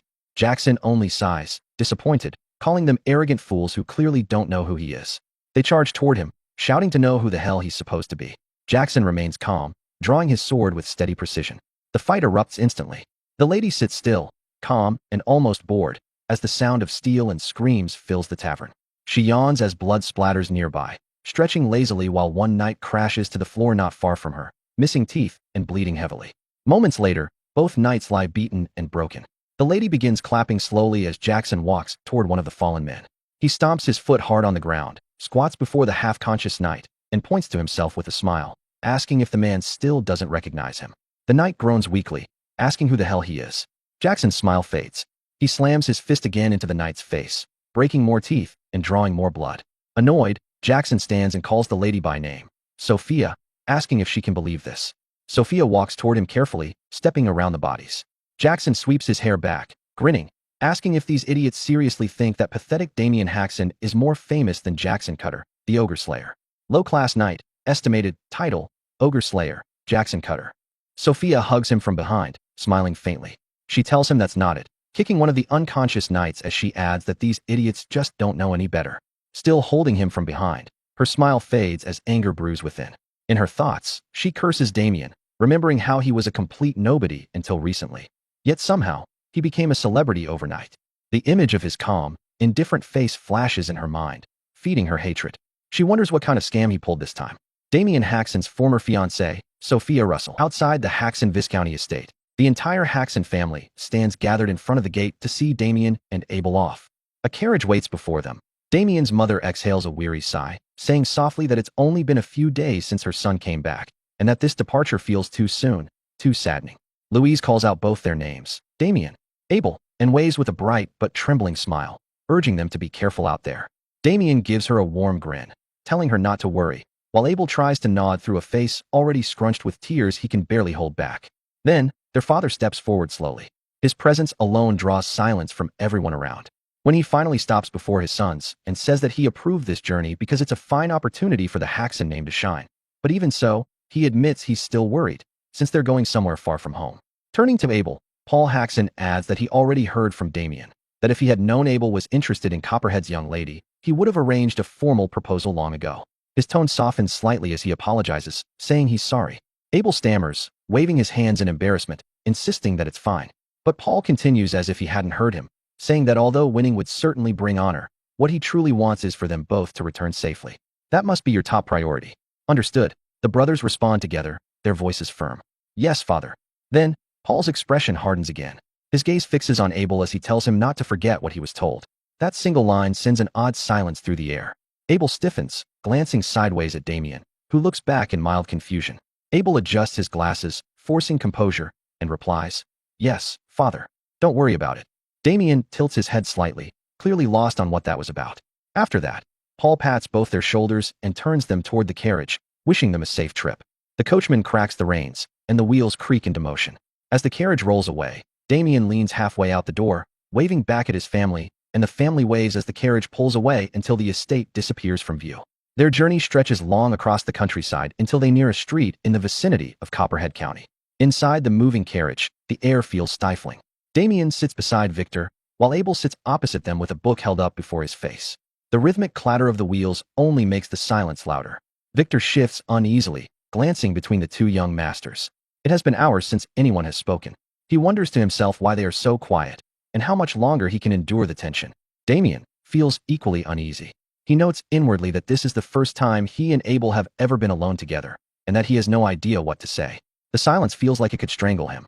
Across from them, Abel hides deeper behind his book, pretending to read though his eyes haven't moved down a line in half an hour. Eventually, Victor resigns himself to breaking the quiet. He clears his throat and asks if he might pose a question to young Master Abel. Abel looks up from behind his book with a nervous twitch, asking what it is. Victor, forcing a smile, says that he only wishes to know how Abel came to fall for Lady Copperhead. Abel's face reddens instantly as he stammers in disbelief, asking why Victor would even ask such a thing. Victor laughs weakly and says that it is a long trip, and someone has to start a conversation.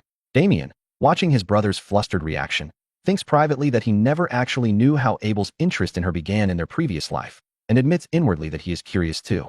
Leaning back with mild amusement, he joins in, telling Abel that he should tell them the story since there is nothing else to do. Abel glances between them both, his voice breaking as he tries to deflect, but Damien insists that after all the trouble he went through to help him prepare for this trip, he deserves at least that much of an explanation. Realizing there is no escape, Abel sighs and mutters that this is all because of Damien's persistence. Then he begins. He says that it happened 4 years ago, at a social gathering of Western nobles that he attended with their father. The hall had been filled with the glow of chandeliers and the chatter of noble families. It was there that his eyes fell upon Lady Olivia Copperhead. Under the golden light of the hall, she stood at the center of every gaze, her green Alizé-style gown matching perfectly with the brown of her hair. Surrounded by the admiration of others, she had looked to him like something out of a painting. Remembering that moment, Abel's voice softens as he mutters that she was beautiful. In the carriage, that single word trails off into the air. Victor stares blankly at him for a long moment before shaking his head, and Damien, beside him, suppresses a sigh. Victor remarks dryly that it sounds as if Abel fell for her simply because she was pretty, and Damien wonders aloud if his brother is the type who goes purely for looks. Leaving Damien's thoughts to wander. Whatever connection Abel and Olivia had, it was certain that in their previous lives they had been lovers. But he remembers clearly how the Count of Copperhead had rejected Abel's marriage proposal, not merely refusing it, but insulting the Haxon name outright.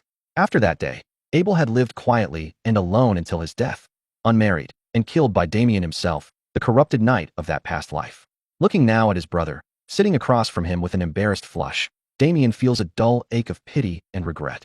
The memory weighs on him, and he silently vows that this time, things will be different, that he will make sure Abel does not walk the same miserable path again.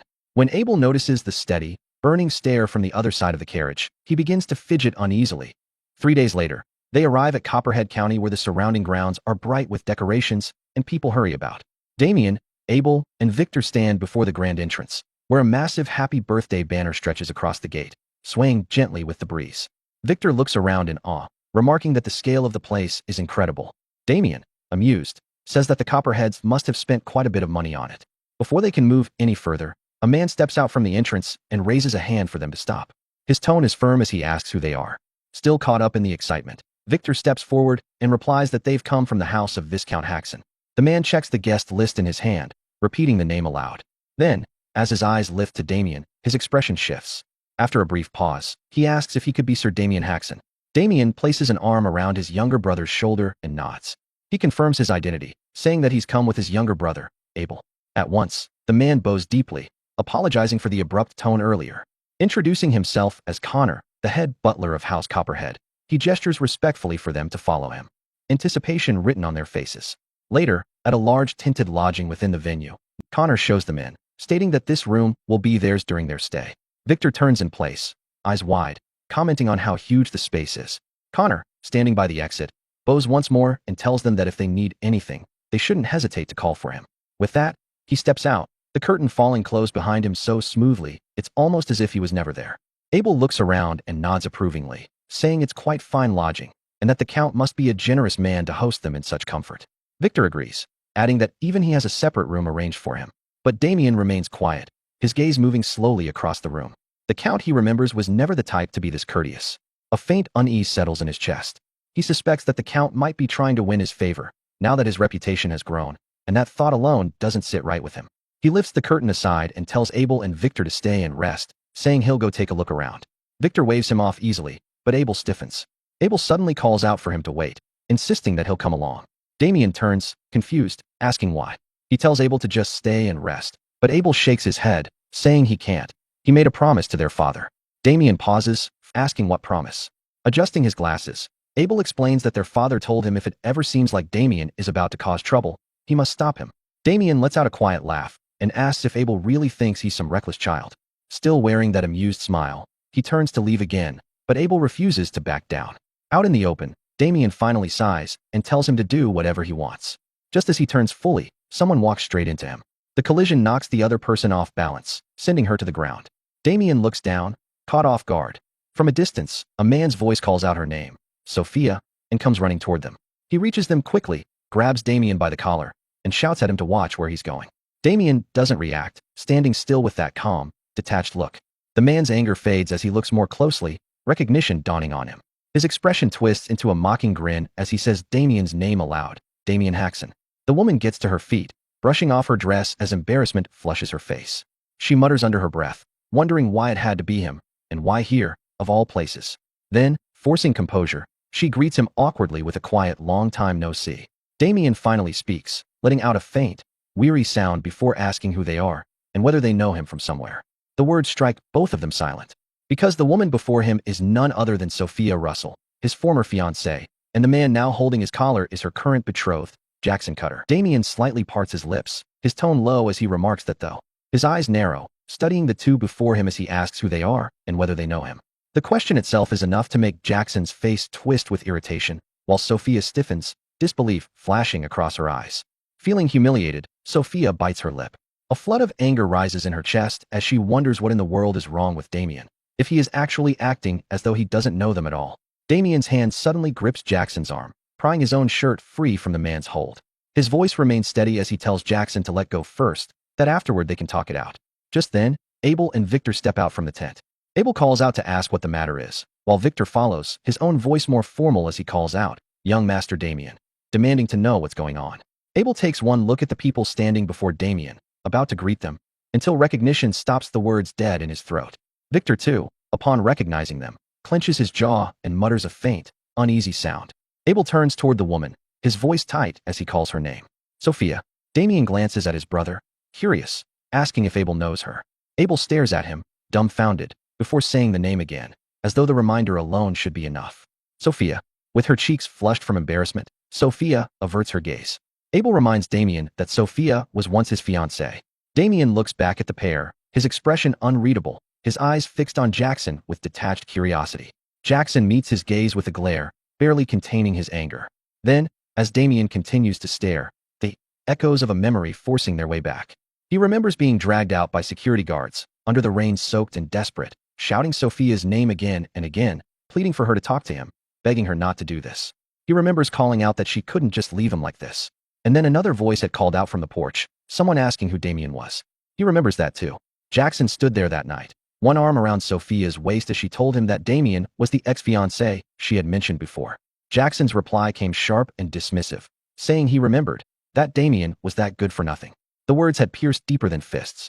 Damien had stammered in disbelief, asking what Jackson had just said. When the guards let him go, he stood drenched, his eyes locked on Sophia as he called to her again. He had asked who the man beside her was, demanding to know how she could end the engagement so one-sidedly. His voice broke as he said it must be false, that it had to be. Sophia had only sighed. She had spoken his full name, Damien Haxon, and asked if he still didn't understand the situation. Holding on to Jackson, she explained coldly that their engagement had only ever been because of their grandfather's promise, but that all of that was already in the past. She asked him if he really thought anything she said wasn't true.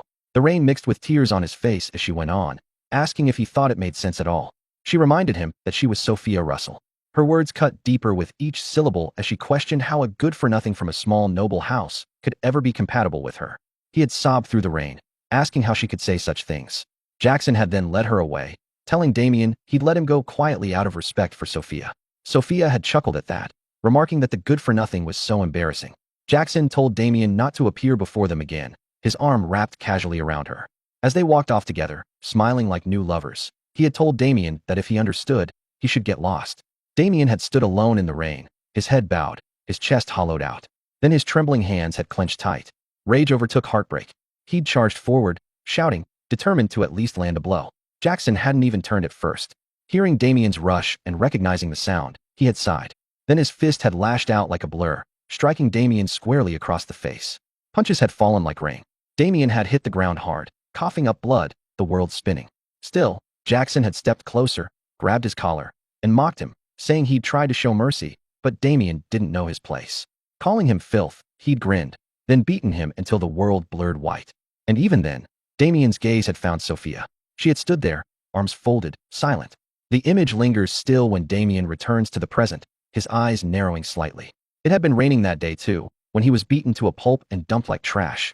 Now, Jackson calls out to Sophia, asking if she's all right, checking that she isn't hurt. She answers that she's fine. Damien watches the pair in silence, his anger carefully contained. Deep down, though, the fury hasn't faded. Even after all this time, he's still furious. Sophia scoffs, her tone sharp as she says she sees now. He must be embarrassed about what happened back then, pretending to be calm and collected. Damien frowns faintly, uncertain what she means. She continues, accusing him of acting like he doesn't know her, saying he hasn't changed at all, that he's still just as pathetic. Jackson lets out a mocking laugh, wide and loud, asking if that's what all this is about. He says he thought maybe Damien had become someone important and was trying to cut ties. Then a flicker of mischief enters his eyes, a cruel idea taking root. He straightens his expression and stretches out his hand, saying he hadn't thought he'd ever see Damien again, but that it was good to see him. Damien studies him in silence, then asks what kind of act this is supposed to be. Jackson feigns confusion, saying there's no act, that he only wants to shake hands since he's happy to see him. Inside, though, Jackson's thoughts twist darkly. He mocks Damien inwardly, thinking the fool must believe himself famous now. He decides he'll teach him a lesson he won't forget. Damien looks at the extended hand for a moment longer, his expression unreadable. Then he lets out a short, quiet chuckle and agrees, saying that if this is what Jackson wants, so be it. Jackson's grin widens, his aura shifting as he prepares to strike. For a heartbeat, he's triumphant, until he finds himself suddenly lifted off the ground, Damien's cold eyes locked on him. Sophia gasps, horror seizing her as she sees Jackson's body hanging in the air. The air grows heavy with killing intent. Damien's eyes burn cold and bright. A second later, he slams Jackson down with brutal force, the impact cracking through the dirt. With a falsely clumsy smile, Damien apologizes lightly, saying he couldn't control his strength. Inside, his darker voice laughs, admitting he'd wanted to beat Jackson anyway and thanking him for the opportunity, calling him a bastard in silence. Sophia, shocked by the display, covers her mouth and calls Jackson's name, her voice trembling. Jackson's hand twitches on the ground, then his body jerks upright. Blood drips from his nose, but rage drowns out the pain. Sophia's relief flickers back to life as she sees him rise. Laughing low and dangerous, Jackson grips the hilt of his sword. Abel, seeing it, tenses with sudden panic. Mana surges from Jackson as he begins to draw the blade, shouting furiously and calling Damien a son of a bitch. But Damien only laughs softly, tilting his head as though amused, and points at Jackson's face, teasing that whoever bleeds first loses.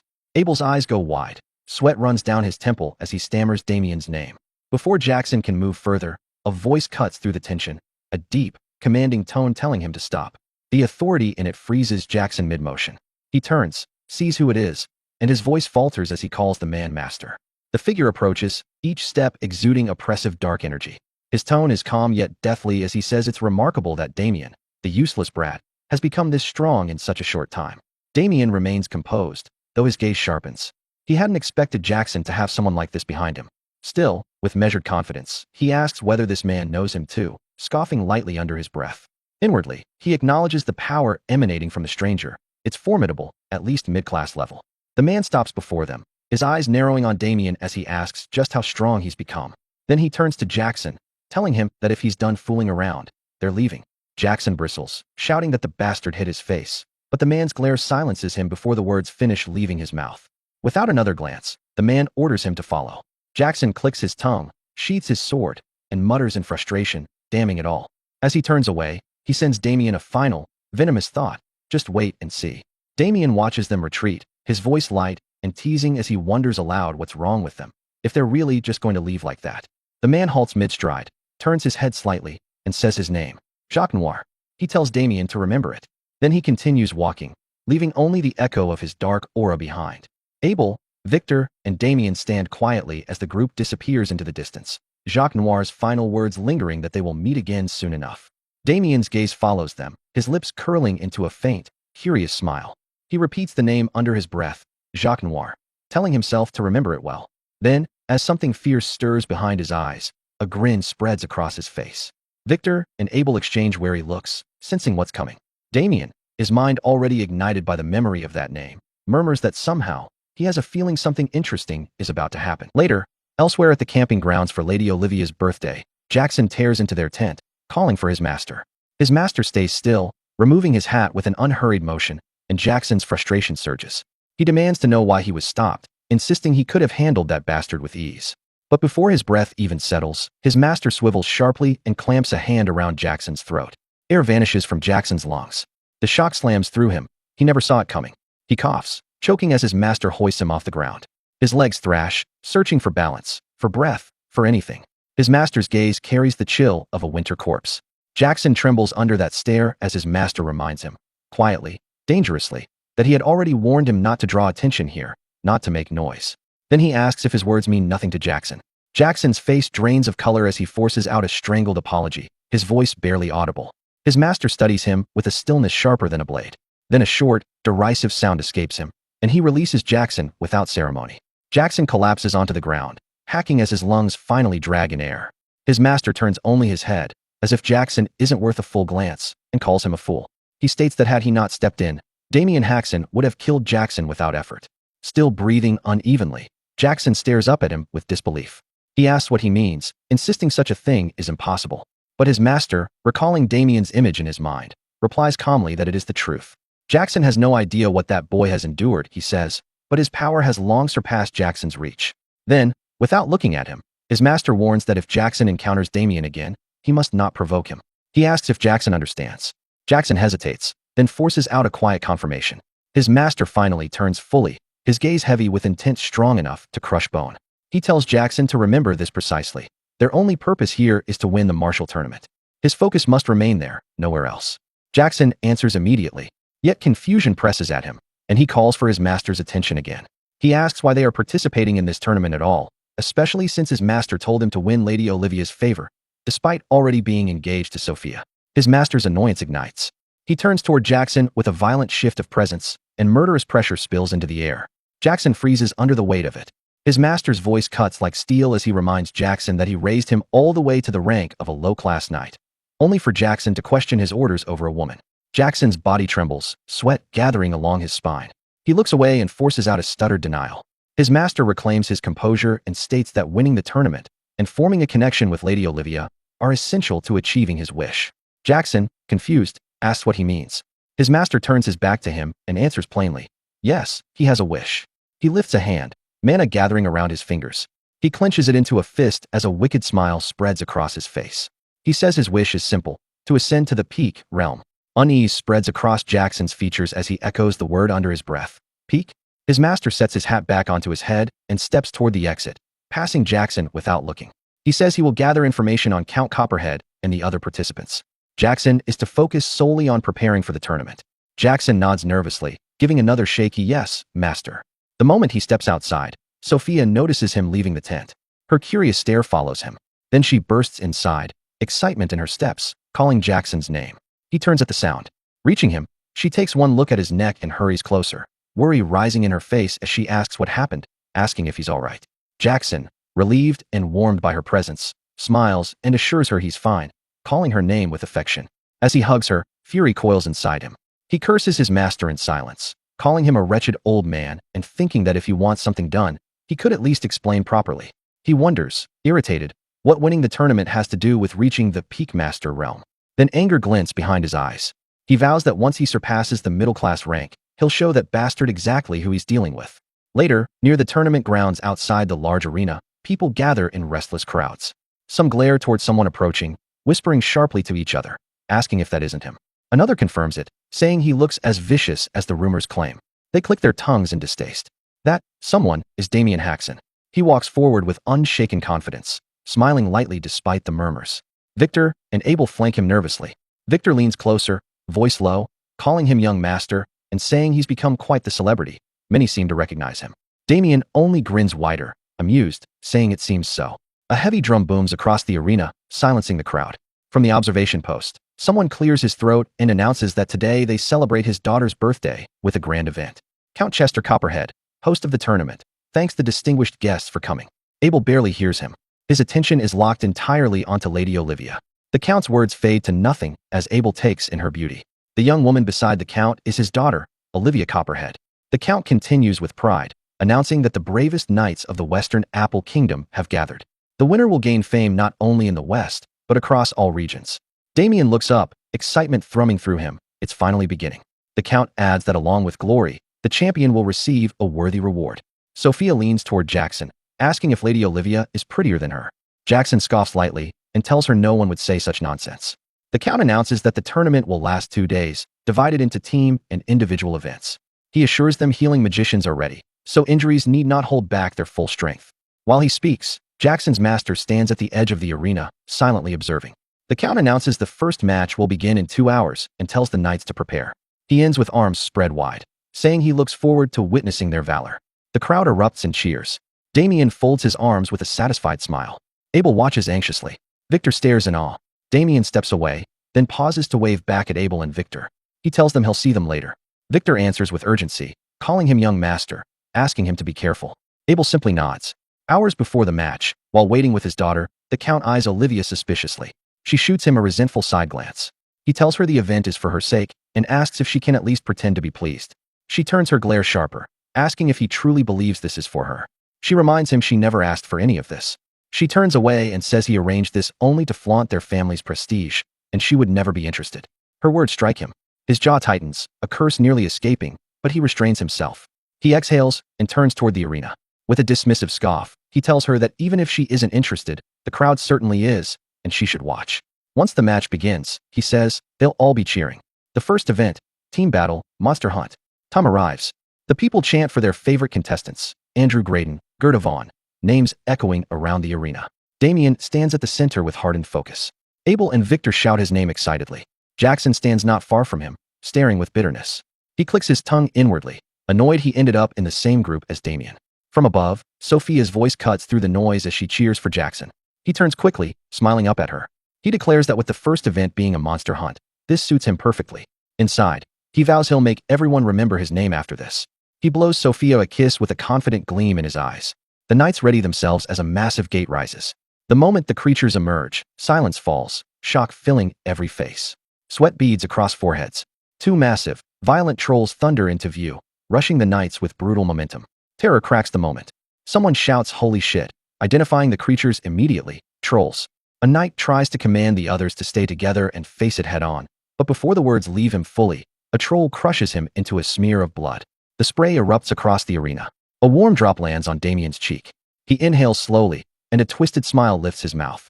He wipes off the blood, murmuring to himself that he didn't expect that. He looks up toward Count Copperhead with dark amusement, noting that the Count seems to enjoy dangerous hobbies. Even as the trolls charge straight for him from the front, he doesn't lose that smile. His gaze stays fixed upward, watching Count Chester Copperhead revel in the chaos with disturbing delight, almost trembling with pleasure. The man, frozen in fear, only stares as the troll barrels toward him.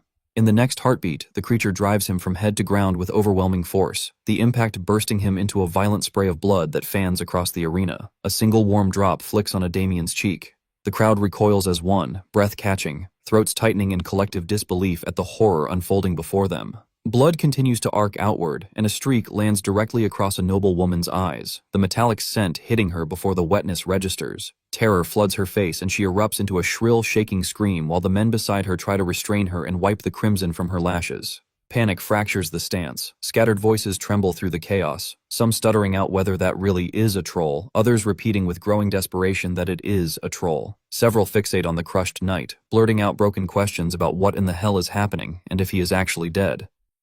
Lady Olivia, watching from her seat, lifts a hand to her mouth as grief and revulsion swell in her eyes. Her father beside her clicks his tongue, displeasure tightening his expression as he mutters that a knight dying so easily is pathetic. Olivia wipes her tears, hears him clearly, and turns toward him with heat rising through her chest. She calls him father and demands to know what he was thinking, how he could release a troll for something that is supposed to be a simple match. He only lets out a dismissive breath and waves off her distress, insisting there is no need for such fuss. They must do this to weed out chaff, he tells her, so a true winner can emerge. His indifference stings her raw and she draws breath to argue again, but the crowd explodes with cheers for someone named Andrew Graydon, their roaring voices rolling through the arena with wild exhilaration. Count Copperhead's eyes narrow with dark satisfaction as he gestures toward the sound, urging his daughter to look. The audience always wants something thrilling and stimulating, he says, watching the battle below as if lecturing her. The more intense the spectacle, the better. Then he asks if she knows why. Down in the arena, Jackson Cutter darts low in a precise slide beneath the troll, leaving a clean slice across its massive leg, still crouched in the motion of the cut. He tilts his head toward the crowd, attempting to strike a bold, gleaming pose. Count Copperhead answers his own question. Someone else risks their life while the spectators sit safely above. The troll bellows, rage vibrating through its chest. But even as its roar rips through the air, its torn flesh quivers and knits itself together in a grotesque, crawling motion. Jackson's expression hardens. He clicks his tongue and thinks that, as expected, the troll's regeneration is monstrous. An attack like that is nowhere near enough. A low curse grinds out between his teeth. Damien stands at the far rear of the battlefield, silent, watching the others clash with the creature. As his thoughts deepen, he recalls the strange waiver they forced him to sign before the match and mutters inwardly that it makes sense now. Of course, they would pull something this reckless. One of the trolls, driven into fury, heaves both arms upward and smashes down toward the ground. Beneath it is Jackson, who jerks backward with sharp breath, clawing at his throat, thinking that fighting such a monster alone would even push him into disadvantage. Still retreating, he thinks that with someone supporting him, his odds of victory would be more than enough. A female knight suddenly charges past him, her steps pounding into the soil as she closes in on the troll. She meets the creature head-on, unleashing rapid slicing strikes along its gigantic arm. Blood sprays upward, splashing into its eye, making it swing wildly without control. One of its blind swings slams into her. She blocks, but the force drives her backward until she drops into a crouch, skidding across the dirt. The troll locks its full attention onto her and lunges. Another knight uses the opening and charges from the side with a spear. He reaches the troll and carves deep, furious cuts into both of its legs, hacking until thick streams of blood burst outward and rain across his armor. The troll collapses forward onto both knees, groaning with a thick, guttural note of misery.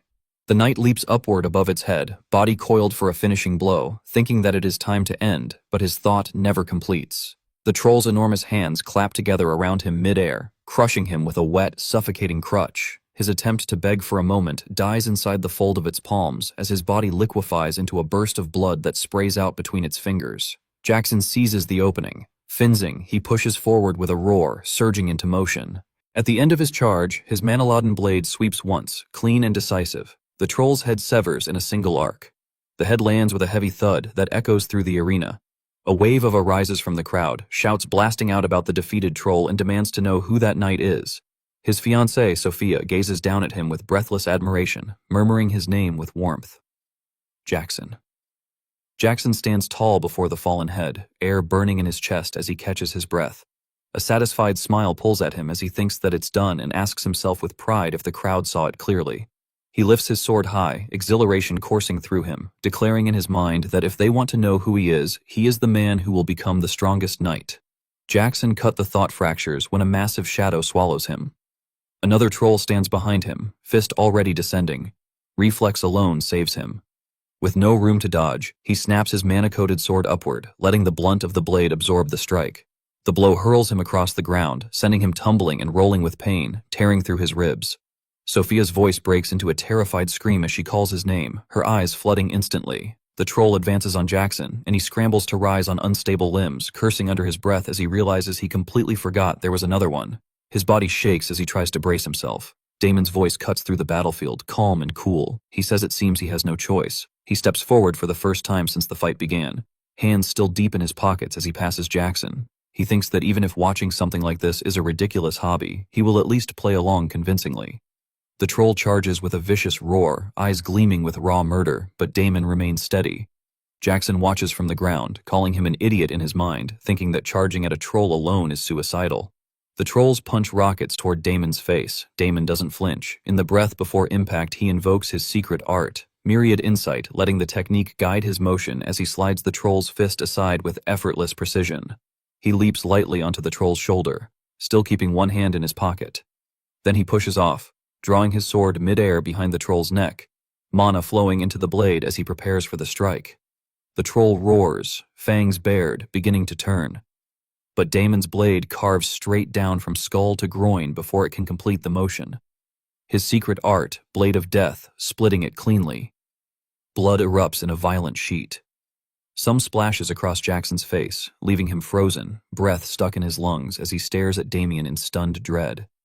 Damon stands behind the troll's falling body, eyes cold, posture still locked in the finishing stance as blood rains over him. Among the crowd, his brother Abel stares wide-eyed, whispers the name Haxon under his breath, then suddenly erupts, shouting Damon Haxon at full volume with a raised hand.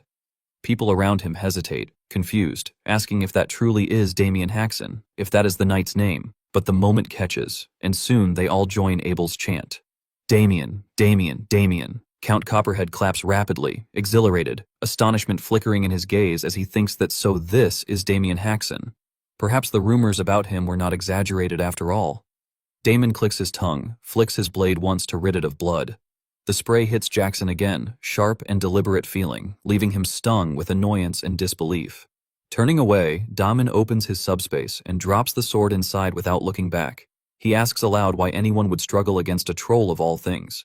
The crowd continues to chant his name while Jackson remains on the ground, fury boiling up his spine as Damon's name echoes through the arena. Jackson's trembling intensifies, jaw clenching so hard the sound grinds between his teeth. Beautiful melodies hum through the Copperhead estate this evening, their softness gliding along polished floors and gilded pillars. Inside the banquet hall, noble ladies stare with flustered fascination. They whisper sharply among themselves. "Oh my, he looks even more handsome up close." "I agree," is the one beside him, his younger brother. The two of them are quite handsome. They're all fixed entirely on Damien and Abel. As the brothers walk in with poised steps, dressed with care and wearing bold, composed smiles, Abel, far less confident, leans closer while checking his attire in a nervous fidget. He wonders when Damon had the time to prepare clothes so elegant. Damon answers with a steady smile, picturing the storefront in his mind. He tells Abel that there is a famous clothing shop in Landwork called Moonlight Wave, and that he bought it there. Abel stutters at the name, startled, admitting that it looks extremely expensive. Grateful now, his voice softens as he thanks Damon, truly appreciative. Damien, still steady and confident, assures him not to worry about it. As they continue onward, the ladies abandon whispering entirely and speak aloud in open excitement. "So that's Damon Haxon, huh?" He's so manly, and some giggle lightly, declaring him so handsome that he will be their top pick from today onward. But suddenly someone crushes a wine glass with a bare fist. The sharp crack draws the ladies' attention in fearful silence. They scatter quickly, leaving Jackson standing there with his fist clenched, cursing under his breath that he cannot listen to this nonsense anymore. Sophia stays beside him, unbothered, her gaze locked elsewhere. Still glaring at Damien, Jackson grumbles, demanding why anyone would recognize that loser when they don't even recognize him. His jaw tightens as the memory of their battle with the trolls flashes through his mind. Damon speaking down to him, humiliating him. He turns to Sophia for agreement, but she remains silent, eyes focused ahead, lost in the thought of Damon Haxon with a faint flush warming her cheeks. She isn't hearing Jackson at all. Her gaze stays fixed on Damon's face as he moves through the hall, radiant in the candlelit glow, and she wonders privately if he has always been that handsome. Her drifting thoughts shatter when someone announces that Count Copperhead is entering. The hall instantly composes itself. The doors open and the Count strides in with proud steps, his daughter Olivia moving quietly beside him. After he settles in his seat, a pot of fire is lit, filling the banquet hall with flickering warmth. The Count rises with open arms and addresses the guests, thanking the knights and esteemed attendees who have come to honor the martial tournament held in commemoration of his daughter Olivia's birthday. Sophia, Jackson, Damien, Abel, and everyone else keep their eyes fixed on him. He continues saying that after witnessing the bravery and fierce spirit of the young knights in the tournament, he feels deeply inspired for the first time in a long while. He expresses hope that tomorrow's final match will show the same excellence. Then he announces that he will reveal the prize that awaits the winner. He steps away from his seat and approaches the fiery pot as guests whisper, "What could it be? Who knows? Whatever it is must be tremendously valuable."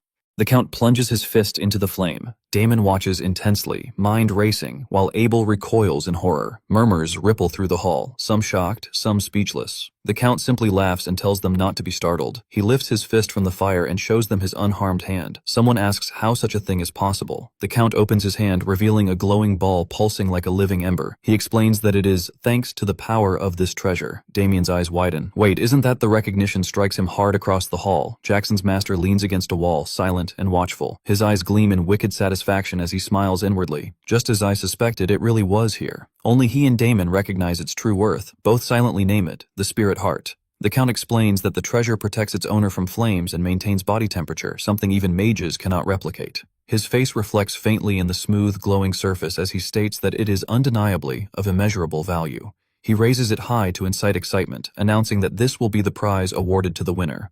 The hall bursts into awe. What an incredible prize. Damon watches with a growing smile, thinking that using the spirit heart as a simple tournament reward shows they clearly do not understand its true worth. He admits inwardly that he wasn't interested in the prize at all, but now it is tempting. Count Copperhead concludes his announcement, hoping everyone enjoys the banquet to their heart's content. He snaps his fingers and the musicians resume playing, their melodies warm and lively. A giant birthday cake is revealed as the music swells. Soon after, a young man approaches with practiced politeness before the seated Count Copperhead.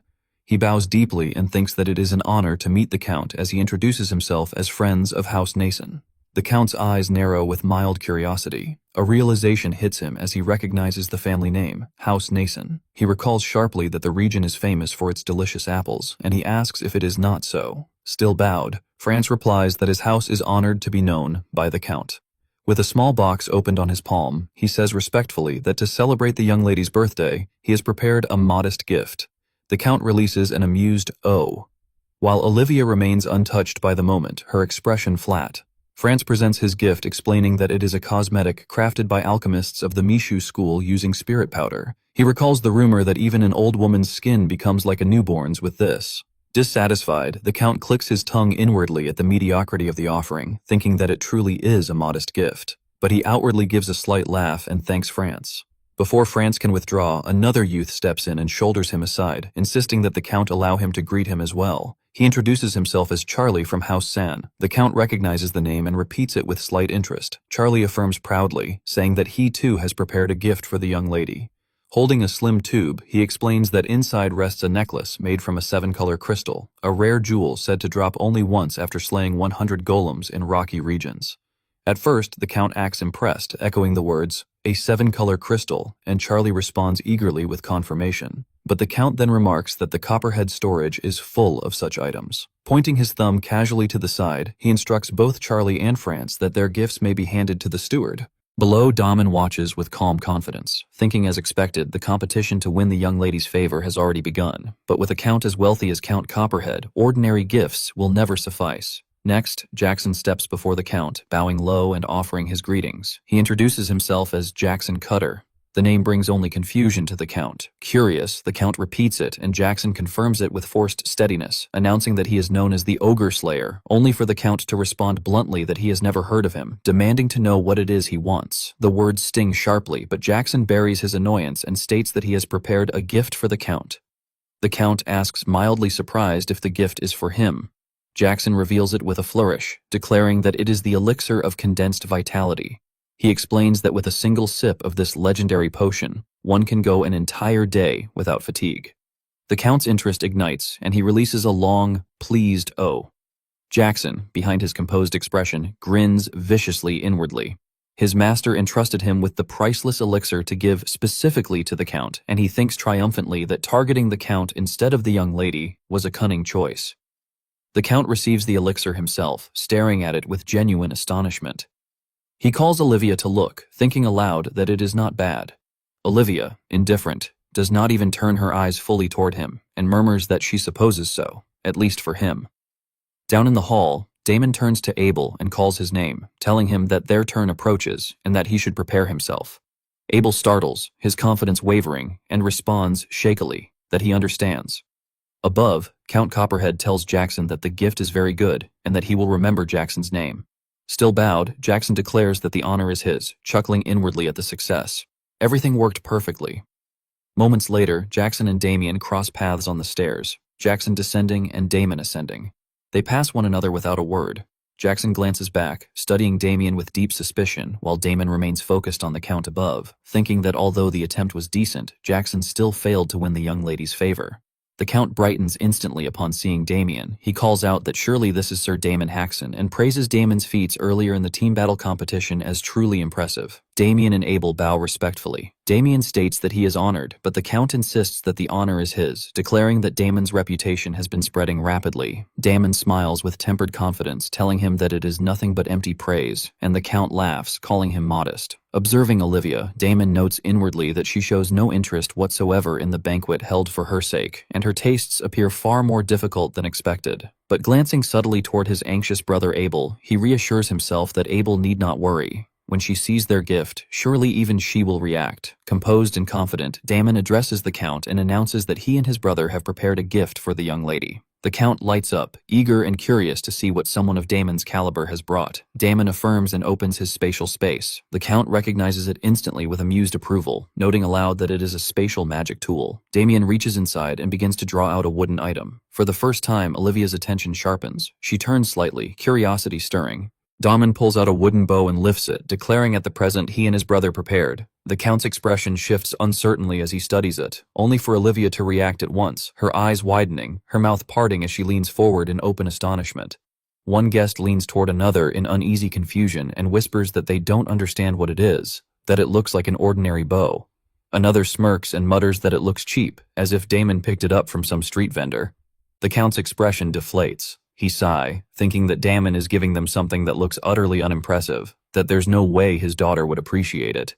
Yet, Olivia suddenly shoots up from her chair in a burst of excitement, calling it an amazing bow, leaving her father in stunned silence. Her face flushes with a rising heat as she asks if she may touch it. Seeing how deeply she's already invested, Damon lets pride curl into his smile and thinks that it succeeds just as he expected. He grants permission at once and tells Abel not to just stand there, but to bring the bow to her. Later that same evening in the Copperhead estate inside the banquet hall, Olivia drags the string with all her strength.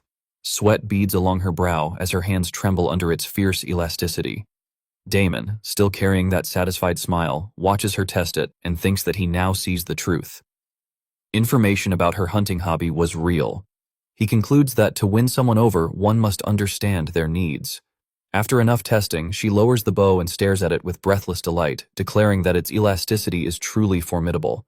She turns to Damien and asks if it is made from the horn of a Mainur. He answers yes and admits he knew she would recognize it. He then explains further that this bow was crafted from the horn of a minotaur that led an entire group. Jackson freezes at that, frowning as he wonders if they're truly referring to the monster a middle-class warrior would struggle to fight alone. Olivia peers into the inside of the bow, sees an inscription, and stutters as she reads the artisan's name, August. She clutches the bow to her chest and asks if this is really made by the blacksmith known as August. Her father snaps upright at the name, shouting in shock. Damien, warm and calm, confirms it. The Count rises fast, snatching the bow from Olivia's hands. He inspects it in a near-reverent daze, asking if this equipment is truly made by August.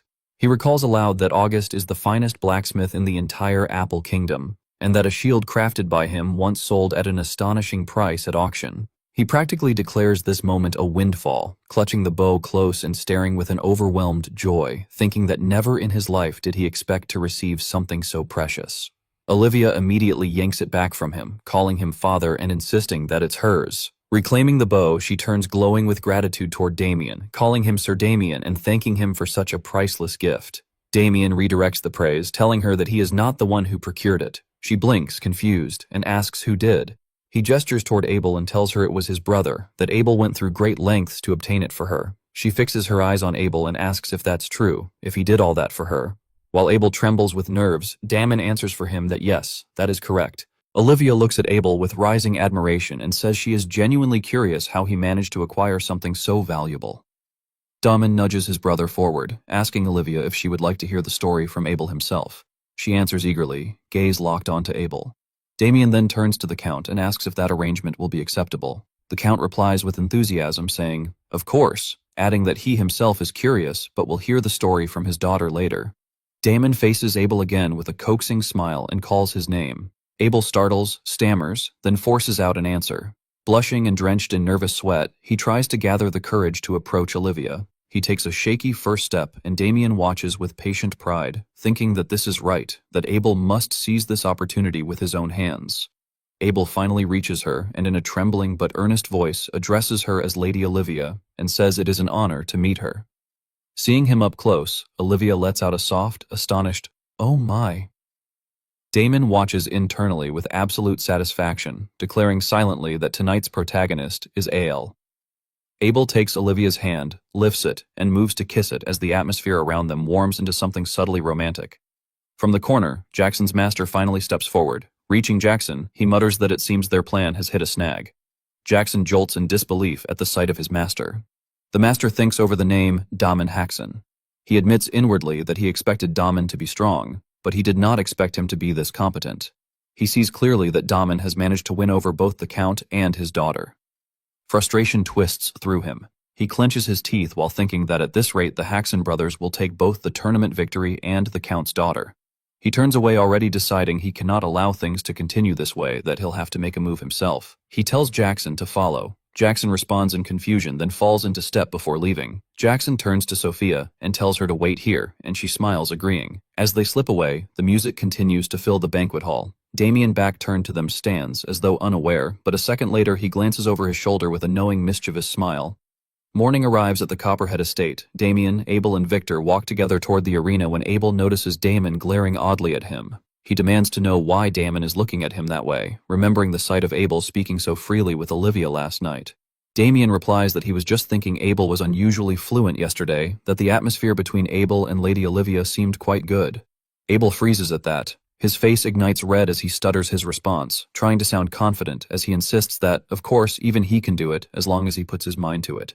Damon and Victor, already ahead, laugh.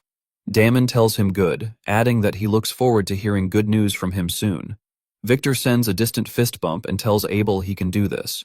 Then he wishes Damon addressed his young master Haxon the best of luck in today's match. Damon replies with a simple thanks. Abel lingers behind, then speaks in a flustered tone thanking Damon. Damien turns sharply at that. Suspicion knits his expression as he pauses. Abel clarifies that he means thank you for creating such an opportunity.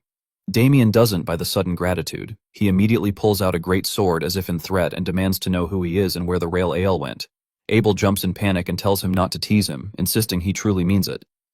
Damien answers that this much is expected. He turns away and tells Abel it's natural for a brother to look after his brother, so Abel should focus on doing his best to get along with Lady Olivia. Abel stands still with a quiet smile spreading across his face.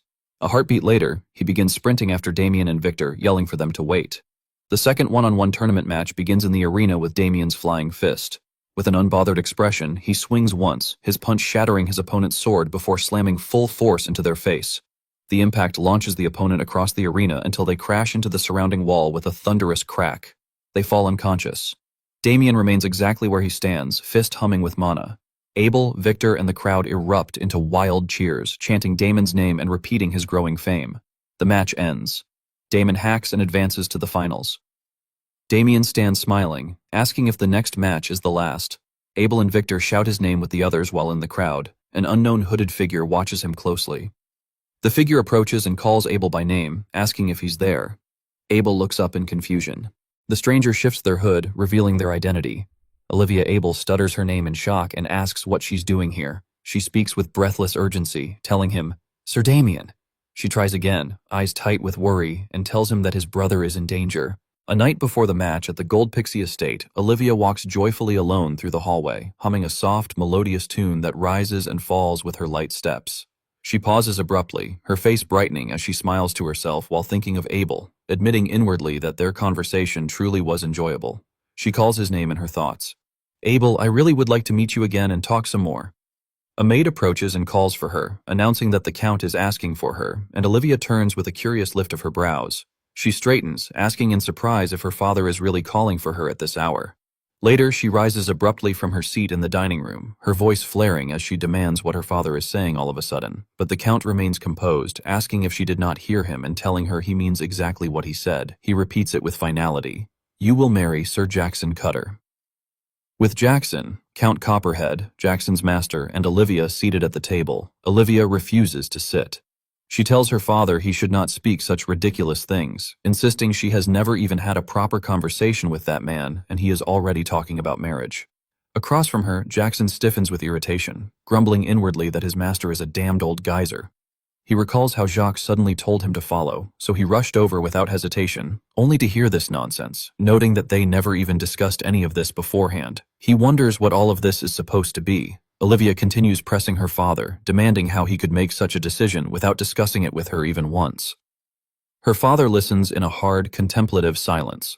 Count Copperhead lowers his wine glass to the table, turns toward her with a dominating glare, and calls her by name. He tells her not to delude herself, reminding her she is the eldest daughter of the house and that marriage is not something she is free to decide. It is a matter he, as head of the family, must judge and decide. Olivia's brows tighten as she demands on what basis he is making that judgment. He looks straight into her eyes and answers without hesitation, naturally, on the profit their house can gain from her marriage. He explains that Sir Jacques, a middle class, has promised that the moment the marriage is formalized, he will lend his strength to the Copperhead house. He tells her she understands what that means. He adds that among the great nobles of the West, only 2 houses possess a middle class in their core forces, Gold Pixie and Lion Bloom, and only those 2. Focusing on Sir Jacques, he explains that if the marriage goes through, the Copperhead house will obtain a mighty fighting force like those 2 houses. Not only that, Jacques has promised to provide weapon techniques and mana cultivation methods for their knights, the very ones a masterclass uses. Jackson almost jolts from his seat at that, fury surging through him because Jacques has never taught those techniques to him, his own disciple. Olivia feels her arguments collapsing around her and breathes out a frustrated sigh, glaring at her father. She forces herself back into her chair and mutters that he is going to sell her off for the benefit of the house. He shoots her an irritated glare, calling her a brat and telling her to watch her tongue. Sir Jacques finally speaks, asking whether the proposal will be accepted. Count Copperhead thinks for a moment and says the conditions are satisfactory, but there is one small problem. Jacques then asked what that problem would be. The Count stares and states that Jackson is a completely unknown knight who has never made a name for himself, and after the trouble of hosting a tournament, taking in a nameless knight as their son-in-law would tarnish the Copperhead family's honor. He clears his throat. Jacques considers this, noting inwardly that in short, it means Jackson is unfit in status. He tells the Count not to worry, asserting that in tomorrow's match, his disciple will be the one who wins. The Count's expression tightens with uncertainty, and he asks if Jacques is sure. With Damen Hacken present, he states, "It will not be easy." Jacques remains calm and says it is possible, adding that as long as the Count offers just a little help. The Count looks curious and warns that he cannot offer unreasonable assistance. A grin begins to form on Jacques' face as he says it is simple. With a smile steeped in devious plotting, he tells the Count all he must do is not interfere, even if Damon Haxon dies. His words crash into the room like a cold wind, silencing everyone as they stare at him in stunned disbelief. Olivia instantly turns to her father to protest, but the words catch in her throat as she sees him actually considering it. Her voice breaks into a trembling father. After a long, heavy moment, the Count lifts his glass and swirls the wine. He drinks and speaks a quiet "very well." Olivia stares at him with burning, helpless anger, her fist trembling as she clenches them on the table, powerless to stop any of it. Back in the present, Olivia stands before Damien and Abel with a strained, apologetic expression. After recounting everything to Sir Damon Haxon, she tells him she is truly sorry and admits she could not stop her father with her own strength. Damien remains calm, fingers thoughtfully resting on his chin as he considers her words and says that, so that is what happened. Abel trembles beside Victor, fear tightening his voice as he says they have to run away, that who knows what Sir Jacques might do. Victor, just as frightened, agrees with Abel while addressing Damien as young master. But Damon stays composed, thinking of Jacques Noir and noting inwardly that he had assumed Jacques simply gave off a bad impression. He did not expect Jacques to pull a stunt like this, and when he considers Count Copperhead, he sees too clearly that the Count is acting no differently from Damien's previous life. Count Copperhead will do anything if it benefits his house. He finally speaks, saying no, that he will not run away. Abel jolts in disbelief and demands what he means. Fear returns to Abel's trembling voice as he insists that Jacques Noir is middle class, far too powerful even for Damien, and Victor shakes just as violently at his side. Still, Damien smiles and tells them not to worry, assuring them he has a plan. He turns toward the arena and says that for now, they should simply finish the match. Moments later, Damon walks with unhurried composure into the fighting grounds, his hands tucked in his pockets and his steps carrying quiet force. Inside, he finds the other fighters gathered together in one tight formation. As he closes the distance, they all shift their heads in unison, staring at him with wary, sharpened eyes. A heartbeat later, someone above strikes a drum to signal the beginning. The drummer continues beating until the Count stretches out his hand to stop him. The Count looks back at Olivia's empty chair and grumbles inwardly. Irritated that the finals are about to begin and wondering where on earth Olivia is, he sets the thought aside and lifts his face with a bright expression to begin his speech. He announces to the honored guests that the final match of the martial tournament will begin shortly, congratulating the knights who have reached the finals. He explains that there will be only one winner and that the last person standing will be the champion of the tournament. With a graceful bow and an extended hand, he states that there are no other rules and tells them to fight as they please. His head remains lowered as his eyes sharpen with hidden mischief, and inwardly he tells Damon not to hold this against him, deciding that for Jackson's victory, this is the only way. The drummer resumes beating the drum, each strike echoing across the arena. The audience erupts in whispers, calling it a death match and sounding excited by the danger. Victor, pale with worry, asks Abel if the young master will be all right. Abel answers that he believes so because Damon said he had a plan, so they should simply watch for now. Damien stands unbothered in the center of the grounds, noting inwardly the real meaning behind the counts. No rules. It reeks of something dirty around him. Swords are drawn and pointed together in the same direction. Before he can blink, he is completely surrounded. Someone in the crowd shouts in disbelief, questioning what kind of development this is. Hidden among the spectators above, Jacques watches with a satisfied smile as the crowd cheers wildly. Jackson, standing just outside the tightening circle around Damien, slowly draws his sword with clear frustration etched across his face. He curses under his breath, admitting inwardly that he hates it, but can't help it. Everyone else is clearly thinking the same thing. He hardens his resolve and finally unsheathes his sword fully, pointing it at a head as he reminds himself that to survive a match like this, the basic rule is to take out the strongest guy first. He steps forward and launches into the air along with the others, all charging toward Damien with blades ready. But Damien, watching them advance, does not move and simply smiles as they rush in. The night before, outside a tent near the Copperhead estate, Jackson bursts into the tent in fury, shouting for his master and demanding to know why he is doing this. Jacques removes his hat without sparing him a glance, completely unbothered, and Jackson's anger spills over as he yells about marriage, demanding how Jacques could suggest something like that without even asking him first. In the next instant, Jacques turns sharply and drives a straight kick into Jackson's gut. The blow folds Jackson over, forcing a painful cough from his lungs as he crashes to the ground. While Jackson crouches there hacking and gasping, Jacques glares down at him with cold contempt and orders him to shut his mouth. He tells Jackson that if he had been skillful enough, he would never have needed to make such a suggestion to the Count in the first place. As Jackson trembles in pain, Jacques continues saying there would have been no need for him to waste his time and knowledge at all. Jackson cursing his master inwardly through the agony, calling him a pos bastard. Jacques' glare hardens further as he tells Jackson that if he understands, then he should shut up and do exactly as he is told.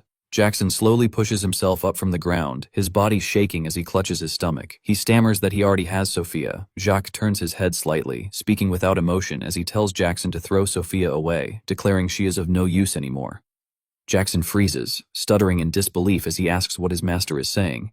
Using telekinesis, Jacques lifts a cup from atop a barrel behind him and draws it into his hand, as he explains that the only reason he allowed Jackson to date Sophia Russell was to secure support from House Russell. Facing Jackson now, cup in hand, he states that thanks to that relationship, he was able to obtain the swordsmanship manual he needed, as well as the elixir Jackson will require when he rises to low class. Jackson straightens fully, still clutching his gut, as Jacques raises the cup toward his lips and smiles faintly. He says that House Russell no longer has anything to offer, and that it is time to gain support from a new house. Jackson asks unwillingly if that new house is House Copperhead, questioning whether this is just another attempt to use them as he did House Russell. Jacques answers calmly that it is not just their support he wants. He intends to use this marriage to rule over their house entirely. Jackson is stunned, stammering as he asks why Jacques would go that far. Jacques responds coolly, asking whether he has not already told him why. He drinks from the cup and states flatly that this is for the sake of his long-awaited wish. Jackson continues to resist, begging just this once, pleading with his master to think it over one more time, insisting that he truly loves Sophia. Jacques pauses, looks down at him, and calls him an idiot. He asks Jackson whether he still does not understand. He explains Sophia's nature without mercy, stating that she is the kind of woman who dumped her former fiancé, Damon Haxon, simply because he was not good enough and chose Jackson instead. That means Jackson can be thrown away just as easily. He asks if Jackson did not see it himself.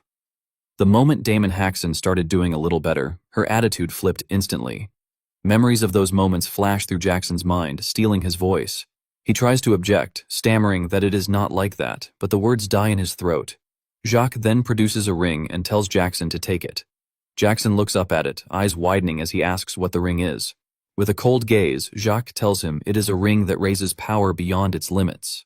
Jackson jolts in shock, eyes blown wide in disbelief.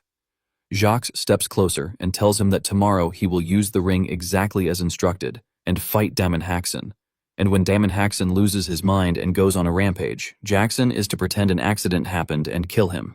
Jackson stands frozen, staring at his master, cursing inwardly as he realizes Jacques is not someone who will ever listen. He agrees silently to pretend to follow these orders for now. Reaching out, he takes the ring from his master's palm, adding inwardly that while he is at it, he will get rid of that Izor Damien too.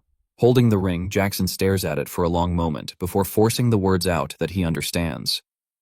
The day of the match, Sophia sits among the audience, cheering loudly for Jackson, chanting his name over and over as she urges him to win.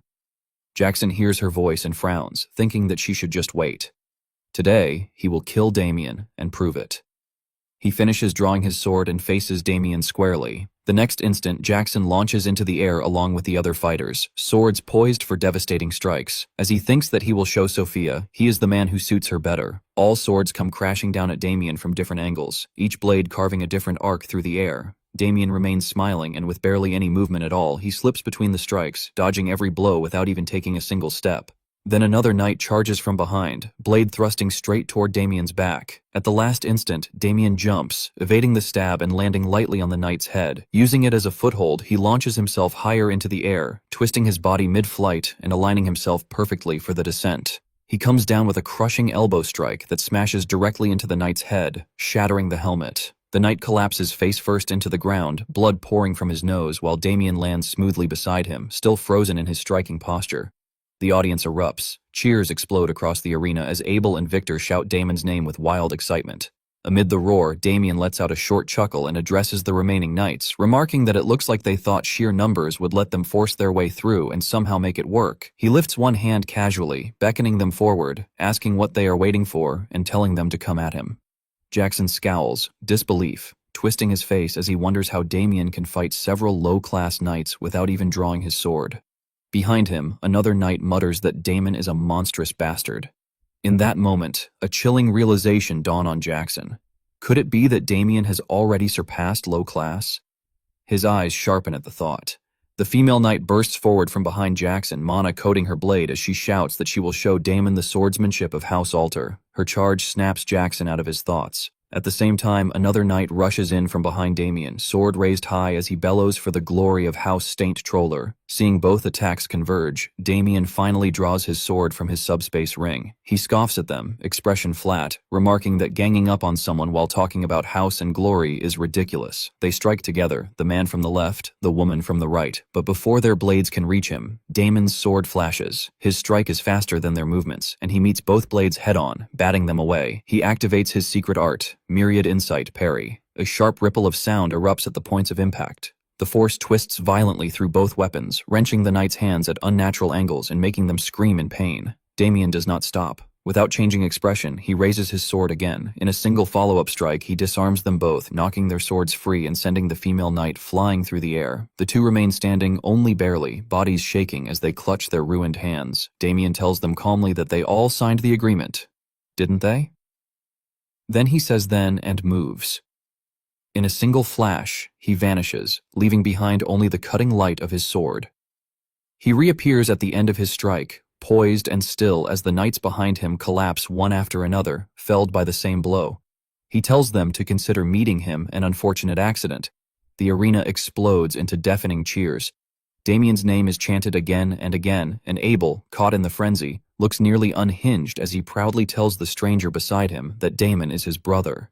From above, Count Copperhead stares in shock, managing only a stunned what, while Jacques frowns deeply, irritation and calculation swirling behind his eyes.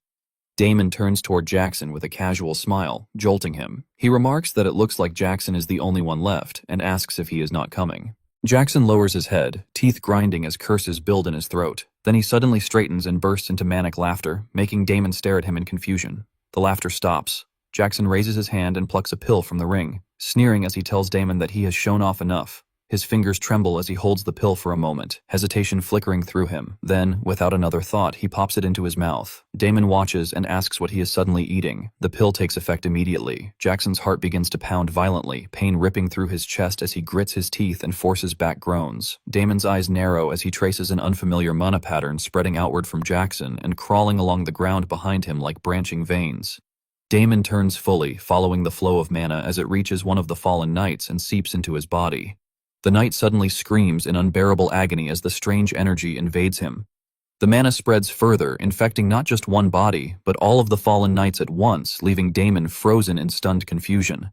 Jackson smiles now, mischief glittering in his eyes as he faces Damien.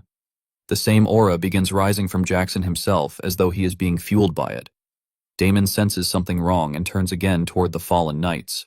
What he sees makes his breath catch, their bodies grotesquely dissolving, consumed by the mana as it devours them from within.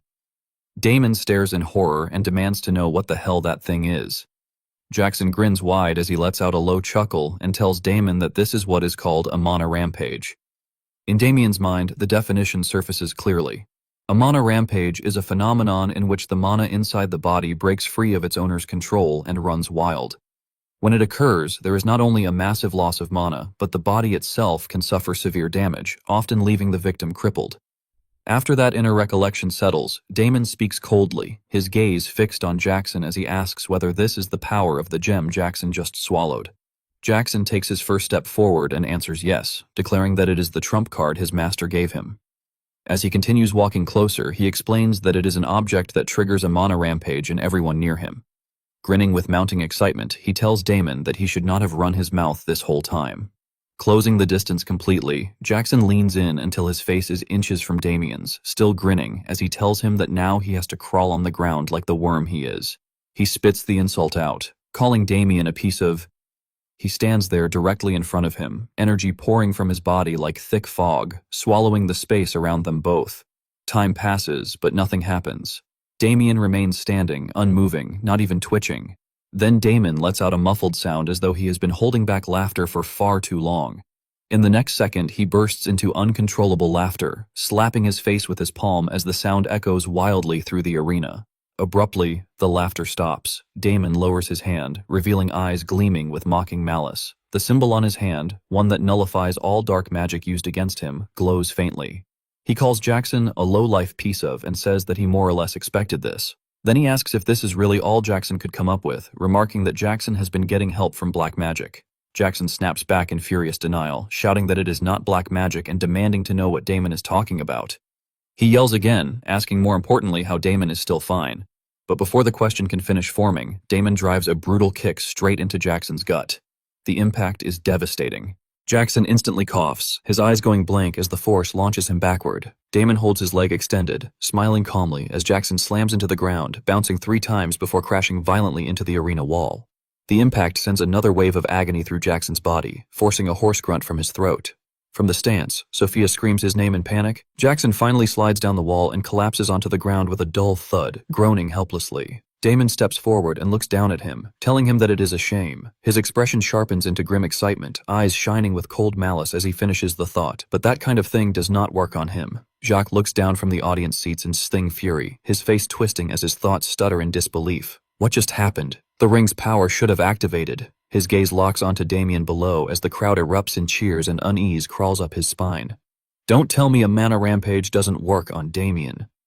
Down in the arena, Damon feels the sharp weight of Jacques stare from afar. He scoffs inwardly, realizing that Jacques nor has teamed up with the Count to get rid of him and has even used his own disciple to do it. But then a realization strikes. Wait. A calculating smile forms as he considers that if he uses this opportunity well, he might be able to make all those bastards eat at once. That thought is cut short as Jackson suddenly appears in front of him, rage contorting his face as he brings his sword down in a furious man-imbued downward strike meant to crush him. Damon sidesteps effortlessly, the blade slamming into the ground and pulverizing it. Jackson whirls instantly to follow up, but Damon jerks back just as cleanly, creating distance in the same heartbeat. Jackson plants his feet and takes a battle-ready stance, mana flooding over his body and sword as fury pours from him. He screams that Damien is a son of A and declares that since it has come to this, he will kill him with his true strength. He launches forward, exploding off the ground in a violent charge. Damon clicks his tongue, smiling faintly as he brings his sword forward and tells Jackson to remember his place. Damon's blade begins to hum, rippling waves of mana surging along its edge. He swings upward in a clean arc, sending those waves blasting outward in a wide spread. The attack strikes Jackson before he can close the distance, ripping the sword from his grip and halting him instantly. Jackson screams in searing agony as the mana waves engulf him, light flaring blindingly. And in the next second, a massive explosion tears through the arena with a thunderous roar, the ground trembling violently beneath everyone's feet. Panic erupts in the stands as dust, smoke, and debris surge upward. Spectators scream, shielding their eyes, shouting in confusion as they demand to know what is happening. Jackson crashes down onto both knees. He clamps a hand over his mouth, gagging as if about to vomit while dark mana begins leaking slowly from his body. Then suddenly he throws his head back as a torrent of black energy bursts violently from his mouth. The audience freezes in horror, every familiar face staring with eyes wide and mouth agape. Jackson collapses face first onto the ground, unconscious. Damien stands calmly looking up as the dark energy floats through the air like thick fog spreading across the arena. The atmosphere grows heavy, suffocating, and ominous. Someone in the crowd feels it and shouts in dread that this ominous black energy is definitely, and then voices erupt all at once. Beat black magic. The Count jolts in sheer terror, fists clenching as panic spreads through the crowd. Shouts erupt everywhere, questioning how a knight could be using black magic and whether this should be reported to the church. The Count trembles, teeth grinding as sweat pours down his face. Damn it, why did this have to happen in my domain? He turns sharply as his butler rushes toward him in panic, shouting his title and demanding to know what they should do, warning that the crowd is becoming restless and that at this rate, word will reach the church soon. The Count's mind races. Then he suddenly strides forward and orders the butler to stop the match immediately and silence everyone before this spreads any further. Meanwhile, Damien calmly opens his subspace and returns his sword, thinking that for now everything is going according to plan. A flicker of suspicion rises, and he tilts his gaze toward where the Count should be, only to find the seat empty. He scoffs aloud, calling him a rat bastard and accusing him of trying to run already. Elsewhere, the Count rushes through the grounds with guard knights, moving in haste toward his prepared carriage. Frustration boils over as he curses Jacques Noir, calling him a crazy bastard and snarling that he trusted him, only for Jacques to smear all over him. As he reaches the carriage, he clings to hope, convincing himself there is no proof of his involvement. If he plays dumb, everything will be fine. Just as he moves to enter, Damon's voice cuts through the air, asking where he thinks he is rushing off to. The Count jolts violently. He and the guard spin around to see Damien standing there, hands in his pockets, wearing an easy smile. The Count forces himself to calm down and stutters out Damon's name, asking what the matter is. Damon tilts his head and asks why he is pretending not to know, stating plainly that the Count must have something to say to him. Panic explodes inside the Count's chest. No way. Does he already know? He denies it internally, insisting it cannot be possible. Still trying to maintain composure, he stammers that he does not know what Damon is talking about and hurriedly claims he is busy, suggesting they talk later. Damon hums thoughtfully and asks if that means he is going to play dumb. Then he says that in that case, he will not have a choice either. Fear cracks through the Count's voice as he demands to know what Damien is doing, ordering him not to come any closer. The guards tighten their grips on their swords, raising their free hands to stop him. Damien's fists crash into their faces before they can react, blood spraying as they drop instantly. In the same blink of an eye, Damon's fist punches through the carriage door right beside the Count's head, splintering wood and making the Count shriek in terror. Damien stands beside him now, his carefree smile intact, and asks in a dark, almost playful tone what he thinks. His eyes sharpen as his voice turns grim, and he asks whether the Count remembers what he needs to say now. The Count nods without hesitation, trembling as his thoughts collapse into panic. Inside the room, an enraged voice suddenly rang out, demanding to know whether Olivia had been responsible for what had happened. Startled by the outburst, the maids hurriedly withdrew, while whispering among themselves that the situation had turned into complete chaos. With her arms crossed, Olivia hesitated briefly before admitting to her father that she had indeed been the one who informed Sir Damien. Seeing her response, Chester ground his teeth in fury. He pointed at her and shouted that she had truly gone mad, accusing her of betrayal after all the years he had fed her and given her shelter, and demanding to know how she dared to turn against him. At that instant, Damien forcefully stomped his heel onto the table. Startled by the sudden action, Chester immediately recoiled, lowering his hand and falling silent. Fixing him with a sharp glare, Damien warned him coldly that he was still in the middle of speaking. Sweating profusely, Chester stammered that he understood and hesitantly asked how far the matter had progressed. Damien sighed and explained that the cult would soon dispatch investigators. Casting a mocking glance at Chester, he added that they would inevitably discover that Chester had attempted to have him assassinated by striking a deal with Jacques Noir. He pressed further, asking what Chester thought would happen if the cult learned of this, especially considering that he had even resorted to the cult's most forbidden art, black magic. Panicking, Chester hurriedly protested that he truly had not known Jacques would go so far as to use black magic, insisting that he had never imagined such a thing. Damien scoffed at the excuse and questioned whether Chester genuinely believed such explanations would work on the cult. Desperate, Chester begged Sir Damien for forgiveness, admitting his wrongdoing and pleading not to be reported to the cult. After reflecting for a moment, Damien replied indifferently that even if he said nothing, Jackson Cutter would expose everything regardless. He then reminded Chester of the horrific tortures inflicted by the Inquisitors and asked whether he had heard of them. At those words, Chester's face drained of all color. Damien narrowed his eyes slightly before straightening up and proposing an alternative solution. He stated that he had certain connections within the cult and that protecting a single count would not be particularly difficult.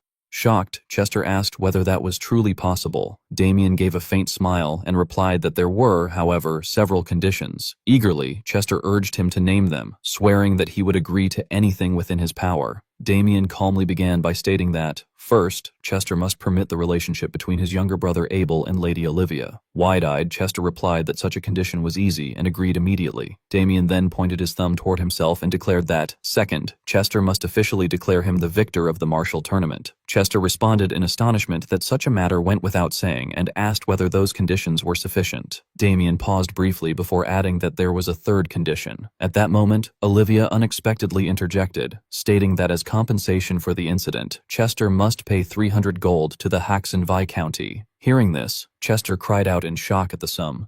Damien glanced at Olivia in surprise, thinking to himself that this had not been discussed with him. Then, turning back to Chester with visible enthusiasm, he remarked that it was an excellent suggestion and proposed adding it as well. Clenching his fists in resentment, Chester grudgingly agreed. Olivia then continued, adding that there was one final condition. Immediately, Chester snapped irritably, demanding to know why she kept butting in and what else she wanted now. With firm resolve, Olivia declared that before the end of the year, Chester must transfer half of the territory to her. Damien was momentarily taken aback, silently questioning what he had just heard. Chester frowned deeply and asked her to repeat herself, then slammed his hand on the table and shouted furiously, accusing Olivia of utter madness and questioning why she was the one constantly laying down conditions. Coldly, Olivia replied that she was the witness who had seen the entire affair unfold from beginning to end. Left speechless for a moment, Chester accused her of trying to fleece her own father. Without hesitation, Olivia affirmed that this was exactly her intention, stating that she would take her share and leave the suffocating family behind. Stunned beyond belief, Chester could only stammer in shock. Olivia continued calmly, declaring that he had used her as nothing more than a tool her entire life, and that this time she would use him as her tool instead. Grinding his teeth in blind rage, Chester could only sputter that she dared to go this far. Damien was momentarily stunned and reflected inwardly that he had never anticipated things escalating to such an extent, realizing that Olivia was far more terrifying than he had expected. At the same time, he could not help but worry about whether Abel would truly be all right. Olivia then gently turned toward him and inquired whether there were any further conditions. Damien responded warmly that the current terms were already more than sufficient. After that, Olivia cast an indifferent glance at Chester and stated that if her father had no objections, she would take his silence as consent. Upon hearing this, Chester trembled with rage, yet in the end, there was nothing he could do but endure it. Several days later, a piercing scream suddenly rang out. Startled by the sound, Chester's face turned pale with panic. Damien calmly placed a hand on Chester's shoulder and said that he would now reveal the truth. Speaking in a gentle tone, he declared that Count Copperhead, who was present there, was innocent. At the same time, Chester forced a grin, echoing the claim. Thomas, the second-rank holy knight of the cult, frowned as he stroked his chin and expressed confusion, saying that they had already obtained a confession from the criminal, Jackson Cutter, who had admitted to conspiring with the Count to target Damien's life. Hearing this, Chester hurriedly defended himself, insisting that the alleged conspiracy was nothing but a lie. He explained that he had merely told them not to interfere with the outcome of Damien's duel and claimed that he had no idea what those men had truly intended to do. Damien pressed down on Chester's shoulder as he affirmed that this was correct. He went on to explain that, on the contrary, the Count had secretly sought him out to warn him of the danger and had even advised him to avoid the match, as the Count himself did not know what those men might attempt. Thomas, still doubtful, asked whether that was truly the case. Damien smiled amiably and replied that it was, adding that if the Count had genuinely intended to kill him, there would have been no reason for such a warning. He then prompted the Count to confirm this. Breaking into a cold sweat, Chester affirmed that it was indeed so. He claimed that after meeting those men, he had grown uneasy and had secretly gone to find Damien, adding that had he known beforehand about the black magic, he would have stopped them himself. Thomas murmured skeptically, expressing uncertainty. At that moment, Damien adopted a solemn and benevolent expression and implored Thomas to believe him, swearing before the name of God that there was not a shred of falsehood in either his words or the Count's. Seeing this, Chester could only let out a helpless, awkward smile. Moved by the scene, Thomas's eyes filled with tears as he addressed Damien emotionally, saying that Damien's words must surely be true. He clasped his hands together and muttered that there was no way their devout Damien, who enjoyed Lady Agnes's absolute trust, could ever speak falsehoods. Hearing this, Damien merely laughed it off awkwardly, inwardly repeating the phrase, absolute trust. Thomas then announced that the case would be concluded with the Count cleared of all charges. At those words, Chester felt a wave of relief wash over him and thought weakly to himself that he had survived. Damien placed a hand on his shoulder and remarked that this was truly fortunate for him. Leaning in closer, Damien whispered that he had kept his promise, and now it was the Count's turn to keep his own. Upon hearing this, a chill ran through Chester's entire body. Damien simply smiled in satisfaction. 1 week later, Victor drove a carriage through the forest. Inside, voices filled the carriage with astonishment, remarking that they had never imagined they would be heading to the Haxon Viscounty so soon. Another voice agreed, adding that it was hard to believe he would be introducing Lady Olivia to his parents so quickly. He then asked how long Damien intended to continue speaking so formally and suggested that Damien speak more comfortably with him instead. Damien responded awkwardly, asking whether that would truly be all right. Listening to this exchange, Damien thought to himself that although he had pushed the two of them together in the hope that things would work out, the situation was turning out quite differently than expected. Across from him, the atmosphere between Olivia and Abel was filled with sweetness. Olivia enthusiastically expressed how much she loved it and insisted that from now on, Abel should continue addressing her in that familiar manner. Abel shyly called her name in response. Witnessing this overt display of affection, Damien could only think with weary resignation that it was rather hard on the eyes. Folding his arms, he reflected that, all things considered, although there had been several hurdles along the way, the original objective had ultimately been achieved. After a week had passed, the cult's investigation finally concluded. The cult determined that there were no other suspects besides Jackson Cutter and Jacques Noir, and a wanted order was issued for the fugitive Jacques Noir. The Count was officially cleared of all charges, yet by that point, Olivia had already fallen into deep conflict with him. As he looked at the two of them, Damien reflected inwardly that Olivia had chosen to leave with Abel rather than remain in the Count's household. He acknowledged that Abel had finally obtained Olivia's love, just as he had long wished, while he himself had gained something else. With that thought, he took out a red-colored orb. Abel, filled with suspicion, asked whether that item was not the prize awarded to the winner of the tournament. Damien replied calmly that it was indeed the prize. He explained that the situation at the time had been awkward, so there had been no formal award ceremony, but he had claimed it regardless. Damien curled his lips slightly as he focused his thoughts, noting to himself that the Count had been unaware of the item's true value, whereas he fully understood what it was. He recognized it as a spirit heart, a substance that could form with an infinitesimal probability when a high-ranking spirit perished, leaving behind a condensed mass of power. He reasoned that if this mass were melted down and absorbed, it would not only grant immense mana, but also confer the power of a spirit itself, making it a priceless treasure. Clenching the orb tightly, Damien felt a surge of excitement as he realized that it was a heart imbued with the abilities of a fire spirit.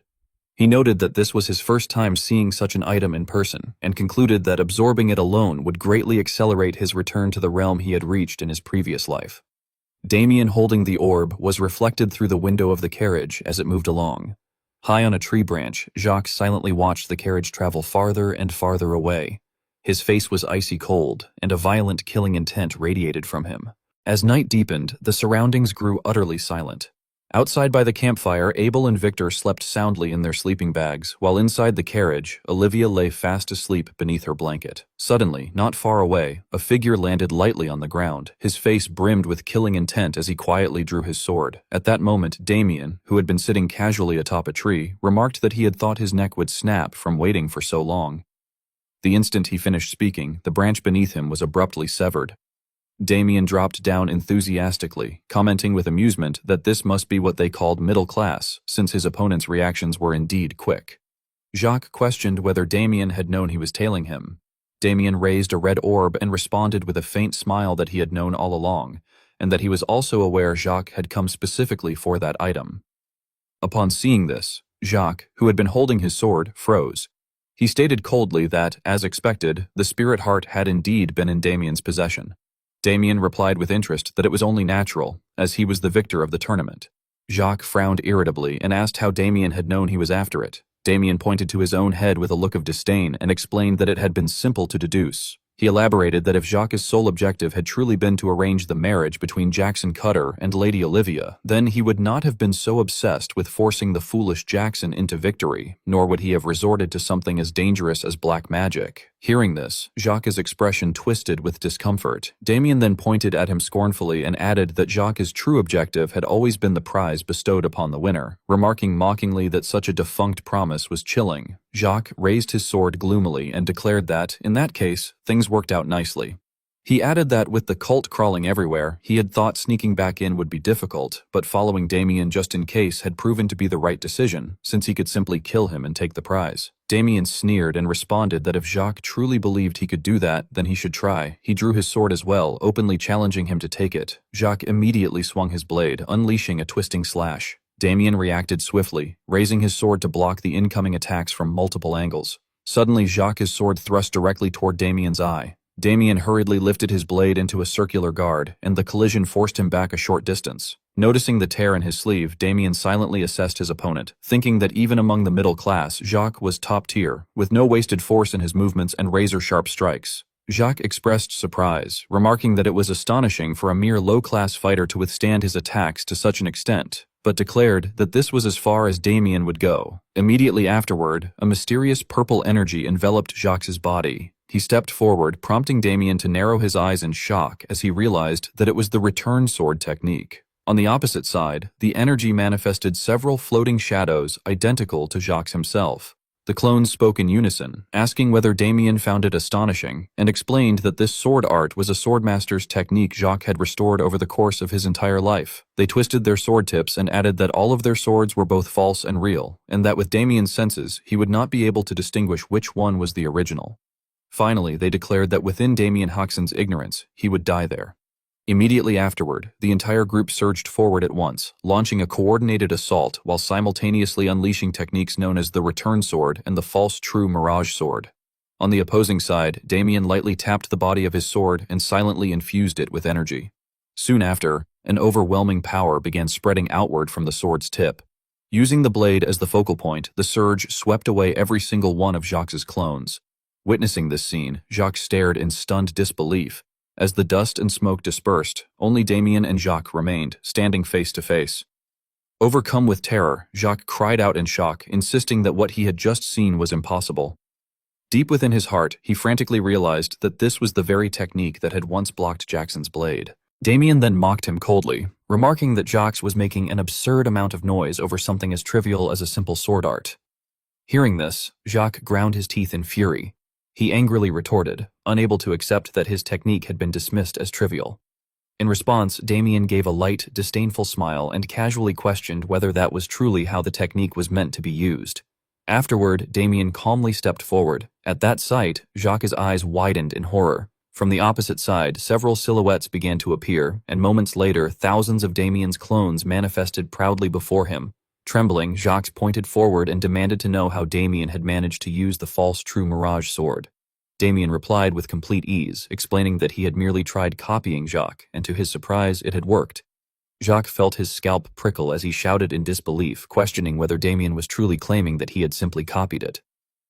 At that moment, memories began flooding Jacques' mind. He recalled how, since childhood, he had believed himself to be a genius, until the instant he encountered a true genius, at which point that delusion had been shattered in a single blow. As these thoughts surfaced, Jacques clutched his chest in agony.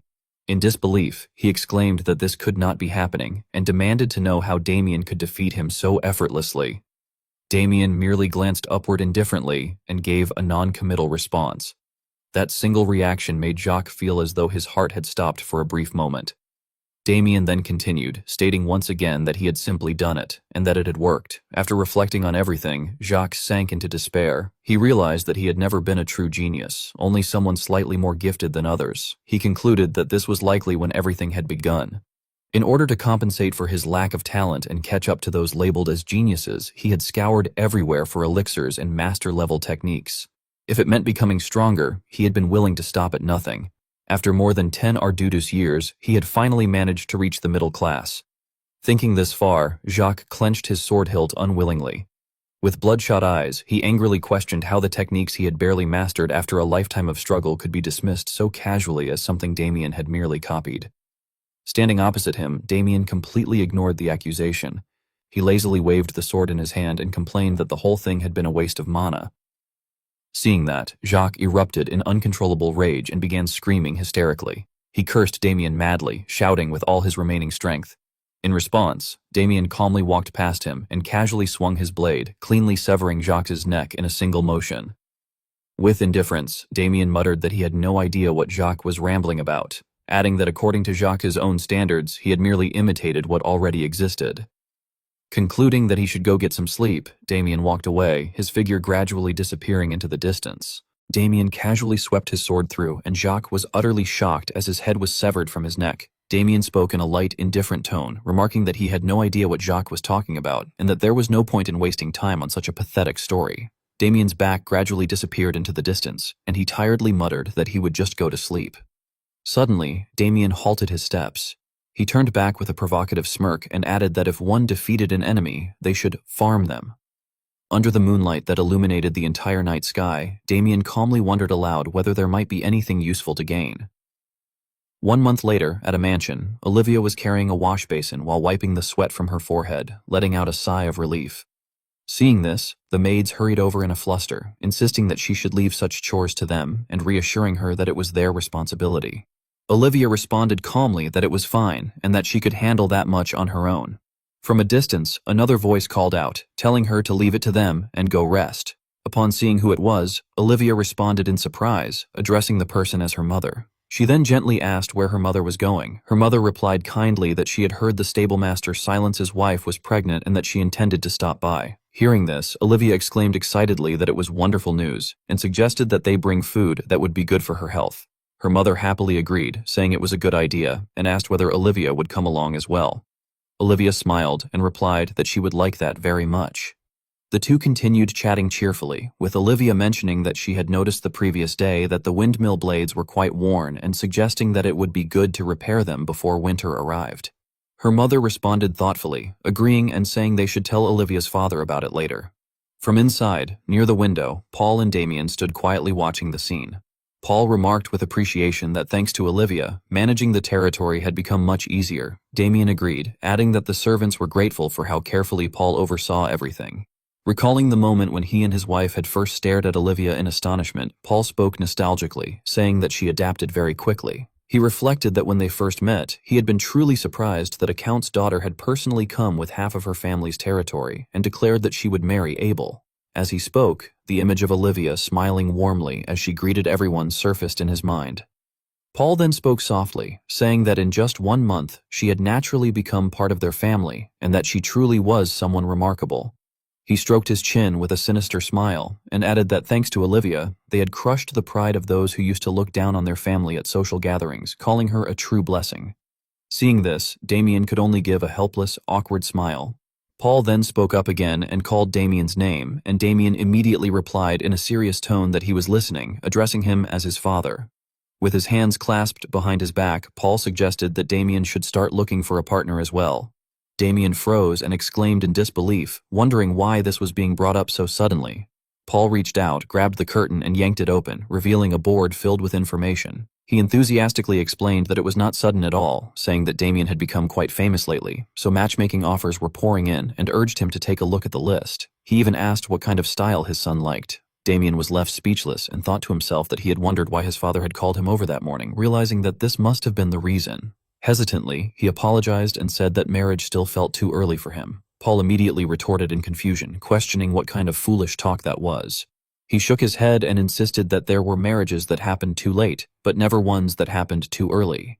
He went on at length, emphasizing that above all, a man needed to settle down to gain stability. He reminisced about his own youth, saying that he had rejected countless noble ladies and chosen Damien's mother instead, before clearing his throat and concluding that Damien should meet a good person soon as well. He added that if Damien's younger brother got married while Damien remained single, it would not look good in the eyes of others. Faced with this, Damien could only remain silent, forcing a stiff smile. Suddenly, Paul called out Damien's name in irritation. At that moment, Damien smashed through the window and flew outside, thinking that the holidays were still far away. Stopping at a spot not far from the mansion, Damien wiped the sweat from his face and let out a sigh, saying that he could not believe his father had suddenly brought that up. He scoffed bitterly at the thought of himself getting married, then sighed again and reflected that he had never even dreamed of something like that. His expression darkened slightly. He rose onto the tips of his toes and stared at the dark stain on the ground, thinking that worrying about such things was itself a luxury for someone like him. The image of his past life as a death knight surfaced in his mind. Back then, he had slaughtered countless people, his sword soaked in blood. His thoughts began to flow, acknowledging that even if it had not been by his own will and had been done under Dorgo's control, the fact remained that he had killed someone's children, siblings, and parents with his own hands. For a murderer like himself, he believed there was no way he deserved such happiness. With hatred, Damien clenched his teeth and made a firm vow in his heart that more than anything else, he needed to grow stronger as soon as possible, and that killing Dorgo came first. At that instant, a book appeared in his hands. He flipped through its pages while murmuring to himself that it was the Baolseong Jigwang medicine, also known as the Felling Nature Madness drug, a new monocultivation method discovered after defeating Jacques Noir. He noted that unlike typical methods where one sat still and absorbed mana, this was a unique technique that allowed mana absorption even while moving the body. Although its principles were complex and it had the drawback of absorbing only a small amount of mana, he thought that if he combined it with existing cultivation methods, he might be able to create something quite effective. Damien silently calculated further, thinking that if he could properly absorb the heart of the spirit on top of that, he could definitely grow stronger at an incredible speed in a short amount of time. Tugging at his arm, he wondered whether he should stretch his body a bit after such a long time. Suddenly, a voice called out to him. Damien paused slightly when he heard it. Victor came running over in a panic, calling him young master and reporting that a guest had arrived. Damien felt suspicious and wondered how they had known he was there. He then turned his head and questioned what kind of guest it was, frowning as he sensed that this felt like a bad development. Back at the mansion, the door to the room opened slightly as Damien and Victor stepped inside quietly. The other party greeted Damien softly, saying it had been a while. Damien sighed inwardly, thinking that this was exactly what he had expected. Agnes stood up in a hurry and apologized for coming so suddenly. Damien responded awkwardly, then leaned close to Victor and whispered that next time he should just say he was not there, leaving Victor looking back at him in confusion. Damien then seriously asked what had brought her here so suddenly, while inwardly noting that the atmosphere felt unusual. Agnes hesitated before saying that she needed to ask him a difficult favor. Damien echoed her words in surprise, questioning what kind of difficult favor it was. Lowering her gaze, Agnes explained that they had finally identified the location of the dungeon belonging to the man known as Corpse Play. Damien frowned and repeated the name in disbelief, carefully concluding that they had continued chasing him and had finally found him. Agnes grabbed Damien's hand tightly and earnestly said that this was why she was asking him. Damien responded in confusion, prompting her to look at him with a pleading voice and beg him. She went on to implore him to lend them his strength in order to subdue their archenemy, Corpse Play.